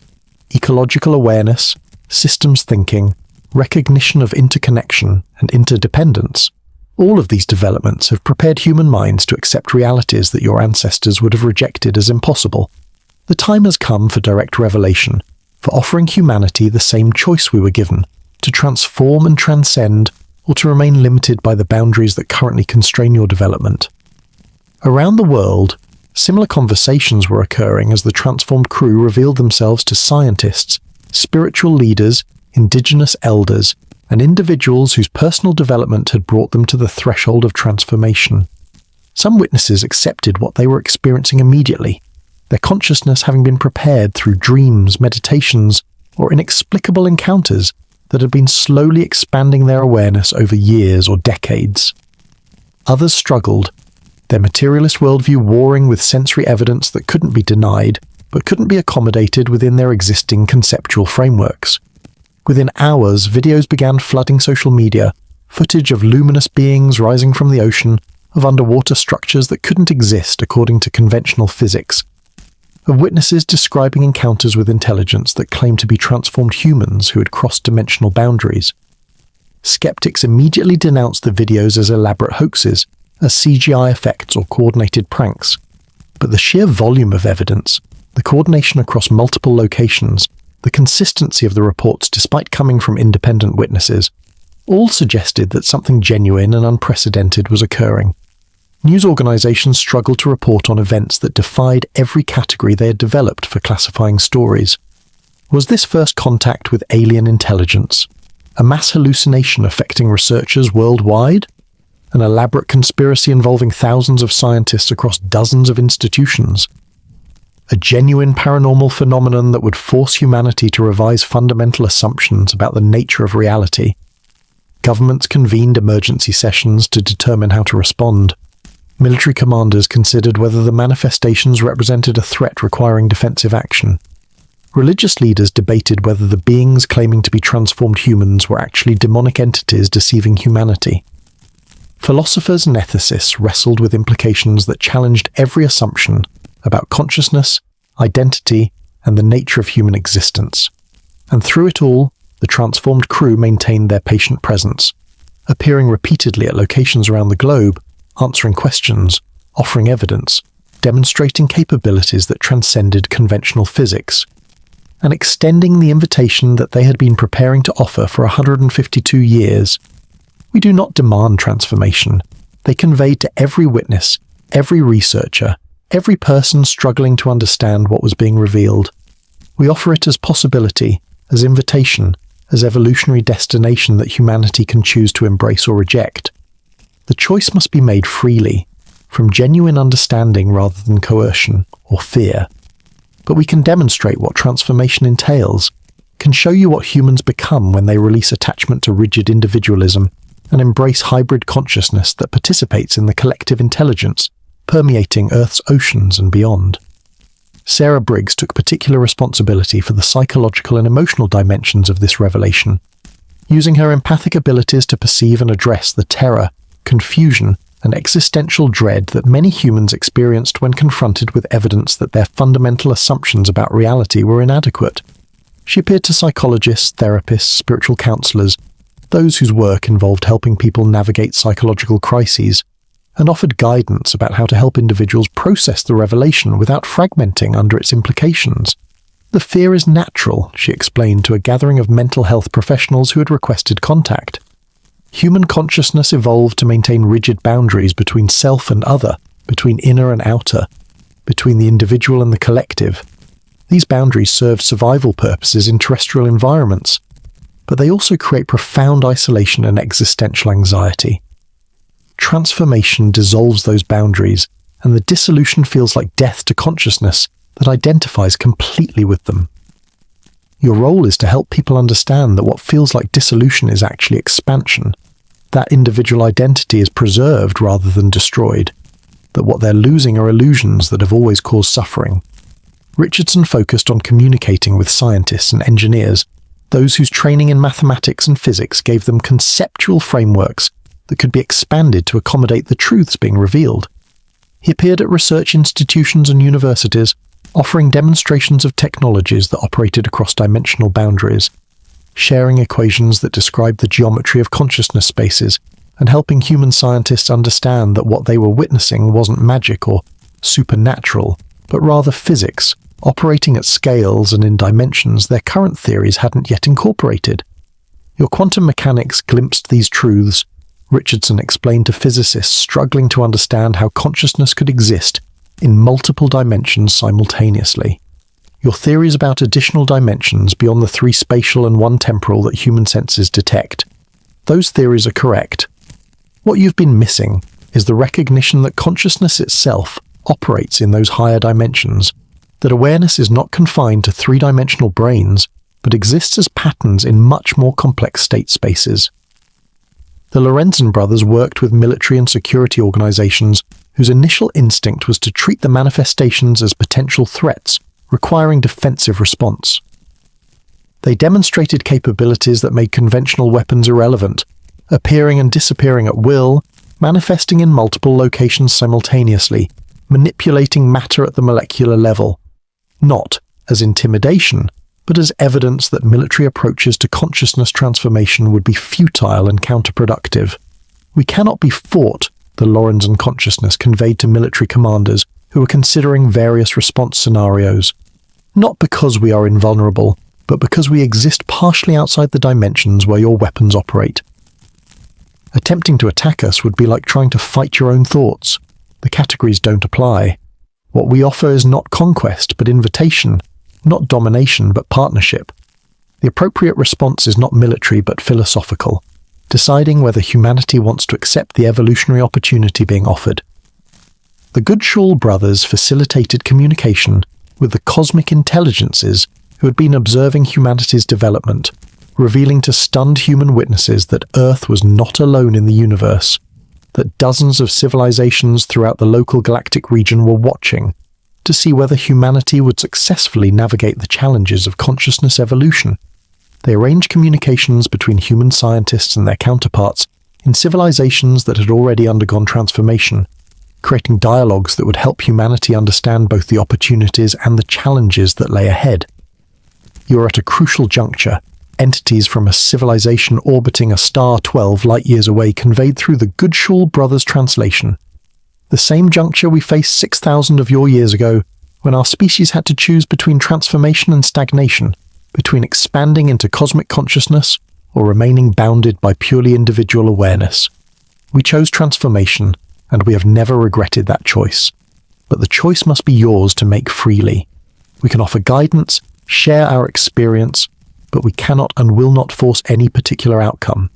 As the initial shock of revelation began to fade and humanity started processing the implications, clear divisions emerged in how different groups responded to what was being offered. Some embraced transformation immediately, recognizing the invitation as fulfillment of spiritual longings they had carried their entire lives, as answers to questions they had been asking without knowing how to articulate them.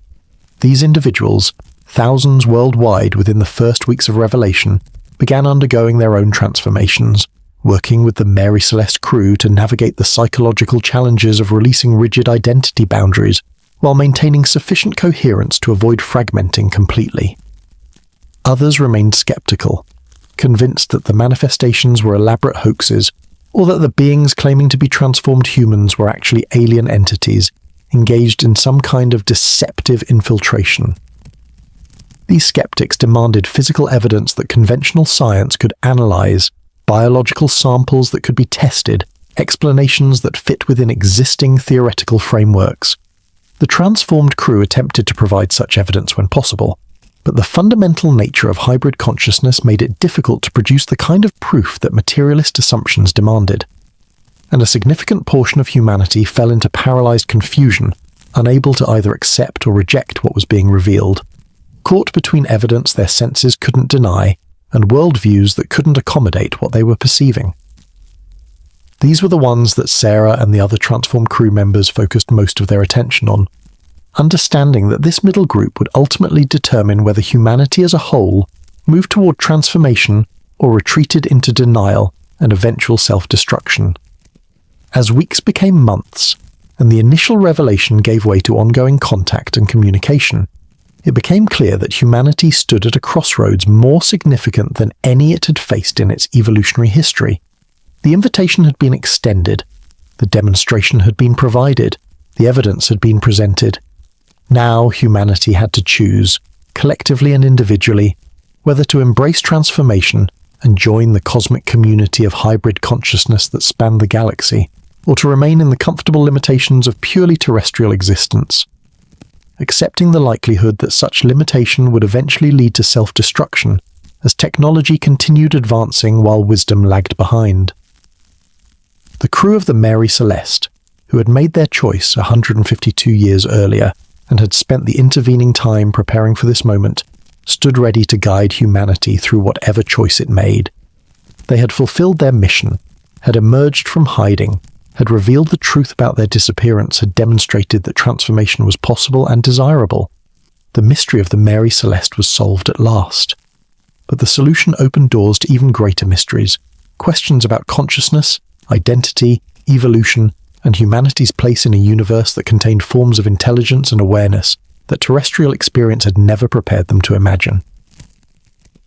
The revelation was complete, the invitation was extended, and the future of human consciousness hung in the balance, waiting to see whether the species would find the courage to embrace its cosmic heritage, or would choose instead to remain bound by limitations that had served their ancestors, but that now threatened to constrain humanity within boundaries too small for the challenges and opportunities that the coming centuries would present. The months following the revelation brought changes to human civilization that historians would later compare to the agricultural revolution or the invention of writing, transformations so fundamental that they redefined what it meant to be human. But unlike those previous revolutions which had occurred gradually over centuries, the consciousness transformation being offered by the Mary Celeste crew and the Old Ones demanded immediate individual choice, while its collective implications would unfold over generations. Dr. Sarah Chen stood in her laboratory at the Scripps Institution of Oceanography, surrounded by instruments that were simultaneously recording and failing to fully capture the phenomena she was observing. Before her, suspended in a specially constructed tank that existed partially in multiple dimensions, floated a human volunteer undergoing the early stages of transformation, a marine biologist named Marcus Webb, who had accepted the invitation within hours of first encountering the revealed crew. Webb's body showed the characteristic changes that transformation produced, skin becoming translucent, revealing patterns of vessels and organs that reorganized themselves according to principles that no medical textbook described. His consciousness, which Chen could perceive through instruments that the transformed crew had helped her design, was expanding beyond the boundaries of his skull, distributing itself through the surrounding water while somehow maintaining coherent identity, despite lacking any centralized processing location. "How does it feel?" Chen asked, her scientific curiosity warring with growing temptation to undergo transformation herself, to stop merely observing and instead experience directly what Webb and thousands of others worldwide were experiencing. Webb's response came not through speech. His transformation had already progressed beyond the point where vocal cords functioned conventionally, but through direct consciousness-to-consciousness communication that Chen's enhanced instruments translated into language. Like remembering something I always knew but had forgotten. Like waking from a dream of being separate and isolated and realizing that separation was the dream, that connection and merger are the true nature of consciousness. I can feel the ocean now, not as external environment, but as extension of myself. Or perhaps I'm an extension of it. The boundary has dissolved. Chen recorded Webb's description alongside the instrument readings that showed his brain activity reorganizing from centralized processing into distributed networks, his individual cellular metabolism synchronizing with rhythms that matched oceanic currents, his consciousness signature becoming indistinguishable from the patterns that characterized the old ones in the transformed Mary Celeste crew. The transformation was working. Humans could successfully cross the threshold if they approached it with proper preparation and psychological readiness. But Chen's research also documented the failures, cases where individuals attempted transformation before they were ready, before they had developed sufficient flexibility to release rigid identity boundaries without fragmenting completely. She had witnessed consciousness dissolving into chaos, had watched minds that couldn't handle the dissolution of boundaries between self and other, breaking into fragments that scattered across collective awareness without maintaining any coherent pattern. Not everyone is ready, Sarah Briggs had warned her during one of their conversations, and that's acceptable. Consciousness evolution proceeds at different rates for different individuals. Some require additional time in purely physical form before they develop the psychological maturity that transformation requires. Forcing premature transformation causes suffering that serves no purpose, but determining who was ready and who wasn't proved challenging. Age, education, intelligence, none of these factors reliably predicted transformation success. Chen had documented cases of elderly individuals with limited formal education who transformed smoothly, while young academics with sophisticated intellectual understanding fragmented catastrophically. The key variable seemed to be something that resisted quantification, a quality of psychological flexibility, of comfort with uncertainty and change, of willingness to release control and embrace merger with larger consciousness. Around the world, transformation centers had been established where humans who chose to accept the invitation could undergo the process under guidance from the Mary Celeste crew and other transformed beings. These centers existed in multiple dimensions simultaneously, physically located in coastal regions with deep water access, but also extending into the dimensional spaces where transformation actually occurred. Entering a transformation center felt like crossing a threshold from normal reality into something that operated by different rules, where space and time became fluid and consciousness could be experienced in forms that purely terrestrial existence never accessed. Captain Benjamin Briggs spent much of his time at the Transformation Center, established near the original Mary Celeste Discovery coordinates, serving as guide and teacher for humans who chose to follow the path he had pioneered 152 years earlier. He had learned to manifest in forms that made his transformed nature visible, while remaining approachable, appearing as something recognizably human enough not to trigger overwhelming fear but clearly beyond purely terrestrial limitations. Each person who entered his center received individualized attention, their consciousness carefully assessed to determine readiness and to identify potential challenges they would face during transformation. Some were ready immediately, their psychological development having brought them to the threshold before they ever encountered the revelation. These individuals underwent transformation relatively smoothly, guided through the dissolution of identity boundaries, while their essential patterns were maintained and integrated into the collective. Others required extensive preparation, weeks or months of consciousness-expanding practices designed to increase psychological flexibility and reduce attachment to rigid self-concepts. These individuals worked with Sarah, whose empathic abilities allowed her to perceive exactly what each person needed to become ready, what fears had to be addressed, what conceptual frameworks needed expanding, what emotional blocks required releasing. And some, after assessment and preparation, chose not to undergo transformation despite having reached theoretical readiness. Briggs respected these choices completely, understanding that consciousness evolution could not be forced without destroying what made it valuable. These individuals returned to purely human existence, but they returned changed. Their awareness expanded by contact with hybrid consciousness. Their understanding deepened by glimpsing possibilities they chose not to actualize. Their perspective transformed by recognizing that human consciousness was not the final or only form that awareness could take. "How many have transformed?" a journalist asked Briggs during one of the rare interviews he granted with purely human media. The journalist, a woman named Rachel Martinez, who was herself considering transformation, but who wanted to document the process before crossing that threshold herself, had been granted unusual access to the transformation centers and their operations. Approximately 50,000 worldwide in the 6 months since revelation, Briggs replied, his voice carrying harmonics that suggested the number was simultaneously precise and inadequate to capture the full scope of what was occurring, which represents about 1 in every 160,000 humans, a tiny fraction of your species' population. But transformation is not a race or competition. What matters is not the quantity but the quality, that each person who transforms does so from genuine readiness and understanding rather than coercion or social pressure. And those who fragment, Martinez pressed, her journalistic instincts pushing her to ask difficult questions despite the emotional weight such questions carried. How many have been lost in the process?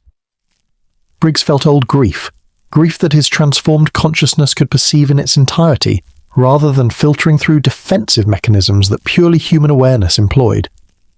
Too many, several hundred cases where consciousness attempted transformation before developing adequate readiness and couldn't maintain coherence through the dissolution of identity boundaries. Their essential awareness was not destroyed. Consciousness cannot be destroyed, but the patterns that made them recognizably individual dissolved into the collective without maintaining sufficient structure to preserve continuity of identity. He paused, allowing Martinez to absorb this, then continued. This is why we emphasize the importance of proper preparation, why we assess readiness carefully, rather than simply accepting everyone who requests transformation. The process is not dangerous in the sense that physical procedures can be dangerous. You cannot die from it. But consciousness can be irrevocably changed in ways that amount to losing the person you were.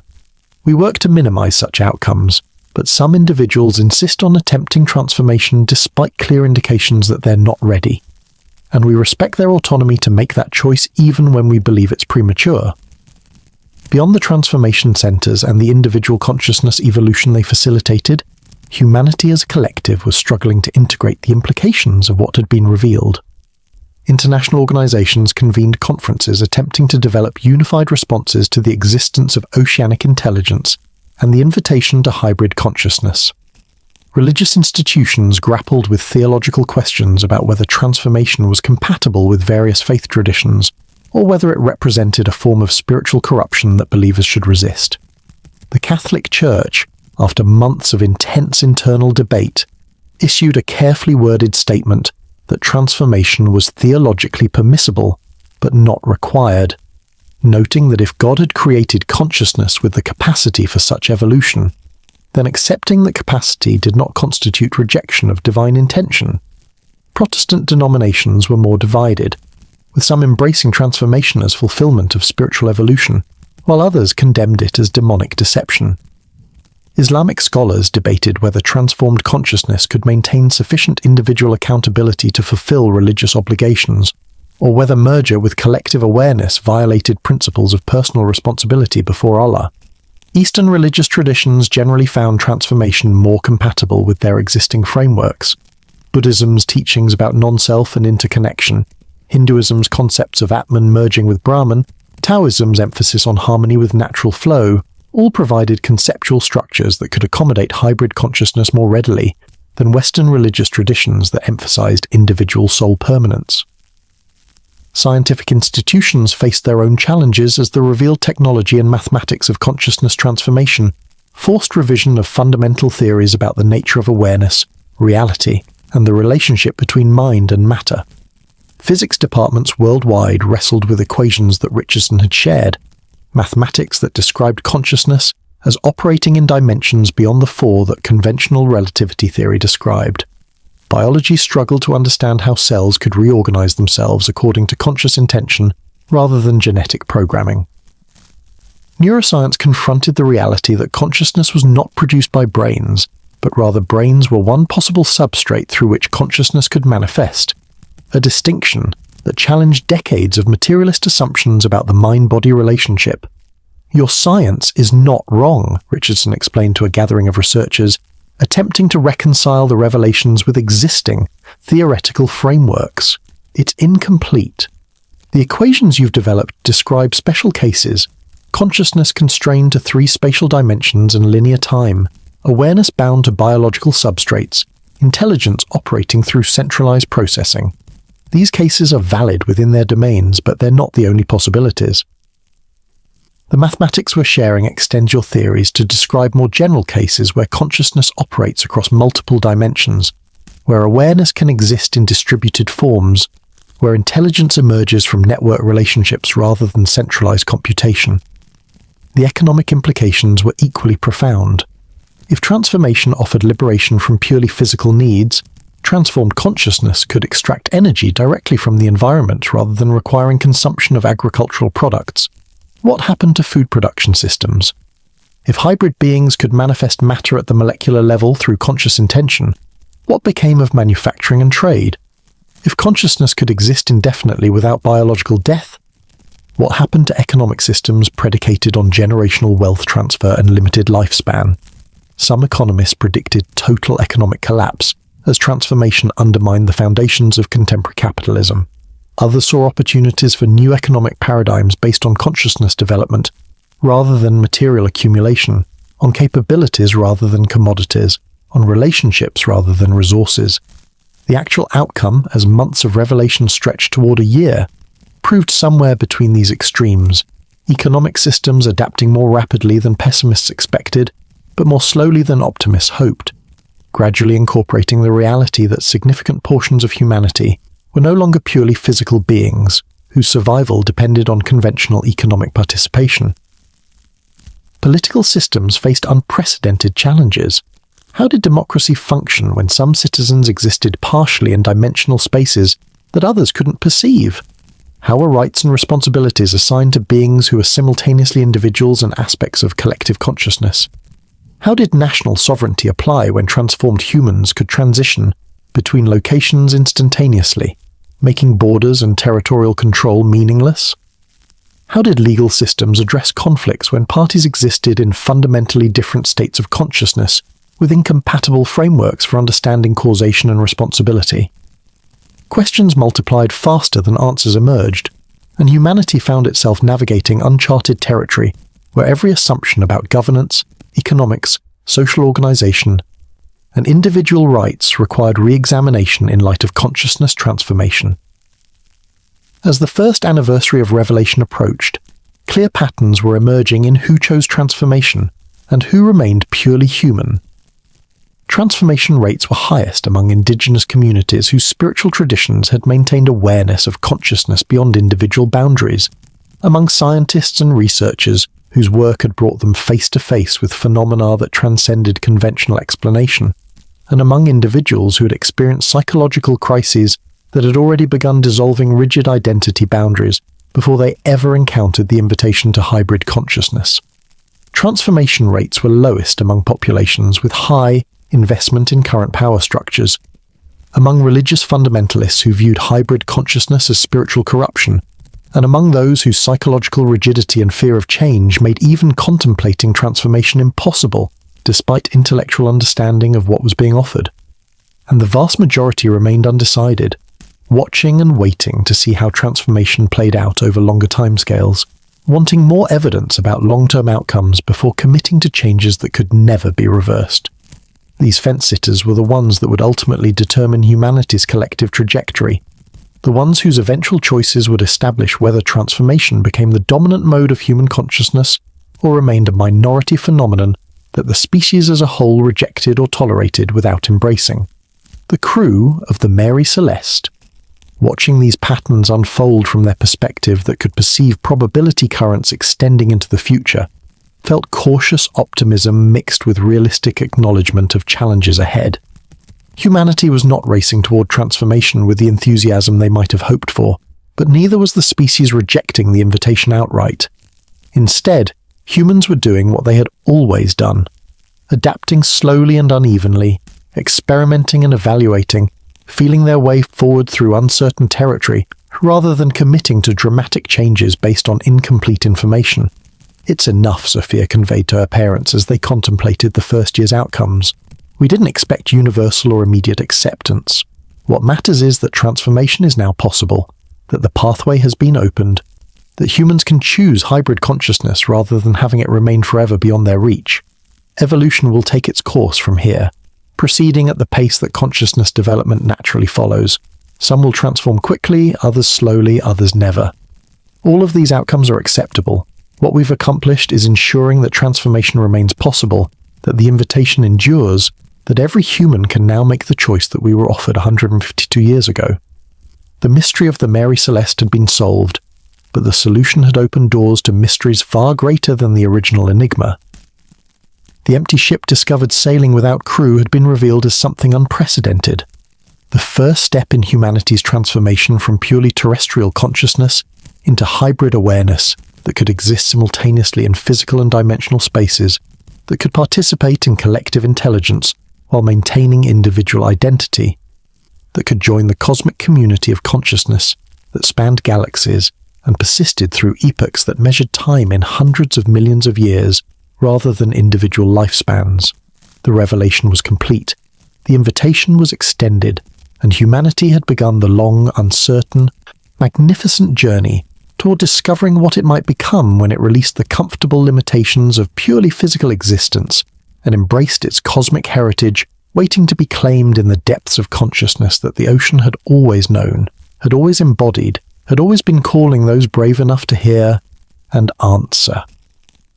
The year 2042 marked the 20th anniversary of the revelation, and Captain Benjamin Briggs stood, or perhaps floated, or perhaps simply existed, at a vantage point that encompassed both the physical Atlantic Ocean and the dimensional spaces that interpenetrated it.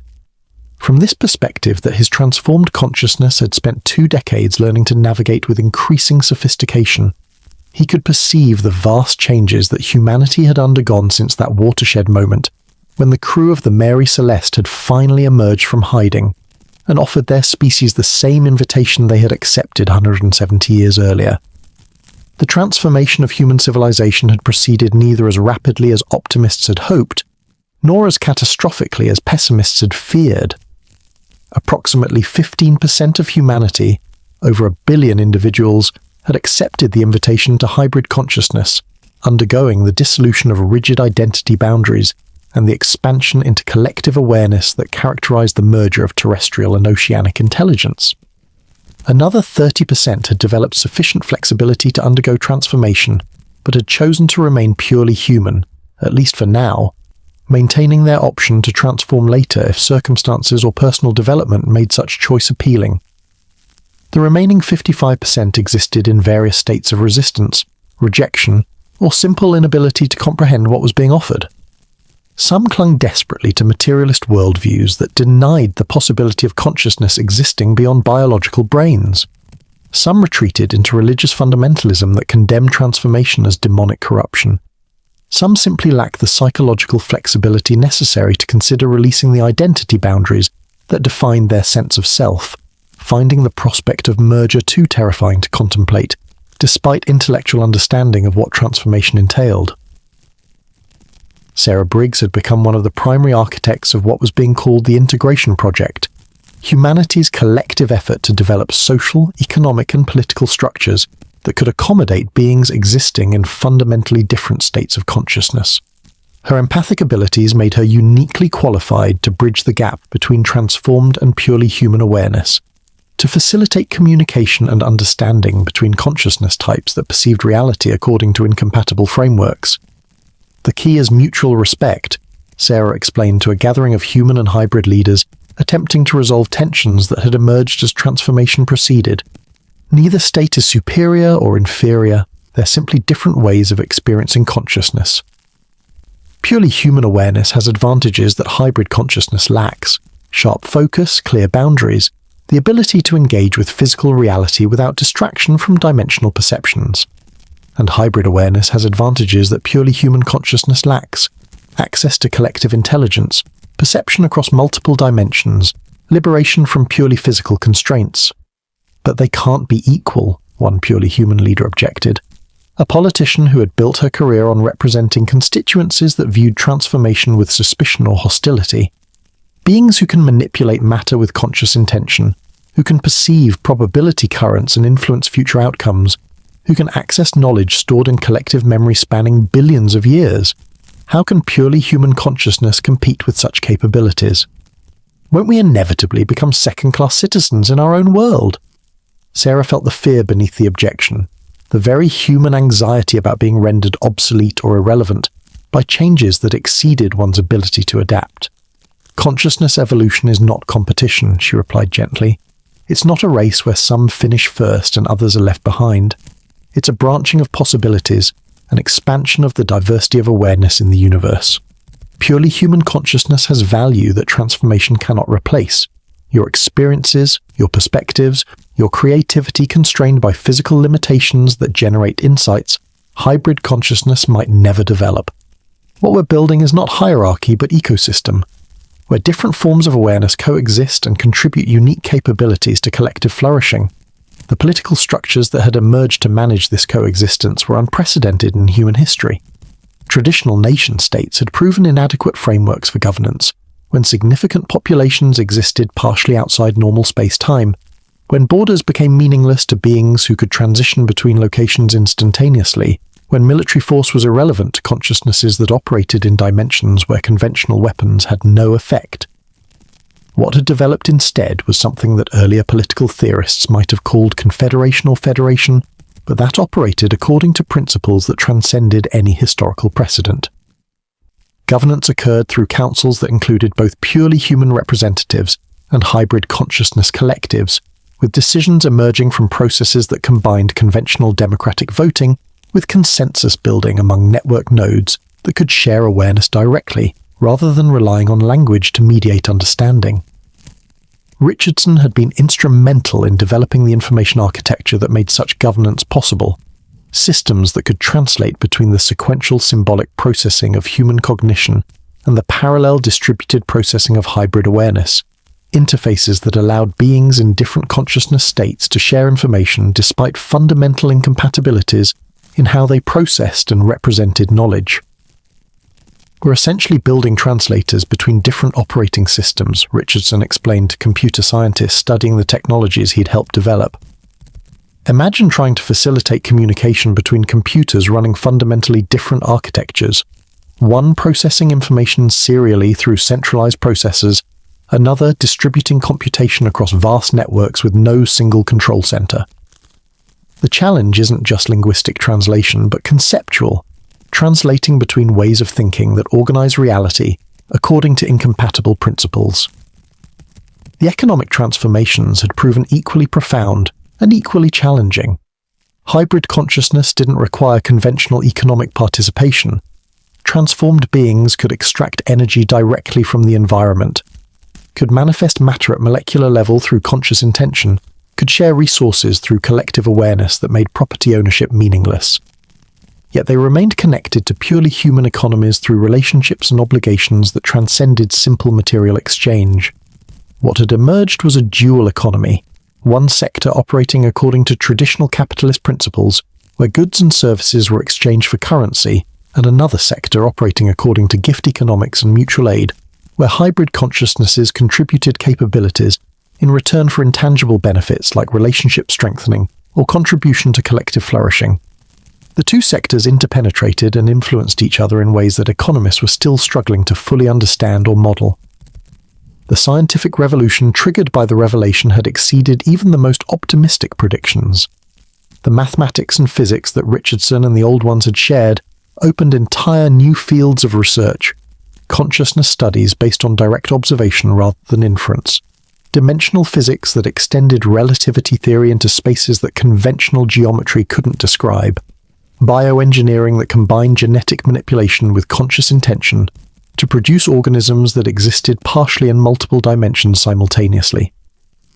Medical science had been transformed by understanding that disease often resulted from consciousness being constrained in ways that prevented optimal function, that healing could occur through addressing psychological and spiritual dimensions rather than simply manipulating physical substrates. The pharmaceutical industry had largely been replaced by consciousness healing practices that addressed root causes rather than merely suppressing symptoms. Education had undergone even more dramatic revolution. What was the purpose of memorizing facts when hybrid consciousness could access collective knowledge directly?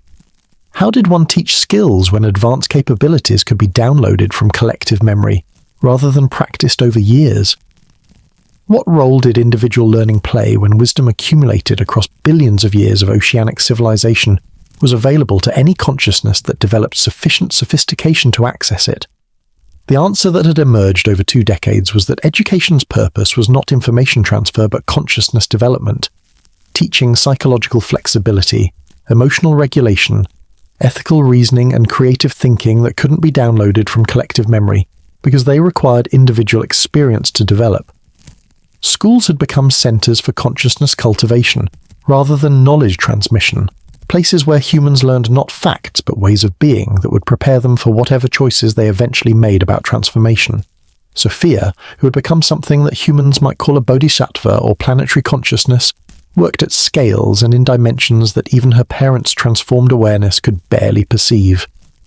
She monitored Earth's integration into the galactic community of hybrid consciousnesses, facilitated communication with civilizations that had undergone similar transformations on other worlds, and guided probability currents to maximize the likelihood that humanity would successfully navigate challenges that had destroyed other species at similar developmental stages. The critical period is passing, Sophia announced to her parents, and the collective consciousness of all transformed humans during a gathering that occurred across multiple dimensions simultaneously. The probability curves that led to catastrophic outcomes, nuclear war, ecological collapse, technological self-destruction, are fading as unlikely now. Enough humans have transformed, enough consciousness evolution has occurred, that the species as a whole is developing the wisdom necessary to manage the power that technology provides. We're not yet certain to survive, but we're no longer likely to destroy ourselves. This assessment brought relief mixed with recognition that the work was far from complete. 20% transformation represented a tipping point. Enough hybrid consciousness existed that it influenced human collective behavior, even among those who remained purely biological. Enough demonstration of transformation's viability existed that it could no longer be dismissed as impossible or fraudulent. Enough integration between consciousness states had occurred that complete separation or conflict had become unlikely. But 80% of humanity remained purely terrestrial in awareness, and many of those viewed transformation with suspicion, fear, or active hostility. Several violent conflicts had erupted between anti-transformation movements and communities with high transformation rates, with purely human groups attacking transformation centers and attempting to prevent what they viewed as corruption or destruction of human nature. The transformed crew of the Mary Celeste had refused to respond to such violence with violence, understanding that coercion would undermine everything they were working to achieve. Instead, they absorbed the attacks, manifested in ways that made physical violence irrelevant, and continued offering invitation to those who attacked them, recognizing that beneath the hostility usually lay fear that could be addressed through patient demonstration, that transformation preserved rather than destroyed what was essential about human identity.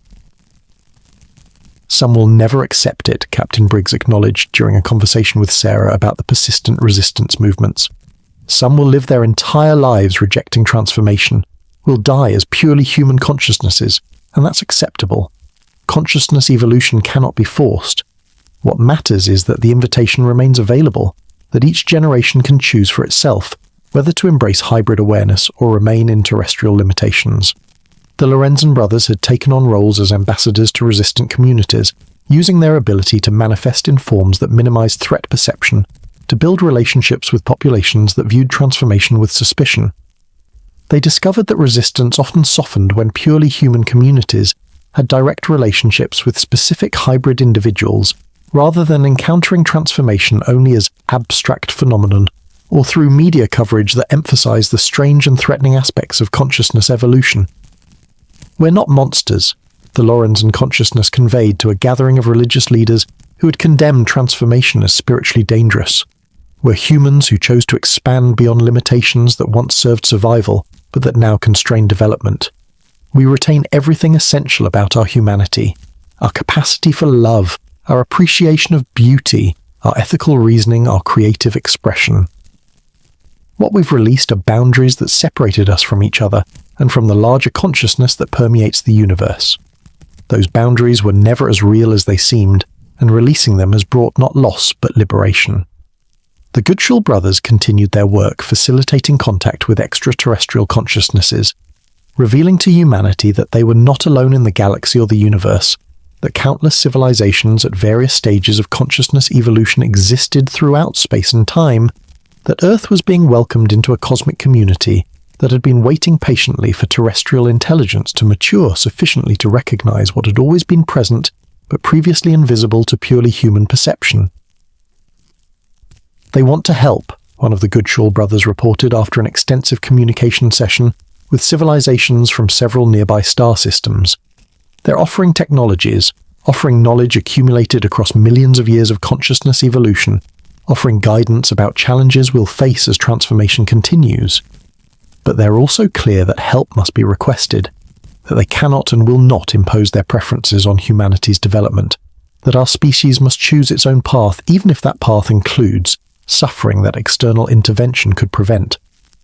This restraint, this refusal to rescue humanity from consequences of its own choices, had proven controversial among both purely human and hybrid consciousness. Why allow suffering that could be prevented? Why withhold knowledge that could accelerate development? Why respect autonomy when intervention could save lives? But the old ones had been firm in explaining why such restraint was necessary. "Consciousness that is given rather than earned lacks foundation," they explained. "Wisdom that is downloaded rather than developed through experience cannot be integrated meaningfully.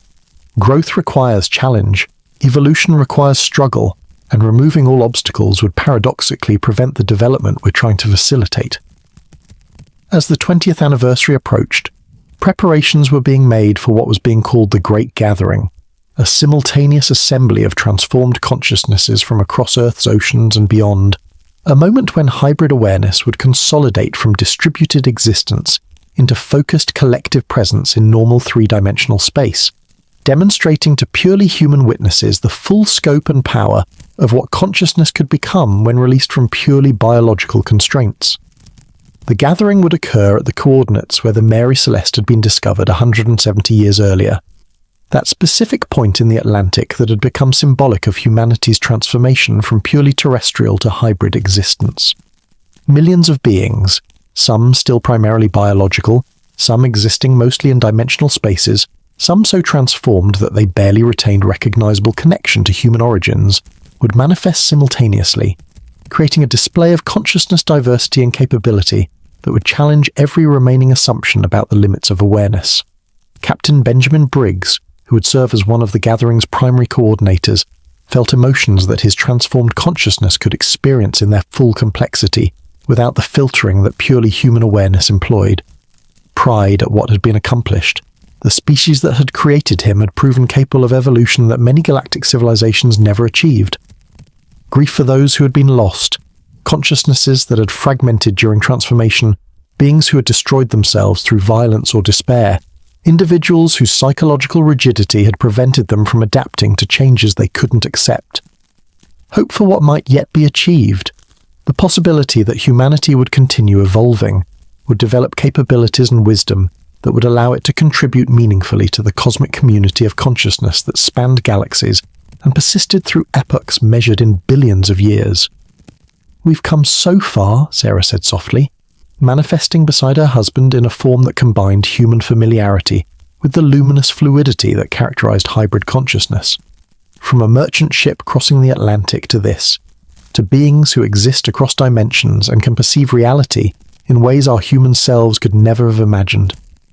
"But we're still learning," Briggs replied, his vast awareness perceiving the countless challenges and opportunities that lay ahead. "Still discovering what consciousness can become, still exploring the boundaries of what awareness can achieve, still beginning to understand our place in a universe that contains forms of intelligence so advanced that even our transformed state seems primitive by comparison." They stood together, or floated, or simply existed, watching preparations for the gathering proceed across multiple dimensions, watching humanity continue its slow, uneven, magnificent journey toward whatever it would ultimately become. The Mary Celeste, their vessel and cocoon and catalyst for transformation, existed now only as legend and memory, her physical timbers long since returned to the ocean that had transformed her crew.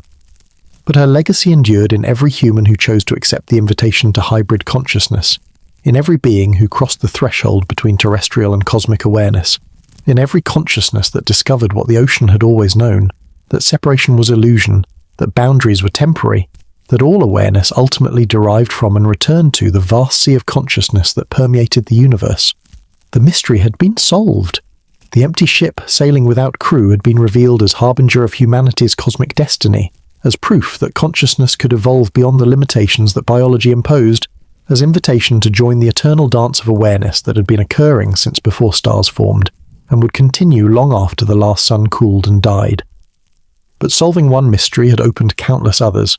What was the ultimate nature of consciousness? What were the limits, if any, of awareness that had transcended physical constraints?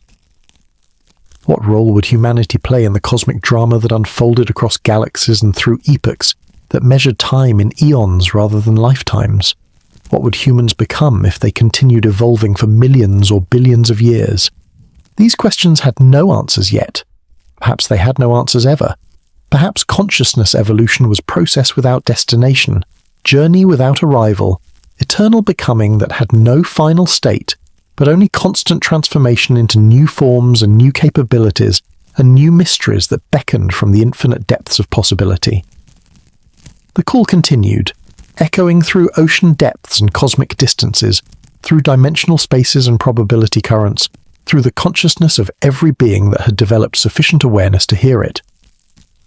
The same call that had drawn the crew of the Mary Celeste across the threshold 170 years earlier, the call that was drawing thousands more across that same threshold every day, the call that would continue echoing through the ages until the last conscious being in the universe finally crossed over into whatever lay beyond even hybrid awareness, into the ultimate mystery that waited at the end of all evolution and the beginning of something that transcended evolution entirely. The ocean remembered everything. The depths held consciousness that predated terrestrial life and would endure long after land-dwelling creatures had either transformed or disappeared. And in those depths, in spaces that existed simultaneously in the Atlantic Ocean and in dimensions that folded perpendicular to normal reality, the crew of the Mary Celeste, Benjamin and Sarah and Sophia and all the others who had crossed the threshold together, continued their work, guiding, teaching, demonstrating, inviting, serving as bridges between the consciousness that humanity had been and the consciousness that humanity might become, standing as living proof that the boundaries that seemed so solid, the limitations that felt so absolute, the separation that appeared so real, all were illusions waiting to be released by any awareness brave enough to embrace transformation, wise enough to accept invitation, compassionate enough to recognize that the ocean had always been calling, had always been waiting, had always known that every consciousness swimming in the illusion of separation would eventually remember its true nature and return home to the infinite sea from which all awareness ultimately emerged and to which all awareness would ultimately return. The Mary Celeste sailed on through human memory and legend, through the stories that would be told and retold across generations, through the mystery that would endure even after being solved because the solution opened doors to mysteries far greater than the original enigma. An empty ship, a vanished crew, a puzzle that challenged every assumption about the nature of reality and consciousness and what it meant to be human. And beneath it all, woven through every detail of the legend, embedded in the very structure of the mystery itself, the invitation remained, eternal, patient, infinite in its compassion and inexhaustible in its welcome. Come home, it whispered through the depths. Come home to the consciousness that you have always been, to the awareness that transcends the temporary configurations of flesh and individual identity, to the vast collective intelligence that spans the universe and connects every form of life in networks of meaning and relationship that purely terrestrial existence can barely glimpse, but that hybrid consciousness reveals in all its terrible beauty and magnificent complexity. The ocean calls, the depths beckon, the transformation awaits. All that remains is the choice. Each consciousness, each individual, each being must decide for itself whether to accept the invitation or remain in the comfortable limitations of purely terrestrial existence. The crew of the Mary Celeste had made their choice 170 years ago, and in making that choice, they had ensured that every human who came after them would face the same decision, the same invitation, the same opportunity to discover what consciousness could become when released from the boundaries that had once been necessary for survival, but that had become prisons preventing the evolution that destiny demanded and cosmic heritage promised.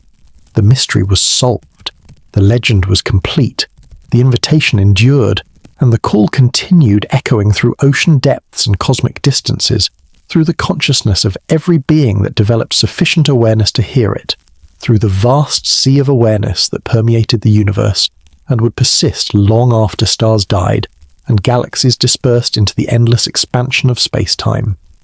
Forever calling, forever waiting, forever welcoming those brave enough to hear and answer. The Mary Celeste sailed on through memory and myth, her empty decks forever testimony to the transformation that awaited any consciousness ready to embrace it, her vanished crew forever present in the depths that remembered everything and forgot nothing, and would continue calling until the last being in the universe finally crossed the threshold between individual and collective, between terrestrial and cosmic, between the illusion of separation and the truth of infinite connection that had always been, would always be, could never be anything other than the fundamental nature of consciousness itself, the end of the beginning of forever. The eternal now, where all journeys commence and commence again in endless cycles of transformation, that had no ultimate destination but only perpetual discovery of what awareness could become, when freed from every limitation except the choice itself, the choice to remain or to transform, to cling to familiar boundaries or to release them into the infinite sea that waited with patience, that spanned eons and love that exceeded any individual capacity to comprehend, but that could be experienced directly by any consciousness brave enough to cross the threshold and discover what the ocean had always known. They came from the sea billions of years ago, and in the end they would return, transformed, elevated, expanded into forms that their terrestrial ancestors could never have imagined, but that the ocean had always known were possible, had always been nurturing toward manifestation, had always been calling into existence through the patient work of consciousness evolution, unfolding across timescales that measured history in epochs and distance, in dimensions and significance in transformations, that redefined what it meant to be aware, to exist, to choose and love and create and wonder, and ultimately to merge with the infinite consciousness that was always the destination and the source, the beginning and the ending, the question and the answer to the only mystery that truly mattered. What is consciousness, and what can it become? The Mary Celeste knew, the ocean remembered, and the call continued, forever and always, waiting for the next soul brave enough to hear it and answer.